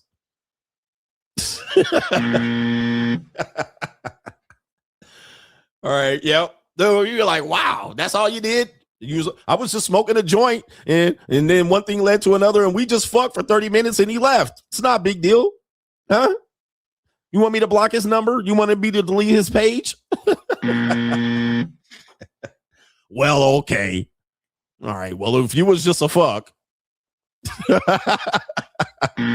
Trust me, man. I done seen it, heard it all, been there, done that. I've been on all sides of this goddamn floor. I done seen all of this shit. This is why I have a chip on my shoulder when it comes to this dating shit, is because I get targeted by skeezers. Yeah, all for free. I'm like, did he pay you at least? No, he just fucked and left. It's not that big of a deal. Meanwhile, you done paid for her ass to go to Miami. She borrowed $500 from you. She asked for $500 to go to Miami. Oh, I just fucked the guy. It's not that big of a deal, really. Bitch, you fucked him on the vacation that I paid for. Oh, I didn't think about it like that. Well, when you put it like that, I do see how that's kind of fucked up. Do you forgive me, though? I'll block him. I was like, you already been blocked by that nigga. He ain't gonna fuck you again. All right.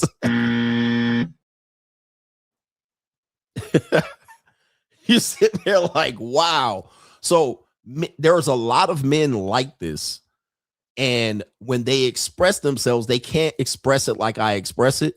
But that's part of the problems in dating, is that there's a bunch of these men that know they're being used as a target by reformed skeezers and women that push the dating relationship to the brink, right? They push their fun years to the fucking brink. And that's you. And they're like, oh, all right, look at this guy right there. Take him. He's not that bad for an old short guy. He's good. Yeah, all right, I'll give him a chance. Fuck. And that's you. Single moms, yeah. Big. So a lot of men can't express the frustration is that they know they're being targeted by these leftover women, and these women are trying to do, and it's causing a logjam in the dating marketplace. It's causing a logjam, so much so that this woman even figured it out. Look, in 3 to 5 years, everybody will sound like CGA. Listen to what this woman says. It says, what happens to promiscuous women after age 35?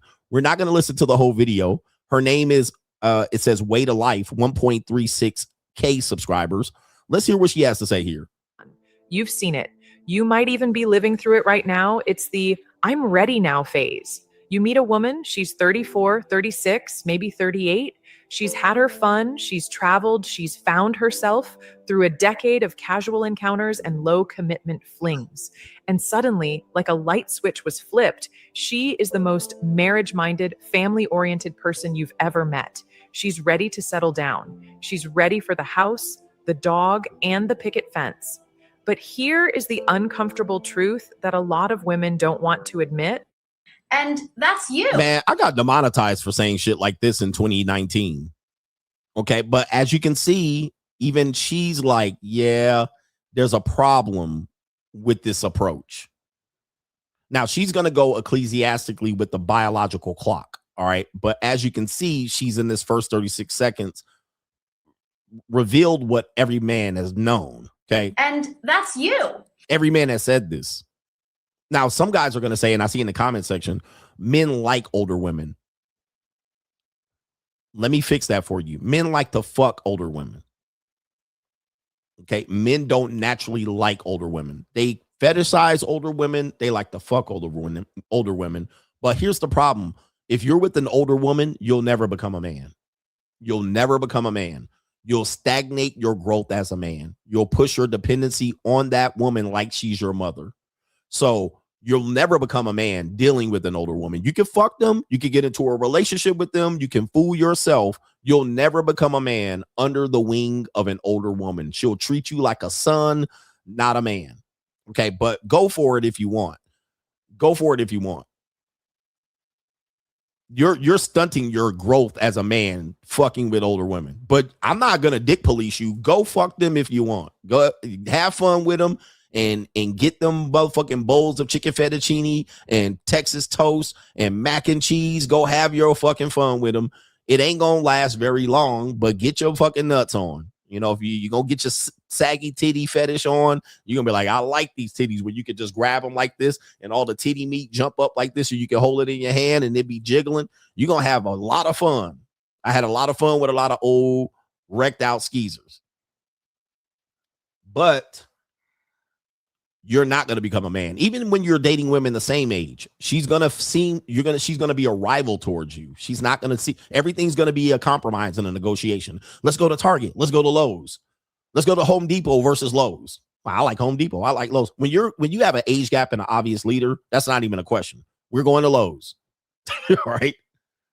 But everything's a conversation. Well, we need to negotiate this. We need to have a compromise. We need to settle for this. That's what you deal with when you're dealing with women same age or older than you. All right. It's not going to allow you to become a leader or a man. And she's going to miss, by the way, she's going to miss man. So that's where the fun's going to end. Where you were fun, the relationship was fun, but she misses a man being a man. And that's when you're going to get dumped or find yourself dealing with a man. You're going to find yourself. You're going to find yourself dealing. She's going to end up dealing with a man. That older woman you're dating. So she's 34 and you're 24. She's 46 and you're 32. All right. She's going to miss a man being in her life, making decisions and shit like this. Women don't like making decisions on everything. They don't like making decisions on everything. Even the most strongest independent woman gets tired out mentally because, making decisions all the time, especially in relationships. So she's going to see you sloughing off over there and she's got to decide this and that. And then that's when she's going to look and go, this is not going to work. And then the next man she date is going to be older than her by 5 to 10 years, more than likely. So it was a fling for her and all that stuff. I'm not dick policing, but go ahead and have your fun with these reformed skeezers. Get your nuts off and your rocks off and shit like that. But you'll never be a man dealing with older women. Never. All right, you'll never become a man. Here we go. This woman says the same thing. Let me go to this part right here. 6 minutes. Here we go. How much she loves traditional values, performative femininity. She'll start cooking, talking about eating strip because she's running out of fuel. In her mind, she thinks she's being strategic. She thinks she's positioning herself. You'll see behavioral patterns emerge. Sudden performative femininity. She'll start cooking, talking about how much she loves traditional values and becoming very defensive about her past. If you ask about her history, she'll call you insecure or tell you that the past doesn't matter. But it does matter because she is giving you a different version of herself than she gave the world. She gave the world her youth, her spontaneity, and her peak beauty for nothing. And she's asking you to pay the highest price. Commitment. This is like Red Pill 101. To be honest with you here, this is Red Pill 101. I mean, everybody knows this about the dating marketplace. But of course, when you verbalize this, what do these old reform skeezers do? And the men who support these women, they shout you down. We're going to talk about that when we talk about the Anton Daniels deal here in a second. But they shout you down. What's wrong with these women? Her past doesn't matter. And everybody has a past. And the problem is you're not going to come out the better of that situation. You're going to come out the worst. You're going to have to fall on the almighty ecclesiastical sword like Andrew Wilson did. She had 2 marriages or 2 babies out of wedlock. And then he was the third father and he's still defending her as she was in promiscuous. She had 2 long-term relationships. She didn't have sex out of those. Okay. And Andrew Wilson's wife is older than him by 5 years or so. Look how you end up not being able to open a pickle jar. Look how you end up. You end up defending it. You end up not being a man. You end up perpetrating a man. Ecclesiastically, you end up where you try to compare me to your wife's book sales instead of your own book sales that you don't have. That's how bad it is. He didn't put his book sales up against CGA. He put his wife's book sales up against CGA. Think about the mindset. When I say you never will become a man dating an older woman, prime example, Andrew Wilson. Instead of saying, CGA, I'll compete against you, he wants me competing against his wife, his older wife. That's how you stunt your growth as a man. Period. Listen to me. I'm trying to teach you and school you to figure out what's going on out here. Okay. Do you want to be a man out here? You're eventually going to have to be a man. Once you hit 40, you're going to have to be a man, because if you ain't, you're going to motherfucking lose out here. You're going to lose bad. It's going to be a damn. Talk to these men. If you're 40 and you're broke and you're not a man, you're going to take fat L's out here. It's going to be heartless. They're heartless when it comes to men that are not performative in their 40s and got money. You're going to struggle, and the world treats you like a pile of shit. Okay. Anyway, we got another segment here, and then let me see if I can pull up that video with Anton Daniels with his thumbnail. Okay, let me see here. We got it here.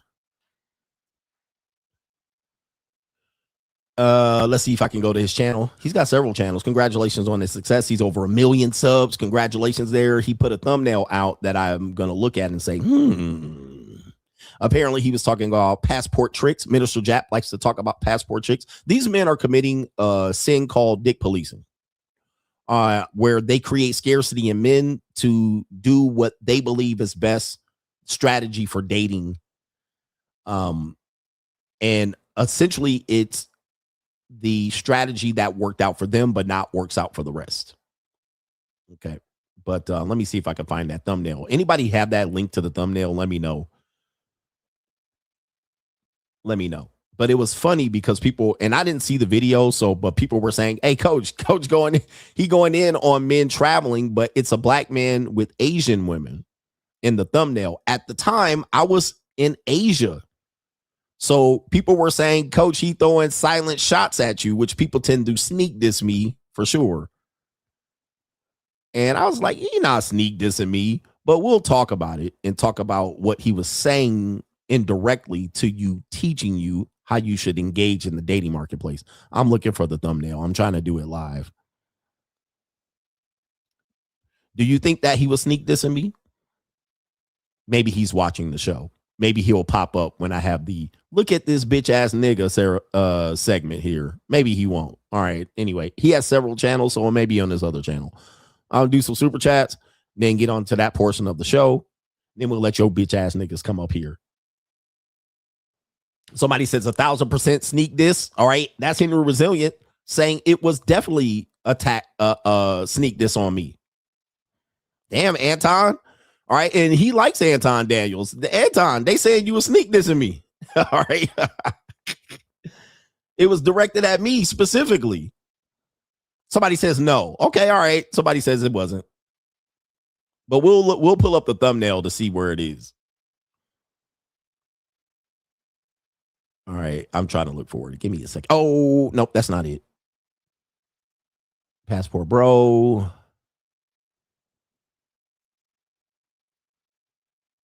And again, I'm not a passport bro per se. All right. I've been talking about traveling in passport way before that.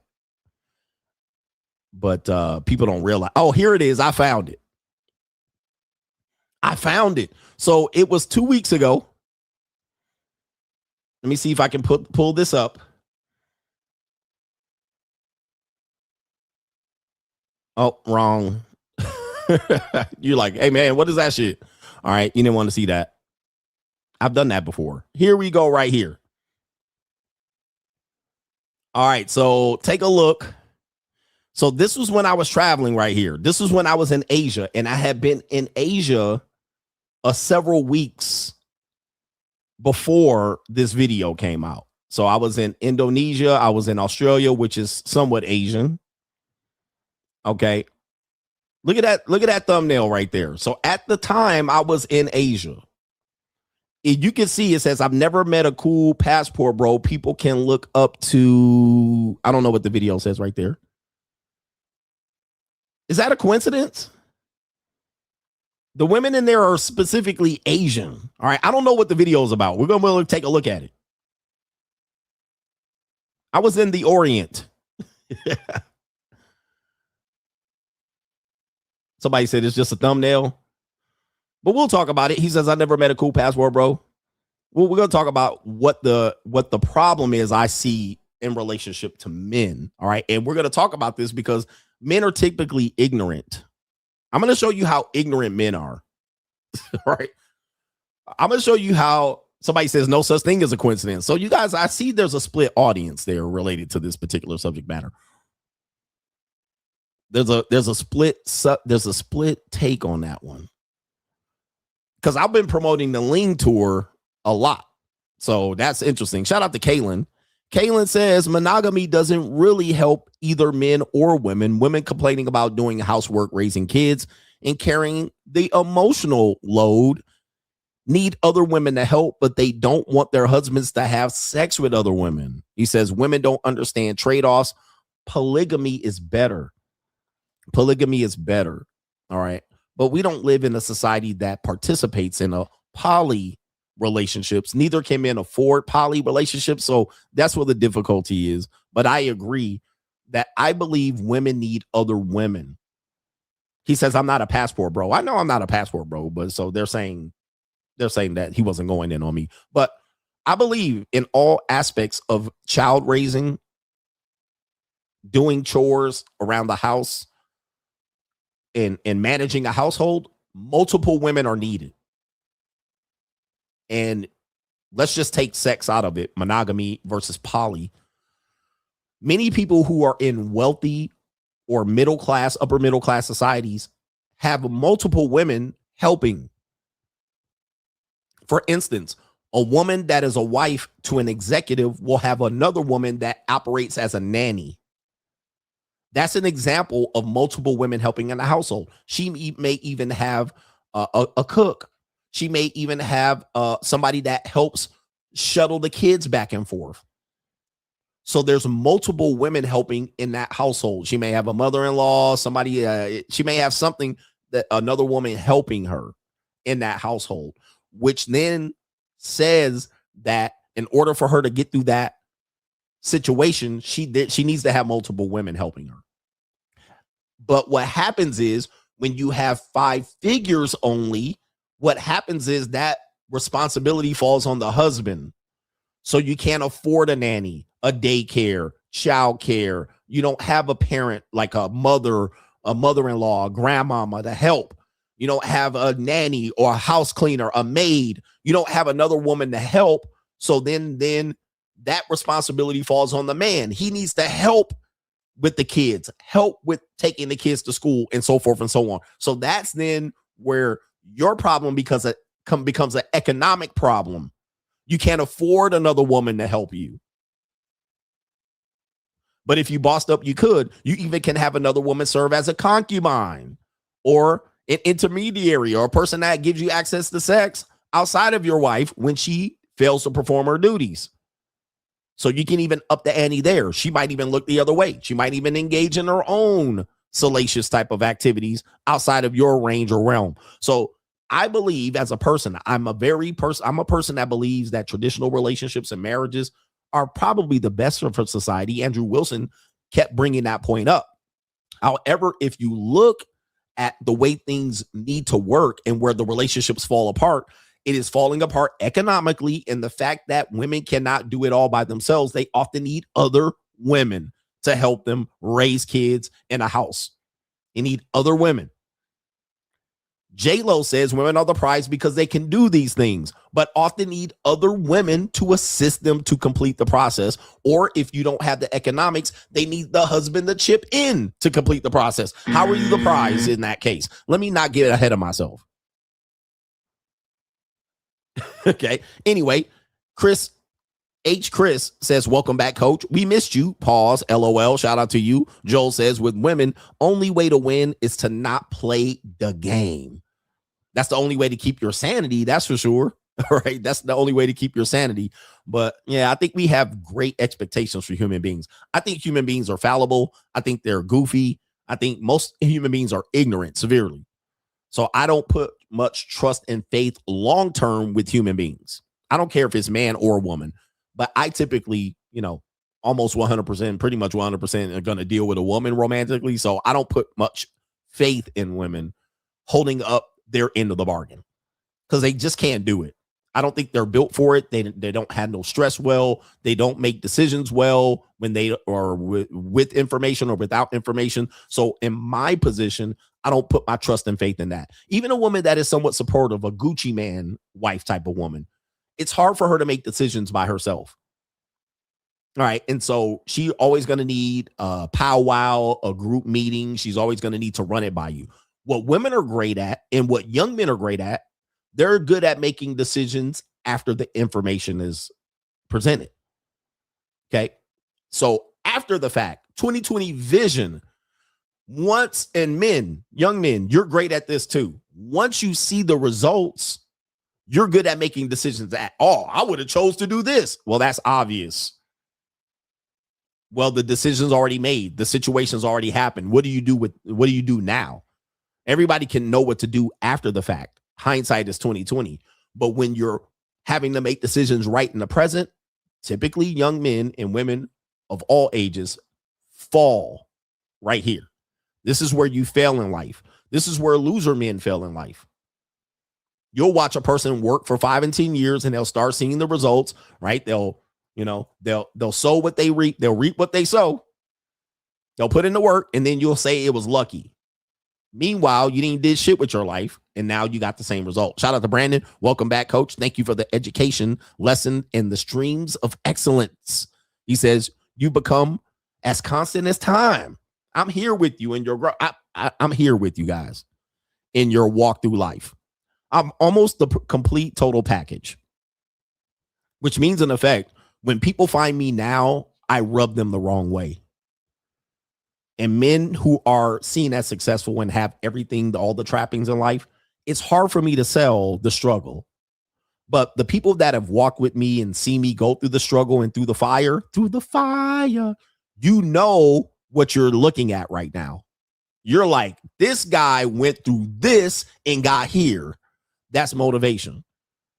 But many people find me now with a G-Wagon and a Porsche, and they're like, who is this fucking guy? He got lucky. The only way he's successful because he's on YouTube. He's never had problems in his life. He's Uncle Tom, and he's a sellout coon. But you didn't see me go through the fire of the struggle. This is why I can't build an audience now, because I'm out here talking shit. Even to the people who struggle, I was like, I struggle too. Fuck you. I had to make decisions. I had to sacrifice things. I had to not go out. I had to not party. You want to party and live and then still win. I'm like, I didn't do all that. Right? I sacrificed that. So now I'm living that now. I'm making up for lost time because I've built myself up to a certain position where I can afford to do it and I have no problems. And I can afford to be with your daughters and your nieces and your cousins and them. And I can go have fun across the 7 seas. So now you're looking at a complete package. So it's hard to sell that. Now he grifting. Dudes will call me a grifter. Meanwhile, I done made all these layers. I've given you the blueprint of life and gave you all the motherfucking layers and laid it down right in front of your face. But you think I'm not supposed to win it. I showed you how to do this shit. And I showed you in real time. You know, I was having that conversation with the guy on the money mindset. He was trying to do the whole thing and then sell the package afterwards. I was like, nobody's gonna buy the result. Nobody's gonna look at you. They want to see you go through the fire. They want to see how you build it up. They don't want to see that you did it. Once they know you did it, they're like, okay, that's the end of the story. They want to go through it with you. They want to see you lay it down. Okay. They want to see how you make the sacrifices, what you did, and then they want to see if you actually gonna win at the end of it. And they'll stick around for years watching you. And then they fucking watch you win. And some men will cheer you on and be like, damn, he made it. I'm ready to do it. And some men will be like, I can't believe this nigga end up winning. I was rooting against him the whole fucking time. I hate this nigga. You're seeing it now. All right. Men that never moved the needle. They doubted my strategies. They said it wasn't going to work. And now it's working. And them motherfuckers is either hating mad or they quiet. It's hard for them to understand that you have to make sacrifices and risk and take risks and go through trauma. You guys watch me 100% go through a legal lawsuit. Have you ever watched a guy in real time go through a lawsuit over 2 years? You guys watch me do it live. You watch process servers ringing my doorbell, calling my phone. You see me go to court hearings. You've seen the lawsuits, me hiring lawyers, me saying I just paid my lawyer $10,000 today. Who remembers that? Y'all sending me donations and I'm like, yep, I had to pay my lawyer 10 grand. Like y'all saw this shit in real time, but I had it easy. It wasn't rough for me. You saw me demonetize 14 times in real time. Come back the next day like nothing happened. All right, it is what it is. Fuck it. You watch one channel get demonetized, another channel, another channel, another channel. You guys are watching it in real time, but I got lucky. It was easy for me. Man, and I didn't quit. I said, fuck it. There's a way. And I found out a way. Okay, I'll just do this and find a way to monetize over here. Let me do this. Let me build a brand. Let me become a character. Let me just watch me adjust. Most of y'all would have crumbled to your fucking knees. But I'm supposed to feel bad for you because you a piece of shit, loser ass nigga that's hating on a nigga that won and figured it out. I ain't gonna feel sorry for you. Fuck that. When you realize as a man, I'm gonna tell you this. And you saw me appear on the 50 Cent podcast and like, damn, this nigga came from nowhere. I want to tell you something. Every man knows this, especially when you're over 40. Nobody's coming to save you. Gentlemen, it's only you. Nobody's going to feel sorry for you. Nobody's going to hear your excuses. Nobody's giving you any money. Nobody's going to drop 10,000 on your head. It's only you out here. I've known this because I've been a father and so forth and so on. If I gave up my kids, it would have been over. If I gave up on my wife and my kid, it would have been over. I can't do this. It ain't fair. Nobody was coming to save me, and you know, it is what it is. I had to work for what I got. It is what it is. So I had to say, well, when I start celebrating, it's only going to be about me. When I turn 50, I'm going to put on a celebration of my years, and it's only going to be me, and I'm going to do whatever the fuck I want, whether you like it or not, whether you accept it or not. Okay, but women can give up. Kids can give up. Young men can give up and have people feel sorry for them. Men, you cannot afford to do it. You can't go to shelters. You can't go qualify for welfare and Section 8 and all of that shit. Nobody gives a fuck. So you got to go take the motherfucking by storm or crumble and fall and burn the fuck out. Those are your choices. And I'm demonstrating that on a daily basis. Because nobody going to give a fuck about a man over 40 that ain't got his shit together or that fell down or got bankrupt or got divorced. Trust me, nobody gives a fuck. And you think people going to give a fuck?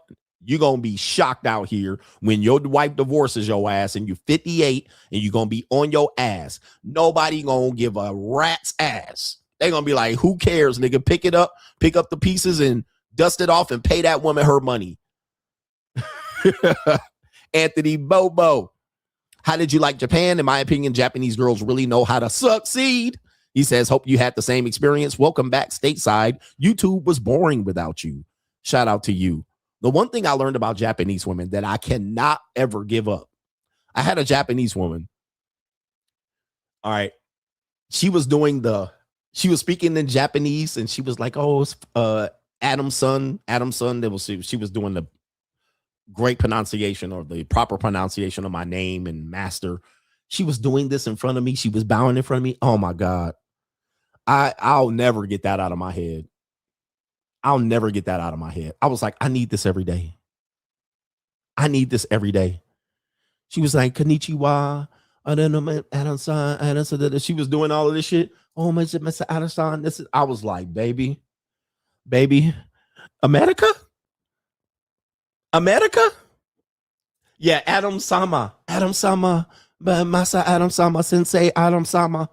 I was like, oh Lord, I've arrived. I'm home. I'm home. I cook, I sat, I shut the fuck I need up. this. I need it every day. All right, hold on for a second. Do we got time? All right. Let me see. Yeah. Look, everybody's like, Coach got the bait and switch. Guys, I know what time it is, man. Can you just roll with the punches? Hold on for a second. Just roll with the punches.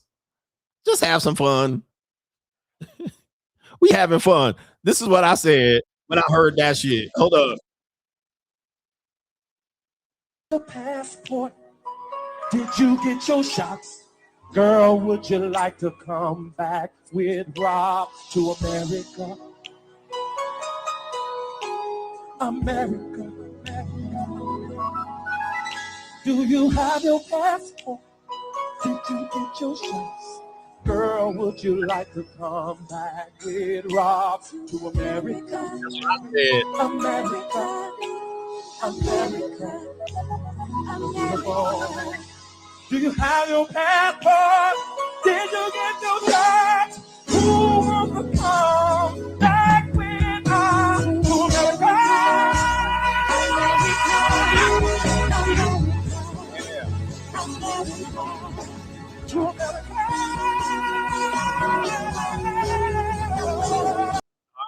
Anyway, shout out to R. Kelly right there. R. Kelly's in the building.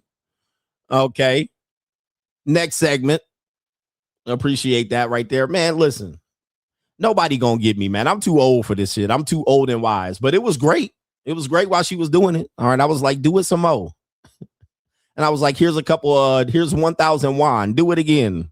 Every time I kept giving her 1,000 won, she kept doing it again. Oh, thank you, Adam Sama. Anybody that thinks 1,000 won is a lot of money, look it up. All right, look it up. But I was like, I need this in my life. Here's 1,000. Here's 1,000 yen. That's basically $6. All right, but she was definitely excited about that $6. All right, roughly about $6. All right, anyway, it's very, very inexpensive for me to get her to continue to bow to me, calling me Adam Sama. All right, anyway, let's see here. I think it's about $6. But yeah, the yen is in trouble. All right. Shout out to the Japanese yen. All right. I was new world order. I'm sorry. Yes. It's $6.02. Yes. I was like, here's another $6. Do it again. Ha ha ha ha ha. All right. I was having a fun with them $6. It was like making it rain. Here's another $6. Do it again. All right. Anyway. Let's see here. What are we doing here? This situation here, people were saying yay or nay on the fact that Anton Daniels was throwing some shots, but it's not about Anton Daniels throwing shots. I know this is a problem here because the men in the community, I put out a video related to this, and I'm going to play the video here in a minute, but this is the sub main event. He says, I've never seen a cool passport, bro. And it says right there, there's a black man with a bunch of lings, all right, at the Thailand market. But I've noticed that when men in America have this idea of the passport, bro, if they haven't traveled, what'll happen is they believe that the passport bros are running amok in these other areas, all right? And they have it in their mind that the passport bros are going crazy and ham over in these other countries. Let me just tell you, I've been traveling for many years, last 5 years for sure, a lot more than I have previously. But let me just tell you, when you go to these countries, there's not a lot of passport bros. Now, it's still early in the movement for the passport bros to encourage black men to travel, specifically black American men. But black American men do not travel. They talk a lot about traveling, but they don't travel. And they tend to travel in poor economic countries, countries that are underdeveloped or poor or something like that. They're not traveling to very wealthy countries. Like I was in wealthy countries and I wasn't considered passport tricking, although I was out there tricking. All right. It was expensive tricking. Okay. So I was in Austria and I was in Germany and I was in all of these other places. Nobody had a problem with me traveling, but then they have a problem with me traveling when I go to Thailand and the Philippines. But when I was in Korea, nobody had a problem with it, and certainly not Japan because it's not inexpensive comparatively. Thailand and Philippines are very inexpensive, Southeast Asian. So when you get to that point, when you are appearing there, people then say, oh, you're just tricking on poor women. But nobody said that when I was in England. When I was in London, the pound was killing me in a variety of ways. So when it comes to this travel idea, and I want American people to know, the passport bros have yet to make a significant impact. I know we had some legal issues up here and there. They have yet to make a significant impact on travel. Even in these other places, even in the Philippines, When you're there, there's not many Black Americans. When I was in Japan, if you seen a Black American, they didn't even talk to you. They did not even have a stop to have a conversation. They didn't even look your way. They didn't even give you a what's up. It is not that many Black American men traveling. Not that big of a deal. So when people keep making it that big of a deal, I'm like, I don't know what you're worried about. You're worried about the wrong thing. It's not that great of numbers. There's more Indian niggas traveling than there are Black men. There are more Indian niggas than begin with. But Indians, Russians, even in Pattaya, which you guys consider and maybe picture it just being a sex show, which it is, a lot of families were there. A lot of families, a lot of people from European countries, husbands, wives, families with young daughters, older daughters. It was a very much a family vacation in the trip, even though it was a goddamn sexcapade everywhere, left and right. And a lot of fathers were walking down the street with their daughters, showing them what was going on. And it's mostly families in Pattaya. It's not, and that little strip that you see at Soy 6 is a small part of Pattaya. It's a very small part, but it is a part of it. It is a reason why people travel there. And them Indian niggas, them piss me off. With that being said, a lot of people get views on this passport thing, kind of scaring men into travel from the traveling or what they consider traveling for sexual purposes. Okay. Which does go into the conversation. Anton Daniels has been talking about a lot. It's on his mind. Minister Jap continues to make content about it, even though it's a small fraction of men that do this. Not even 45% of men have their passports at all in the United States, let alone Black men. All right, I would roughly say it's not even 10% of Black men that even have a passport in their possession. But what happens is men create this scarcity wherein we find that women have a model of selecting men, but it is the men that create the scarcity amongst the other men. The Andrew Wilson thing, okay, where he has the wife that has children by multiple men. Men then say, don't date single mothers. That creates scarcity because then you look at the Black community and say, well, a lot of the women have children by the time they're 30. Now you have to say, well, if we're going no single mothers, then that knocks out a lot of women out of mate selection. That creates scarcity. Then the next thing we'll say something like is interracial relationships. Okay. Don't date someone that is not your race. So you're trying to date. Okay. I'm not going to date a single mother, but I met this woman she's a Filipina, or she's white, or she's Latina. Oh man, you a sellout. So they'll even give you a strike for interracial dating, but you're trying to not even date a single mother. So then you'll date a snow bunny. Oh, you a snow bunny. You snow bunny chaser, creating more scarcity. Another model of scarcity, age. You can't date a 18, 19, 20, 21, 22, older than 5 years, older than 10 years. Then they start knocking you out of the box related to the age of women you date, creating even more scarcity. So I don't date a single mother. I date a Black woman, but she's 20 years younger than me. Oh man, oh look, you would think women are the ones coming up with this, but it's men. Men. You dating these young women, it could be your daughter. If you come around dating, if that was my daughter, I will fuck you up, I will beat you up. So they knock you out of the box even when it comes to age, creating further scarcity. The judgment, further scarcity. You had to travel all the way around 8,000 miles around the world to go get pussy. When you kind of got pussy here, and the only reason you got to go all the way over there is you can't get the women here. After further criticizing these same women, you're supposed to pick from the pool of those women and make it work. If you go outside of that, they then further have problems with you for going outside of that. Hence the Anton Daniels video. Oh, you're not cool. So what? You got to be cool now. Okay, I thought I was just trying to pick a mate. Now I got to be cool and pick a mate. Okay, I have to be cool with you. Why does that matter? Why is your opinion of me being cool matter? Because I got my passport and I went overseas. You see where this scarcity lines up with men, and it is something that men have created. It even goes further when you get into the red pill spaces, because then just getting a woman seems to be a problem. Okay. Just having a girlfriend is a problem. Oh, he went and got a girlfriend. Oh, CGA he fell for the Japanese bait and switch.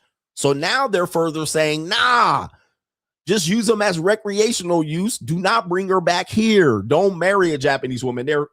You see what's happening here. Okay, you see what's happening here. And where the men don't realize where the damage is being created is through the dick policing. Now you pay the woman. You go overseas and pay the woman. You pay the woman here. Oh, you had to pay. Whereas I get it for free. I run around knocking around all these hoes that I claim are piece of shit women, but I run through them. But you, on the other hand, had to pay for it. I don't pay any money, or the woman you pay for, I fuck for free.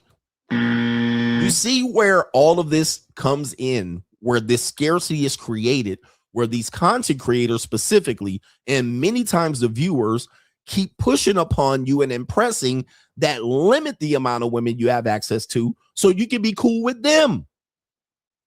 Just so you can be cool with them, so we can keep our pimp hand strong.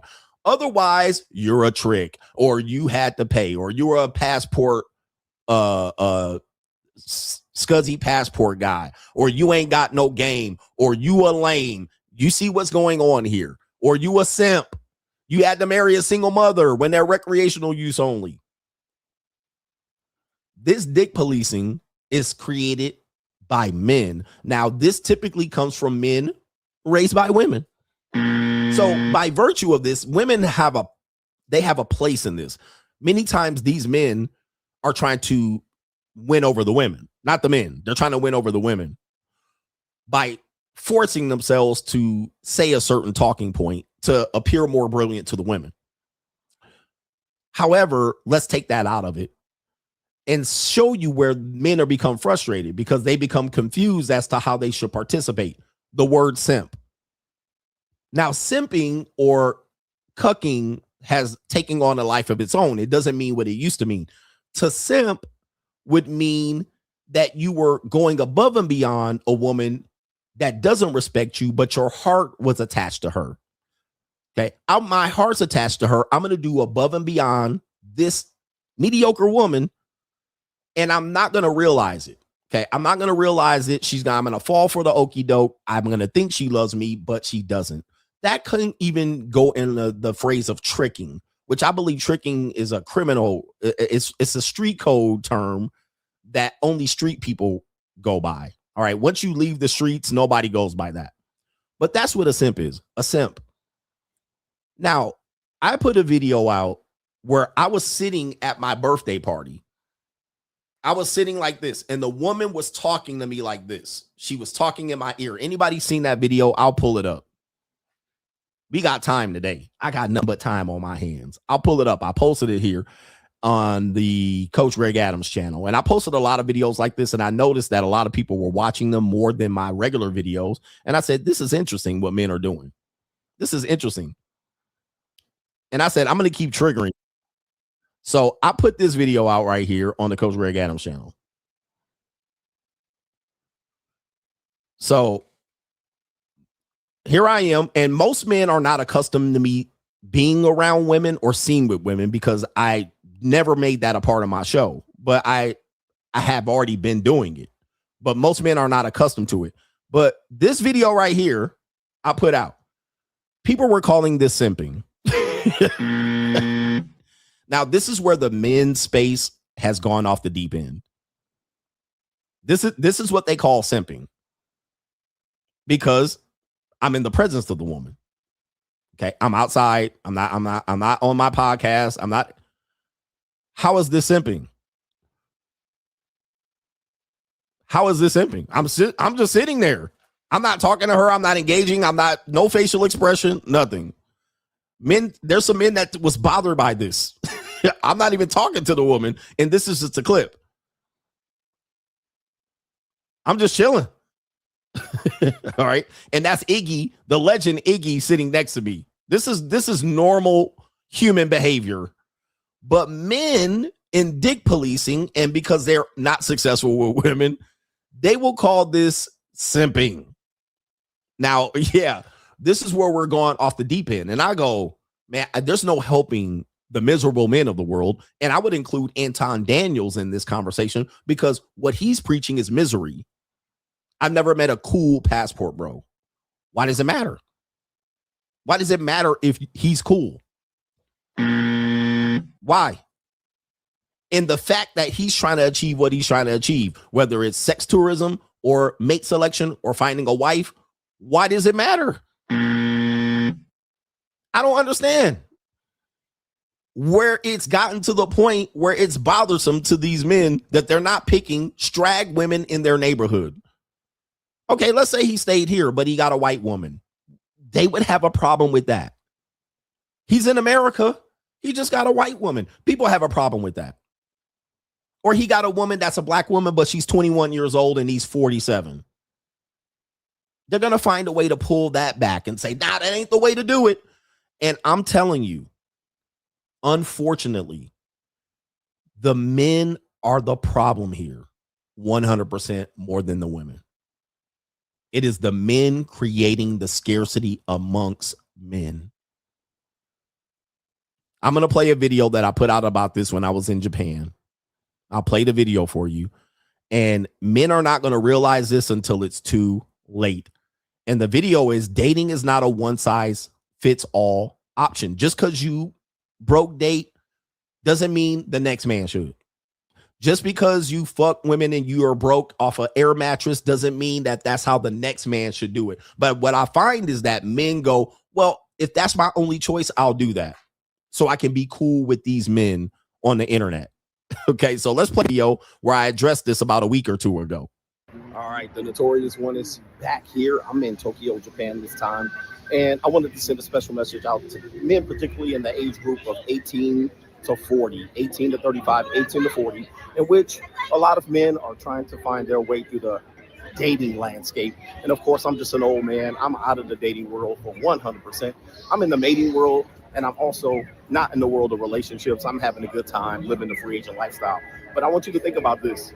A lot of men, especially in the United States, suffer from scarcity, a lack of abundance, not only financially, but when it comes to women. And that is because they don't explore the world before they explore women. They try to solve the puzzle with women before they solve their own puzzle. And this comes across with rage bait material that you see men constantly putting out on the internet to get you upset and to blame someone for your lack of abundance and your skills with relationships. Now, this abundance is created by men, or this scarcity is created by men, particularly with dating strategies, religion, and criticizing people based on what type of strategy they use to access women. Let me stop right there. So the ecclesiastical men, the conservative men, oh, you got to get a woman that's not a feminist and blah, blah, blah, all of these things here. And she's got to be ecclesiastical. She wasn't a virgin. She's got to be it comes across even there. So the men, even the guy that the Andrew Wilson guy, where he was saying you got to be in the church. She got to be a Christian. What if in the black community, she got to be a Christian? What if she's a Muslim? This scarcity is created by men, not women. Dating coaches. You got to use this dating strategy or you're not cool. You're a lame. You're a square. Perpetrating pimps, men that act like they're pimps and everything they say is pimps. Oh, I'm a pimp. They talk pimp left and right. You a square. You a lame. What marketplace? And then they go and dictate, well, this is the worst possible human being. And the man that spends money on a woman. You mean like the man that gives you money? Like through your woman, he's the worst human being? You're a criminal cocksucker. How are you putting another man creating a meaningless crime above you and you're a criminal cocksucker pimp? You're a leech, a parasite to society. You accomplish nothing but through the vagina of a woman. But in your world, that guy is lower and beneath you Because in their world, they're about dick policing. They care more about a man's dick than they care about pussy. Right? Accomplishing nothing. So the dating coaches get involved in this, creating scarcity amongst men. You got to use this strategy or it ain't going to work for you. Continuing. Now, when you don't explore the world, you create that own scarcity in addition to yourself. And then you find your way trying to solve the problem through rage bait, comment sections, debating women. And has it been, how long has it been since you've been participating in this particular type of content and banter back and forth and debates? And it hasn't moved the needle one bit. This is because men are creating the scarcity in themselves and other men are creating scarcity in the way you access women. Now, the way you access women is your own business. That should be your own business because men will never have solidarity when it comes to dating and relationships. They're never going to be solidarity. Men are never going to stick together because we're naturally competitive in how we get access to women. And many men will never be apologetic about this. They will not leave women on the table just so you can get some out of pity or duty. With that being said, you have to find your own way. And one of the ways that I do is I provide that way for you, but you don't have to listen to it. You certainly don't have to do it, but it is a way. Now, it is a way. So for me, I want to tell you this. What I speak is not scarcity. I say, you could do it this way. You could do it that way. If you do it that way, fine. All right. I find some value in one way and find value in a less way. I try to say, well, if you choose this type of woman, it might not reflect on you positively, but do I eliminate that woman? I say, no, you can use her as a concubine. You could use her as a fetish model. You could use her as a, what do they call it? A muse. That woman can still be a part of your life, but because you have scarcity, you select her in your fetish mind as a wife. That is going to create a problem for you. But I don't eliminate that woman for you. I say, well, there's 7 levels of mate qualification. You can use her in another way, recreationally, but it's going to make a bad representation on you in the future if you're with this woman. You guys have seen couples like this. This woman completely out of shape and fat. The husband's 40 and they're 40 years old. They have 2 kids or 3 kids. He's still fit and she's fat and sloppy and out of shape and need knee surgery. Yeah, those fat women are going to come back to haunt you. Fatness never prospers. All right. She's fat and young at 24. All right. At 46, she's going to be fat and sloppy and sweating. All right. With knee surgery, hip going out, and her, she got knocked knees. And she's going to be sleeping in the bed and you're going to be running through mattresses. All right. So keep her as a motherfucking, don't keep her as a mate like that. All right. That mattress is going to have that fucking hole in the middle. So I don't eliminate the person as a mate. I just put her in a different qualification for you so that it doesn't negatively affect you. All right. So I'm trying to create abundance. Then I tell you to travel. Travel's going to create abundance. I'm going to show you a clip and it's on Vlad TV. TK Kirkland, who I have a lot of respect for, was on Vlad TV, and Vlad asked him how many people percentage-wise in the world are white. Okay, I can't show you the clip, all right, because Vlad TV will give you a strike. How many people percentage-wise in the world are white, meaning the idea that they're white American, like the white devil? What do you guess is the percentage of people in the world who are white? The world. All right, the world. Now, TK Kirkland answered, maybe he didn't do his research. He answered 90%. Now, that's an L. He said 90% of the world's population is white. That, to me, is scarcity. That symbolizes that there was something wrong with your experience. He's in his 60s. He's a comedian. He said 90%. Now, everybody who's anybody should know with any level of intelligence that white people make up the least amount of people. They are the minorities of the world. However, if your experience is overwhelmingly American, white people are very much a problem to you because they are the majority. All right. And you would think that the world revolves around them, and it does colonially wise. All right. It does colonially wise because they came into power greatly in the 1600s and forward. All right. They had a great 400 or 500 year run where they had extensive power, but they are the minority, greatly the minority. There's less white people than anybody. Now, the world is made up primarily of Asian women, Asian people. 45% of the people on the planet are Asian. And if you've ever been, like I've been to the Orientals, every city I went to, there were Asian people everywhere. So you take the Southeast Asians, the Far East Asians, the South Asians, and then the South Asians that you consider the Indians. We call them Indians. All right. 45% of the world's population is Asian. They far outnumber everybody. They far outnumber everybody. African American people only make up 2, 3, 4% of the population. But if you take all black people, they only make up 15% of the world's population. Not a minority, maybe 20% if you're lucky. Not a minority, but far outnumbering white people. Latin people, Latina people, they have it locked down on the Western Hemisphere, but they are not even in great numbers compared to the Asians. Every Asian city is overrun by Asians, all right, to the point where I can't even consider Asian women exotic anymore. I've seen millions of linglings in 6 weeks. How many millions of linglings have I seen? Well, I was in Japan, 47 million people in Tokyo. 47 million in Tokyo. When I was in Korea, 9 to 10 million in Seoul, Korea. 9 to 10 million in Seoul, Korea alone. The city of Seoul had 10 million people, and it ain't a big city. They were on top of each other. I've seen so many fucking linglings. I will never come back to America and think linglings are rare or exotic. They're common. They're everywhere. Not that I will ever stop with the lings. All right. I love my lings, but they are common. They are the most common women on the planet. You're never going to run out of a ling.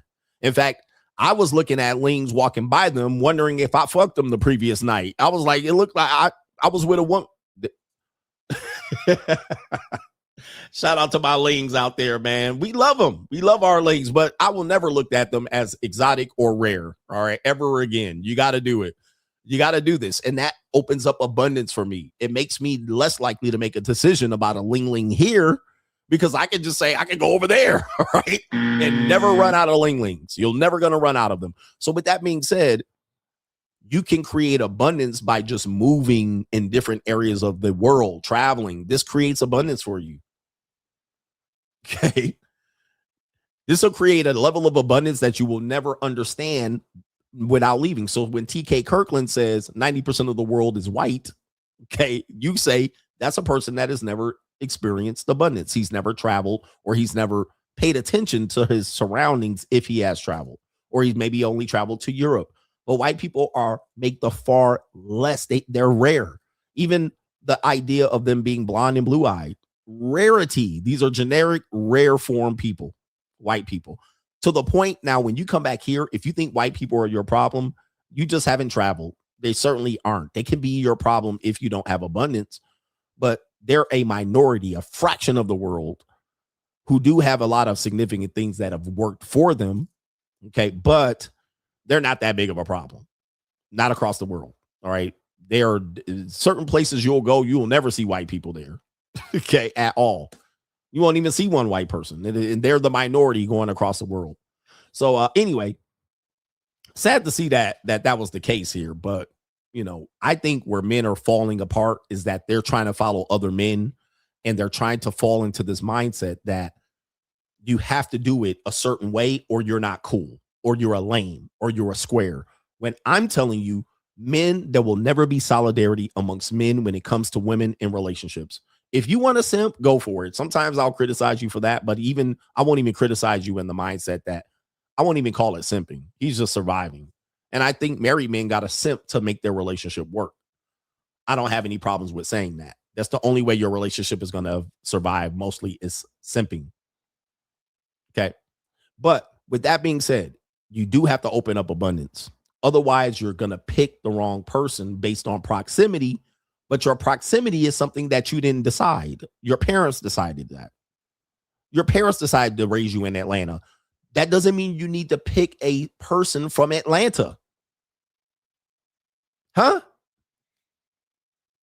Your parents decide to have you in New York. That doesn't mean you need to stay in New York and pick a woman that lives in New York and struggle with her. Your parents are black and they decided to mate with another black person. That doesn't mean you have to pick another black person too. Your parents picked another black person. Why do you have to pick another black person, or Latino for that matter, or Asian or white? These are things that they've done and they decided for you. You didn't decide it. So why do you have to do it? That's what creates scarcity. So that makes you put up with bullshit from a person or a group of people that don't see you as maybe they know you don't have abundance. So they're going to give you bullshit.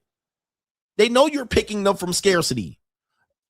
Younger men that date older women and say, I prefer older women. That comes from scarcity.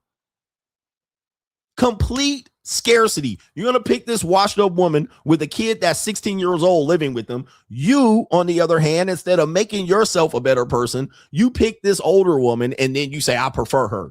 False. You don't prefer her. That comes from scarcity. That's a scarcity pick based on you not wanting to reach your full potential. If you reached your full potential, would you pick her? The answer is no. We know this. It's easy pussy. And easy pussy, free pussy sometimes will cost you the most. Anyway, let me get to these super chats, and we got the main event and we got the bitch ass nigga segment here. We're going to give you a chance to cam up, all right, and confront your boy CGA about his simping and tricking.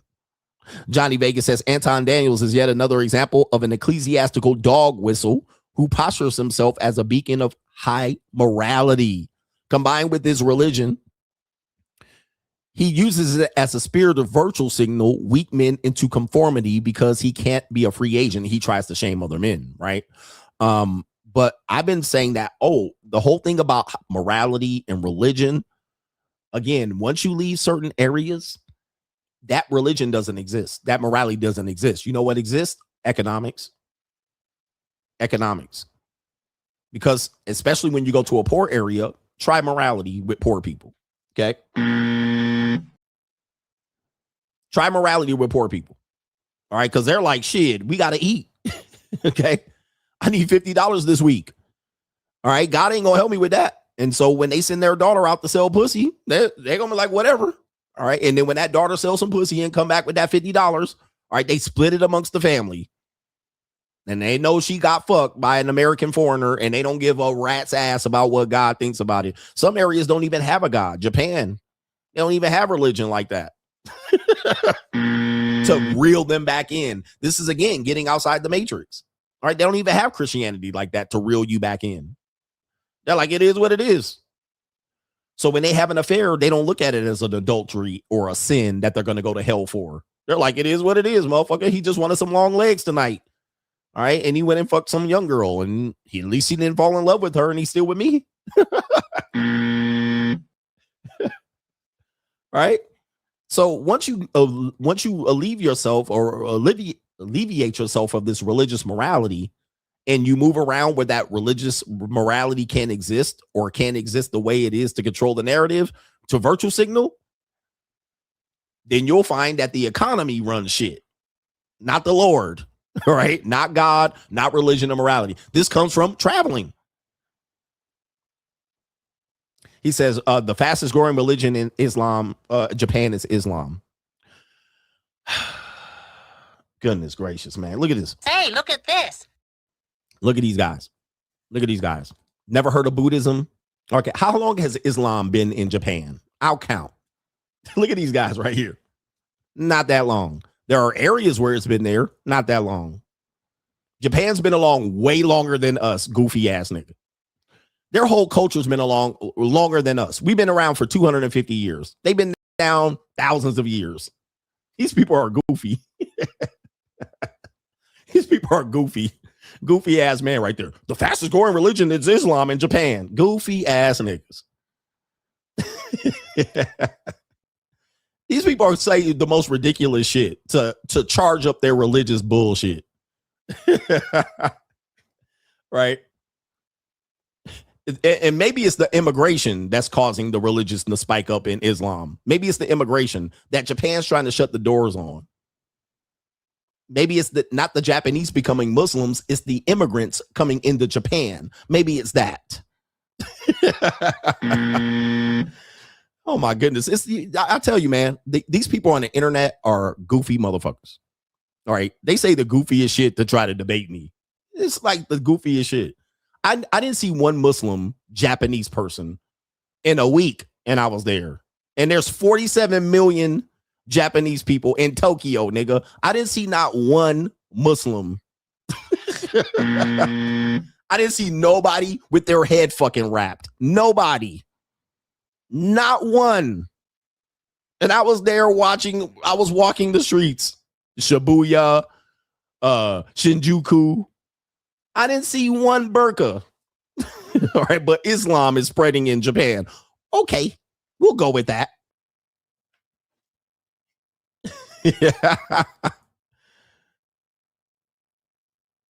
Dumb people. And you Americans will spread this ignorance and not even be over there. You're not even there. And Americans, I'm telling you, you Americans, your egotism. Is that a word? You guys in your ego thinking everything revolves around America. Just leave America, bro. Just leave America, man. Go to America. Go outside of America and try to find an NFL football game. Now, these things are important to us. College football, okay? College football. Look, these things are important. Go somewhere else and try to find the shit that we think is important when you're not in America. It's not important at all. Are they reporting my stream? It's not important.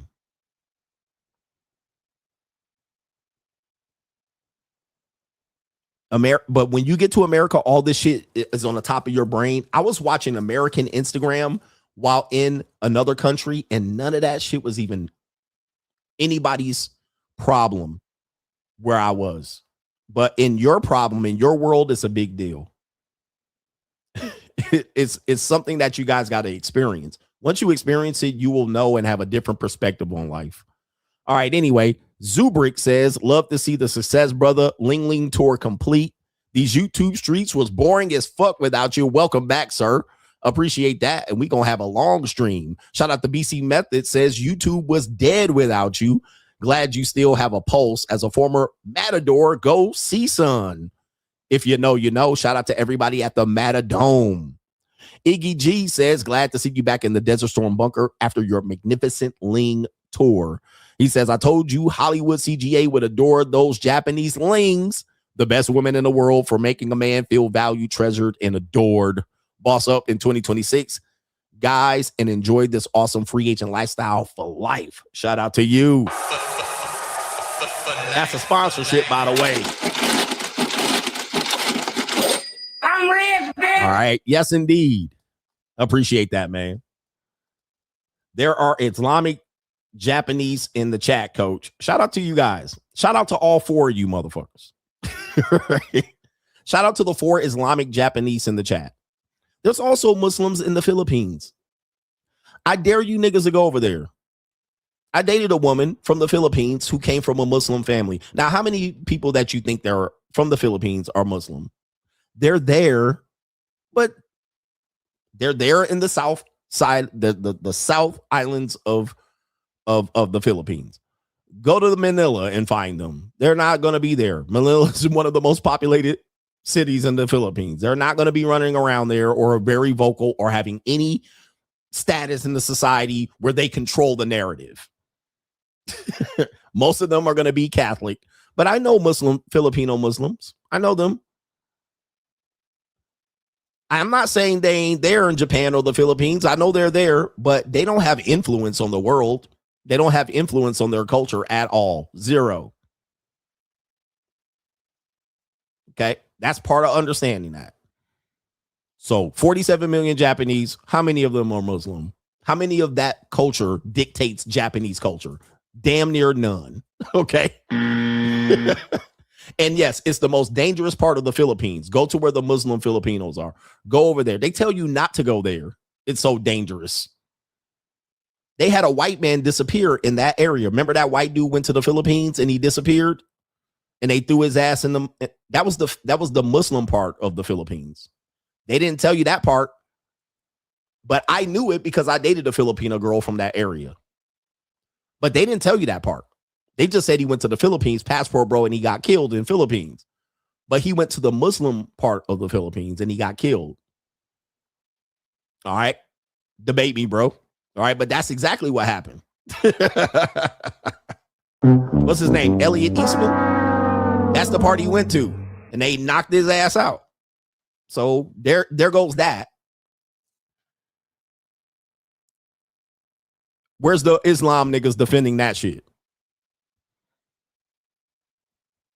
He said to go see who. He went down there against everybody's common sense. They told him not to go there, and he went, and he ended up dead.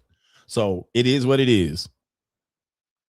But I heard to not go to that area of the world, and yes. All right, you ain't gonna catch me over there. He said, why did they kill him? Nigga, how would I know? You internet people, why would I know this? Why would I know why they killed him? I'm just telling you what happened. What's wrong with you men? You men are some buzzards. I'm supposed to leave. What part of the story am I leaving out? You know what? Let's do the segment. All right, let's do the segment. Bitch ass niggas, cam up. We gonna do this right now. Fuck it. We gonna do it. Fuck the J.Lo story. All right, J.Lo's 56. She said women are the prize. She's foolish. Next, bitch ass niggas on the internet with your big fucking mouth. Let's go. Cam the fuck up. I'm gonna put in the chat the link. Get your dusty ass up here. He says both the coaches is called about. Come on. Talk about the Muslim Japanese people taking over the culture. Let's go. We're gonna let your big motherfucking mouths write you a check your ass can't cash. We gonna get you up here, motherfucker, right now. Get the fuck in here, you big mouth motherfuckers. Cam up. All right. And if your ass ain't cammed up, do not come up here, motherfucker. Put your real government name on here. And I'm going to take you through some questions. Shout out to Cali West says, for men hating on password bros or power bottoms. Wow. Men hating on password bros or power bottoms, a.k.a. gays. Fugazi. Hey, yo, chill, son. All right. All you big mouth motherfuckers know it all, niggas. Bring your goofy ass up. We gonna see how embarrassing you bitch ass niggas are, man. Because I can't stand you bitch ass niggas. All right, of the internet. All right, I've been dealing with you people for 10 years, just so you guys know. So I'm not crashing out on you. I just think you're pathetic.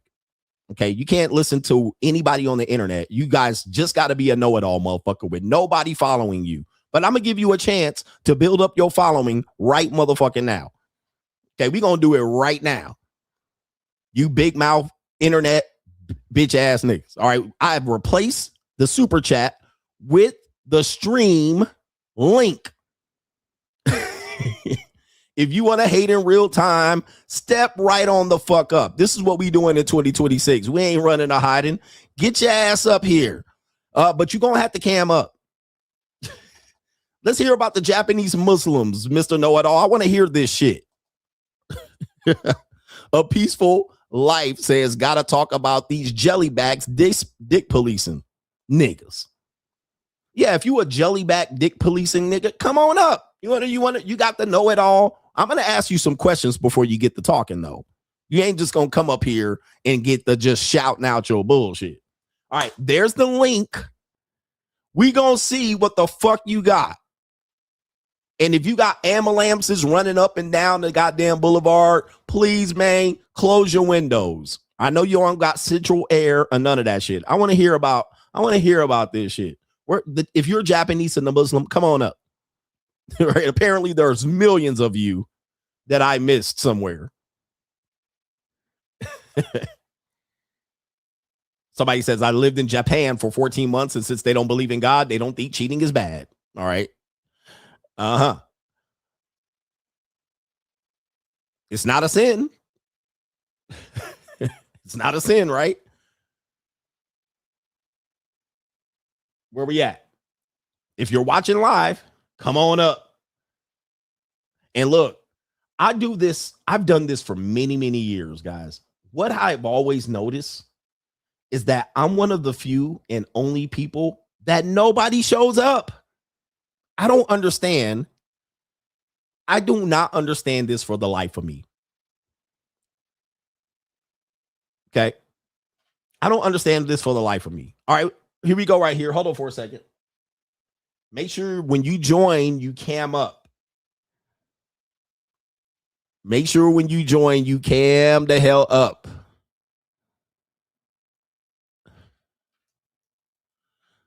Let me see. We got somebody in the background, but he's not on camera. So we can't get that. That's not going to work. I'm looking at his name right here.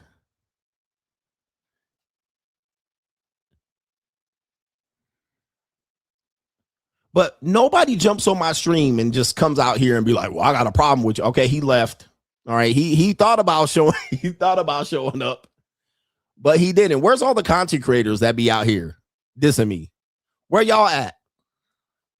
All right, come on up that y'all be watching and stealing my talking points. Where y'all at? And I'm the only one that they don't just jump up here. All right, they jump up. I see y'all jump up on everybody's stream. Where y'all at? I don't understand, man. This is just crazy. Shout out to our brother here. Terlonius says supporting the GOAT on the Cash App. Jay Harris says for the Anton dick riding Daniels discussion, the dick policing. All right. And we naming names in 2026. All right. I'm not going that not naming names. But I'm going to tell you, man, go to anybody else stream. They quick to jump up there. Man, I got a problem with you. But then when I shared the link, guess what? All right, here we go right here. All right, we got a brother here. Hold on. Okay, let me see something here. Let me go ahead and pull him up. You pull him up. We're going to add him to the stage. All right. Superstar Rail, give me your government name, brother. What up? It's Jarrell, bro. Jarrell's in the building. How old are you?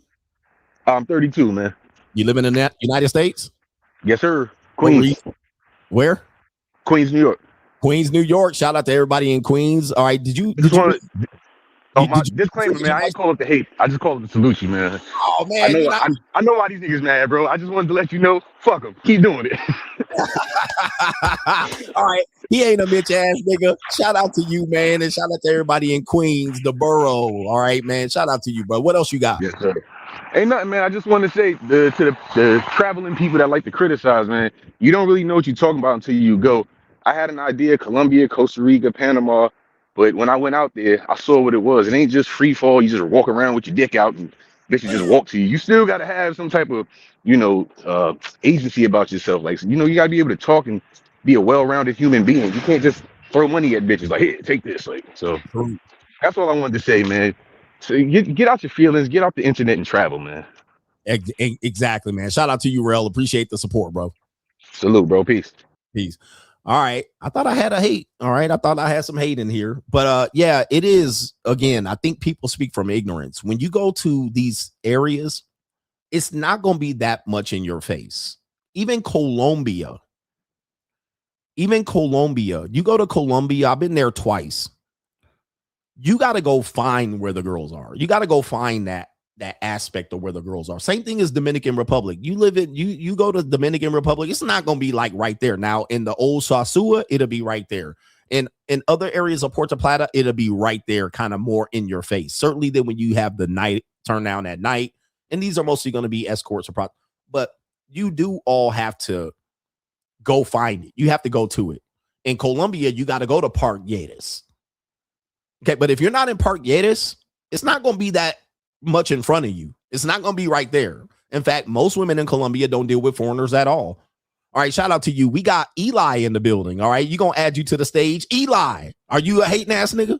Nah, I'm just giving credit to CJ. Okay. Everything you say, like I agree with it. A lot of people might not, but I just agree with you say. So just shout out to you and keep motivating. Shout out to you, man. Shout out to you, man. I appreciate that, man. Look, they not here to hate. All right, appreciate that, man. We got Damien in the building. What's going on, brother? You here to hate? Debate? No, I ain't here to hate, man. I actually want to thank you, brother. Okay. I want to thank you, man. I was in a marriage for 19 years. I've been watching your streams for years, and I was like, man, I wonder if I'm a simp sucker too. And I ended up being a simp sucker, dog. I ended up being that guy, and now I'm getting a divorce. Man, it's gonna be uncontested, and I have all the thanks to you, man. You gave me the courage to step away from a marriage that no longer served me, and I appreciate you, brother. Man, shout out to you, man. And now you free. You're in your 40s. I'm 45 years old. I got married when I was 26. And so now, man, I'm living a free agent lifestyle for life, man. Once the final divorce happens, I believe it's gonna be on February 14th. Ain't that about a bitch? I'm sorry about the curse. Yes, hey, so did you have an ecclesiastical pastor try to get your wife to perform duties? Absolutely. That actually did happen. She was trying to get me to work out my marriage with her after infidelity. And I'm like, why are you trying to get me to work out my marriage when she stepped out on me? Why would you do something like that? So absolutely, man. Don't listen to these simp suckers in the church, bro, man. Listen to Coach. Follow the lifestyle. It's the truth, man. I read both of your books on both of your books, brother. Was out in Las Vegas. I was hoping to see you, but you were already over in Lingling land, so I wasn't able to come out there. But man, thank you for freeing me. Absolutely. And like I said, other men follow Coach, man. He is the absolute truth. I'm telling you, it all lines up. He's telling y'all the unequivocal truth, man. Listen to this man. Thank you, brother. Appreciate that, man. And good luck with your finalizing a divorce on Valentine's Day. You're a free man. I'm a free man. Thank you, brother. All right, peace. All right, we got Michael. You're up. How you doing? How you doing, Coach? Not a hater. Not a hater. All right. All right, Michael from Philly. Mike Rose from Philly. North Philly. North Philly. Yeah. I just had a question. I am a YouTuber and I wanted to use one of your courses or some information, but I'm not sure exactly what I should sign up for. I want to help my YouTube channel. Okay. I would say more the money mindset. Money mindset? Mindset, because there's like 50, 60 videos of me talking about YouTube niches, developing that, what type of camera you can use. We talked about streaming too. Live streaming, how to set up your live software. Software. We talked about certain things, tools yesterday of going through your best practices. We did that yesterday. So the money mindset is the best one. Okay. All right. I'll sign up. Yep. All right. Yeah, man. Peace. Thank you, man. All right. So shout out to you, man. We had several men jump up there and you can see these brothers are good brothers. All right. These brothers are well respected. They talk well. They're not Neanderthals, if you will. Shout out to the brothers that stepped up. And where the haters at? Where the haters at? What the haters are going to do is they're going to wait till the stream's over and they're going to be the first to comment. All right. They're going to be the first to comment. So where they at? Where the guys calling me a simp? All they're going through the South Pacific. Where they at? They're never going to show up against me.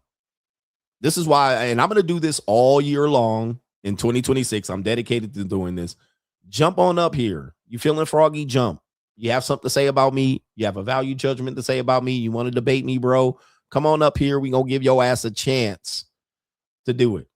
Okay, where the content creators at? Where they at, man? I'm telling you, man, we live in a world of bitch ass niggas. And I say this to say, I want to call them out. Come on up. We live in a world of scared bitch ass niggas. Okay. They talk shit, but don't back it up. They think they know, but they don't know. We live in a world of men that are scared and live in scarcity. So whatever they say on the internet, it ain't worth shit out here if they ain't got the money or the power to back it up at all. Anyway, I'll do the J.Lo thing here briefly since I said I was going to do it. We gave y'all a chance here. All right, J.Lo real quick rants about, okay, we got another brother here. Hold on for a second. We have this brother right here. You came up quick. All right, we jumping in there. Come on, what you got? I got that Wi-Fi, man. Your Wi-Fi. Hey, man, I messaged you, man. You didn't put me on game, man. I was just here to watch, man. I appreciate that. Appreciate you, brother. All right, man. Yeah, I didn't know how to do Patreon or whatever. Okay. I just found out how. You just found out how to get on. Okay, I appreciate you, brother. You didn't think he was gonna get on camera that fast. Okay, so J.Lo. All right, J.Lo right here. Let's go ahead and give you this main event subject matter right quick. J.Lo says women are the prize. As you guys know, she's been through at least four divorces, you guys. 4 divorces. All right, and several engagements. So this woman is considered a failure in relationships and marriages. But instead of learning, which I want men to understand, this is not a shot at J.Lo, but I want men to understand that men think that women are going to learn something. Okay. Oh, they're going to learn and they're going to realize this. Some women do at some particular point, but I want you to not believe that that's going to be the case. She's 56 years old. She looks good. Women do value, her body's still T, but she's divorced. She's one of the most or the least successful relationship people in our modern times. I mean, Cleopatra comes to mind. But let's hear what she has to say and then break it down. Women multiply whatever you give them, right? Like you give us a bag of groceries, we give you a 5-course meal. You give us a house, we give you a home. You give us a little something, maybe we give you a baby 9 months later. We multiply. But if you give us any grief, we'll give you 1,000 things. That's true too. Hey, am I right? Because we do so much for you. We do so much. We dote over you. We do all the things for you. And all we want is that little bit of sugar in return. That's it. What? Why are you looking at me like that? Why are you looking at me like that? What? You think that you do a lot too? Yes, you do. Guys do a lot. I'm not trying to take that away from you. You do so much. But we do so much more. We do all the things. Okay. I mean, listen, this is her perspective. It is what it is. But I'm going to break this down here. And of course, I date women in their 40s and 50s as well, because I'm in my 50s. And yeah, they still believe this. A lot of women still believe this. And in fact, she's not even able to deliver kids. And she's talking about what she's doing to deliver children. You're no longer delivering any children to me. So are you least valuable then? Are you not the prize? Okay. At one point you were the prize, but now you can't deliver any children. Are you the prize?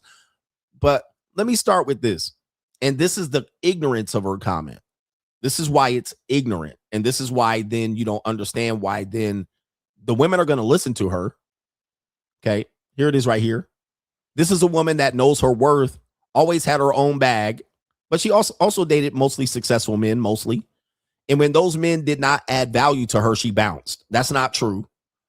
Ladies, in 2026, let's normalize knowing when to hold them and when to fold them. Okay.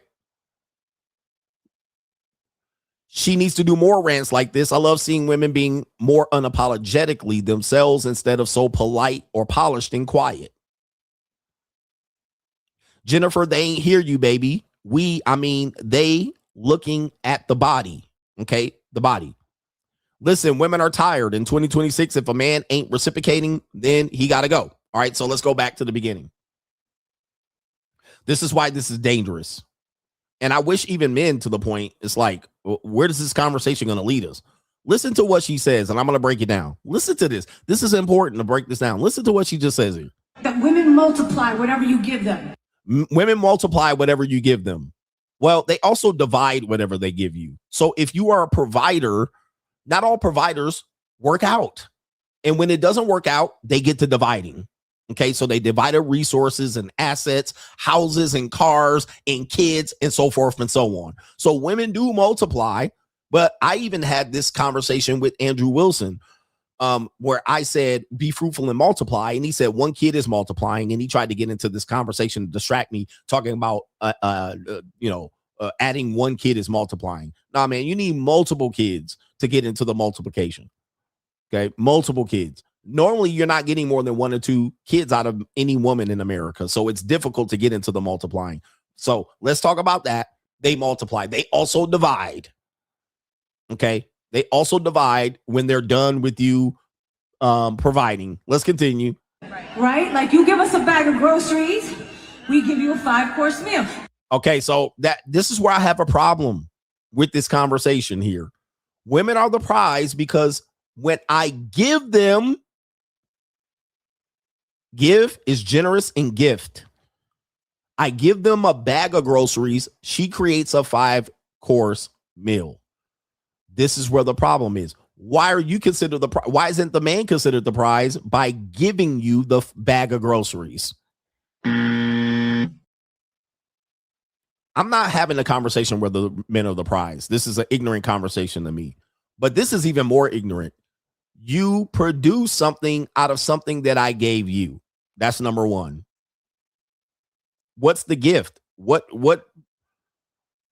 How do we determine that you're the prize by producing something that I gave you? I gave it to you first. I gave you this. Doesn't that make me the prize? Okay. I had the ability to give you this. Not only that, I gave you something tangible. You returned something back to me that I gave you. Now, you cooked it for me, but we can't even depend on the majority of people even doing this. Okay. But let me see here. Let's continue. They would call this an assist in most sports statistics. Okay. Let's continue. You give us a house, we give you a home. You give us a house, we give you a home. Like, I'm confused as to why you're the prize if you gave me a home, but I gave you a house first. This is why this particular type of commentary is ignorant. You're a prize by making something out of something I gave you. Now, let's just say statistically, they don't end up being successful homes. So I gave you a house and you didn't produce anything. You just turned it into a place of comfort. That doesn't make you a prize. I appreciate it, but I did the same thing too. I did something even greater than you. I produced something that you didn't produce. Now, for the women that say, well, I can make my own home and get it, go do it.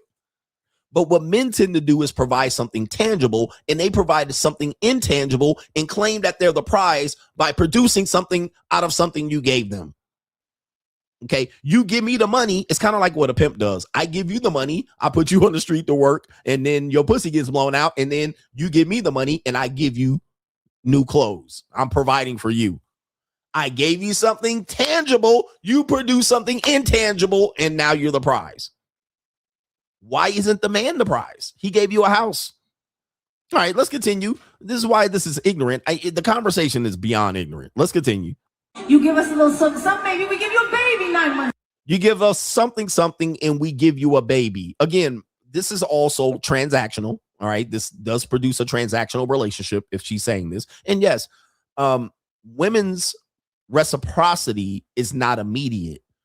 So she didn't produce the groceries, then cook. She had you produce the groceries, which came through labor, hard work, physical labor, emotional, mental labor. Then I produced this. I gave it to you and you produced the meal. But then what happens is I got to clean up the dishes because it's equal. It's not. I already did the labor. I've already produced. Why do I have to clean up when you're making a house a home? So then she starts saying, well, you need to help and you need to do equal parts work in here. But I've already done the producing. I gave you the bag. Where did you think that came from? Production, labor, emotional labor, work, mental labor. But now I got to do equal amounts housework on the top of that to make you feel better about it because you're a lazy piece of shit. Let's continue. All right. Not only that, she says, I gave her a little baby batter and she produced a child 9 months later. So who created the child, the man or the woman? This is if you want to get down and dirty with some ignorance. I'm with the bullshit. Who created the child, the man or the woman? The man created the child. She just said it. You gave me the batter. She incubated a child. So the child belongs to the man. Who's the prize? Could you have had the baby without the man? No. I had to give you. Who's the prize? I don't even like the prize conversation.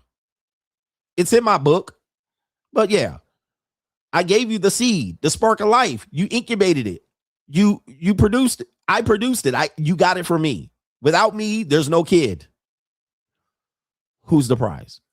Everything she just said is I gave you something tangible in return, reciprocity. You gave me something back. Now, the problem is these same women will deal with men in the opposite. They're less valuable. They produce and give nothing. And they'll give these men their best years and then run around and then make you have to give a house, a home, groceries, reciprocity. You have to do equal parts labor in the house. This is beyond ignorant to me. Let's continue. And this is low frequency conversation, by the way. Let's continue. Later. We multiply. You multiply and divide. You left that part out after your 4 divorces. You also divide. It's not just, love. Love kills. Love murks and murders. Okay.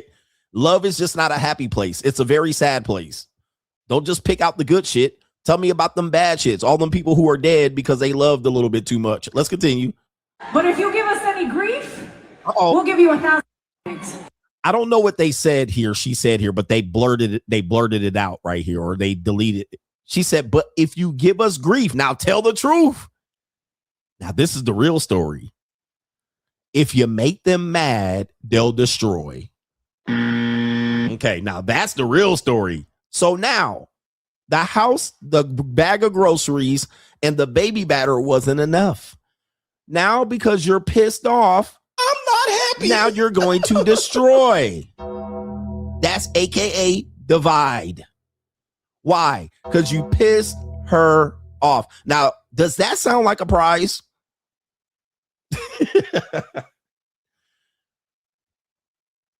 Does that sound like a prize? That sounds like an awful deal. I had to do all this motherfucking work, give her all this shit, and the only reason she's able to produce something is because I gave up something, but then she's going to destroy it because I pissed her off. Is that a prize? Ladies, where y'all at? We talk about the hating ass men that didn't show up. Where are the women in this comment section? Where y'all at? This is a horrible conversation from a woman that is the least successful celebrity in dating and marriage and relationships that you can find in the last 30 years. She's worse than Liz Taylor and Zsa Zsa Gabor combined and Marilyn Monroe. She's the modern day Jezebel. She's talking about the prize being women, and she just made a case where the man is the prize. Okay. Across the board. And she brought it up. I didn't. That's true. Hey, am I right? Because we do so much for you. We do so much for you. You just demonstrated how much men do for you. But you destroy it because grief. I made you feel bad one day, and now you're going to burn it down. You just made a case that men are the prize. That's not women being the prize. That's the man. I didn't bring it up, J.Lo. You did. We do so much. So much. What did you do? I mean, you did do something in return for what I did. You did something in return for what I did. That's called reciprocity. Why is it that you did so much? Okay, what did you do? I'll hear that from women all the time. I did so much for him. What? It's normally something above what the other woman did. I bought him a couple pair of jeans, a PlayStation. I paid off his child support. What? I rubbed his shoulders. I motivated him. I encouraged him. I kept him happy and fed. Okay, that was what you were supposed to do. You went above and beyond the call of duty. Most of the time, it's doesn't even amount to $5,000. He did way more than that. He put his life on the line for you on a daily basis. We do so much for you. What? Ladies, what? We had your baby. Baby, you had another man's baby. Okay.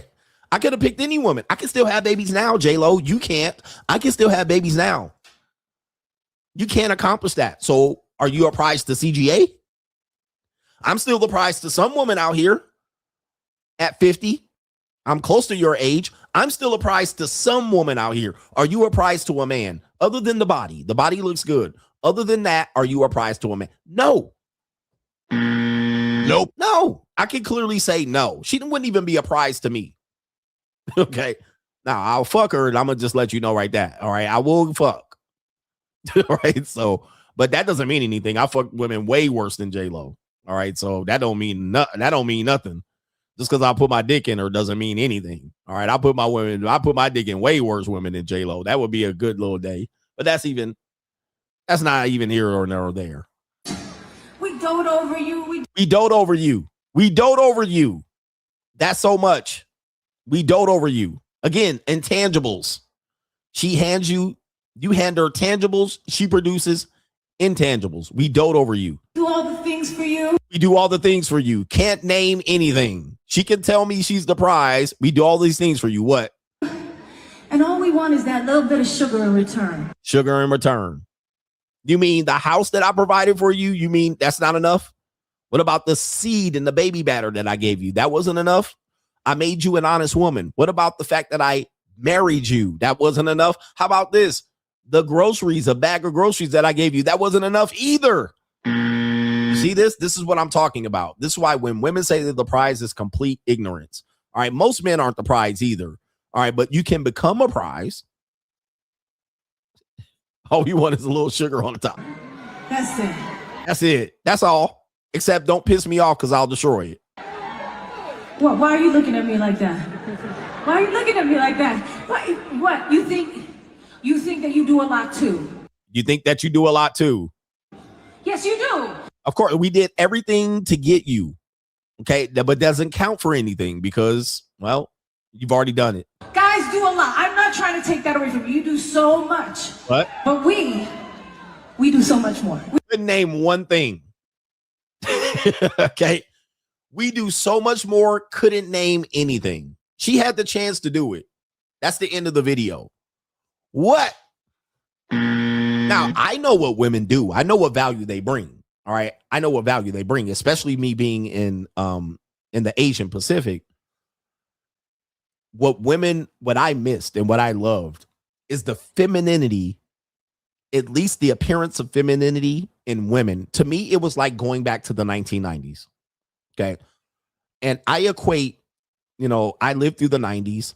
The 90s was a time where we didn't see hyper-masculine women as a commonplace. Now today, women are combative and competitive with men. They're competing against men. I want to be a boss, babe. I want to bring equal value, money. They're talking like this.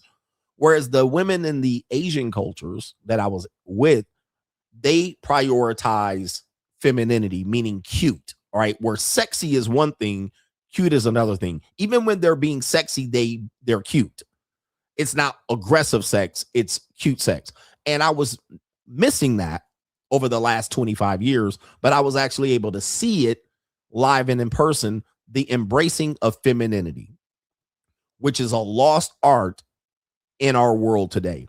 So much so it has been slowly eroding, so you don't realize that it's a lost. You lost it. It's not there, and you're trying to find a way to bring it back to America, and it will never be back. It will never come back because we're in an agenda war. The women they're corrupt and not bringing this to you. They feel like they can bring it to one man if he gives her something. I'll give it to him if he brings this. But in that culture, it is on full display. And I'm like, man, it was great and wonderful to see women being feminine because I love the opposite. I don't like masculine people. Like, I'm not attracted to masculinity. Certainly not attracted to masculinity in women. But when women don't realize this, I don't think they're trying to impress us, but they're trying to show that they're just not going to take from us. So they're like, I'm this and smart and dominant and listen. These are all things that women like, not men. But when you see these people who are embracing femininity, it is something that is attractive naturally, and you tend to lean towards it. So it's interesting to see this women as a prize, but they're also hyper masculine. Even the most feminine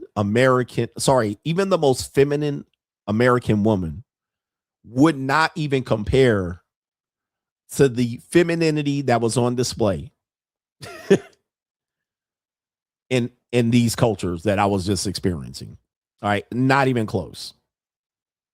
Even when they're sexy, it's sickening sex. All right. In America, whereas Asian women are being sexy and it's cute, it's endearing. All right, and when they're catering to masculinity, they're catering to the man. Now, I'll say this, the last thing is the men over there were feminine too. All right.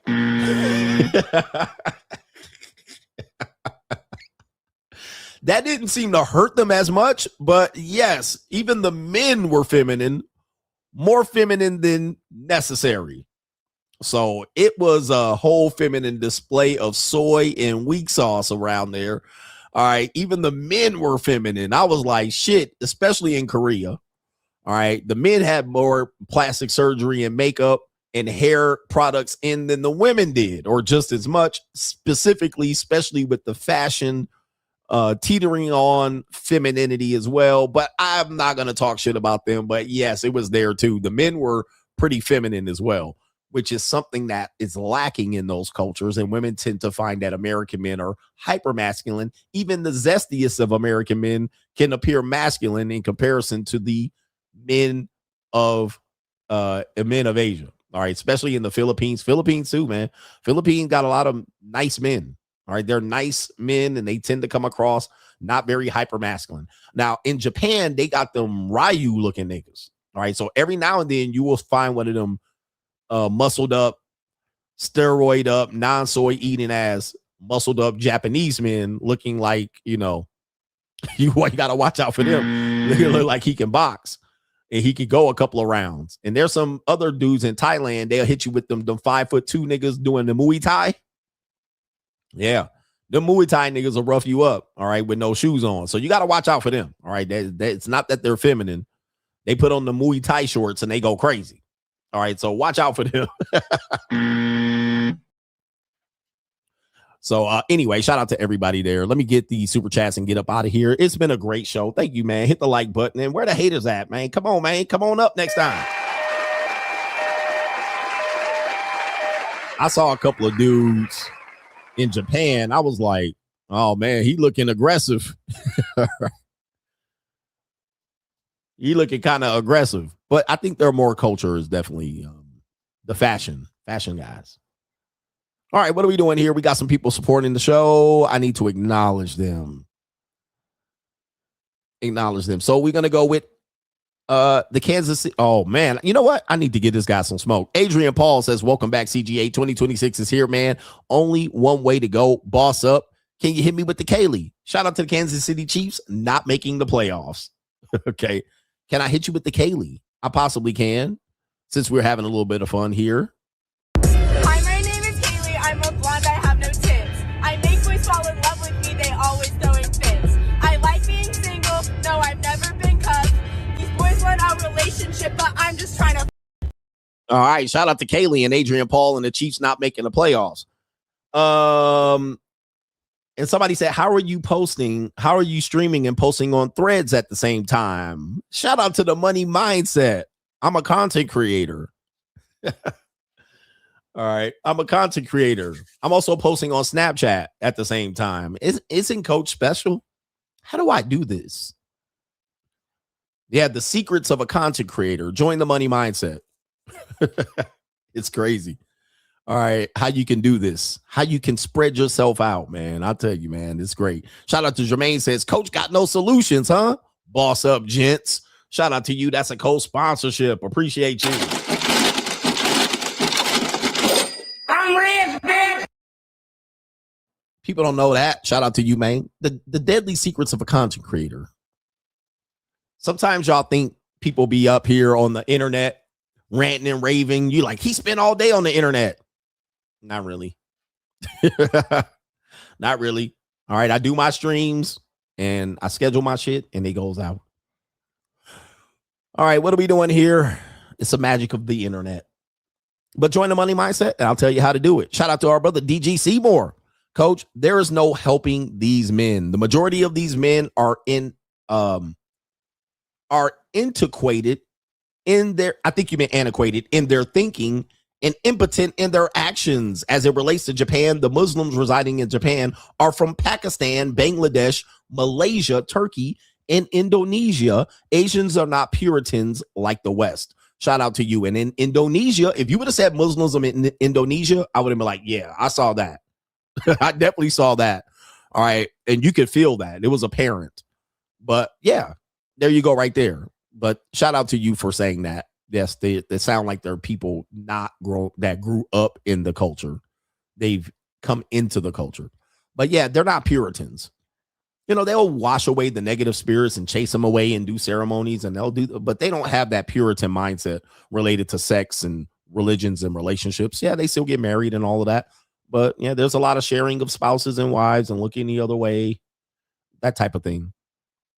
That type of thing. And shout out to DDC Moore. Did I give you a co-sponsorship? I'll let you know. I'm rich, bitch. I'll let you know. Okay, and then I think that was it. Let me check the PayPal. But what a great show. Thanks for welcoming me back. Thanks for giving me the encouragement to realize that taking 6 weeks off didn't hurt my platform. We had over 2,200 people in here. So we'll continue the show. And we'll be back tomorrow with live streams. Not tonight, but back tomorrow. Peace.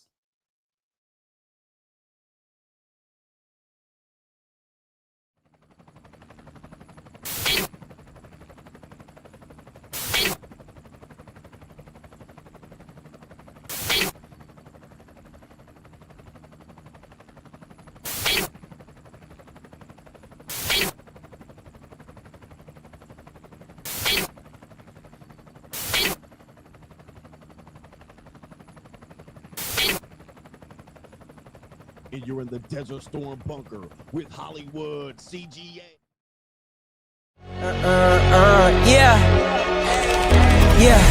Legends ain't born, they built from the grind. From benches to banners, we sharpen the mind. We sharpen the sword and promise and swore that we going hard and leaving it all on the floor. Hey, yeah, we going hard and leaving it all on the floor.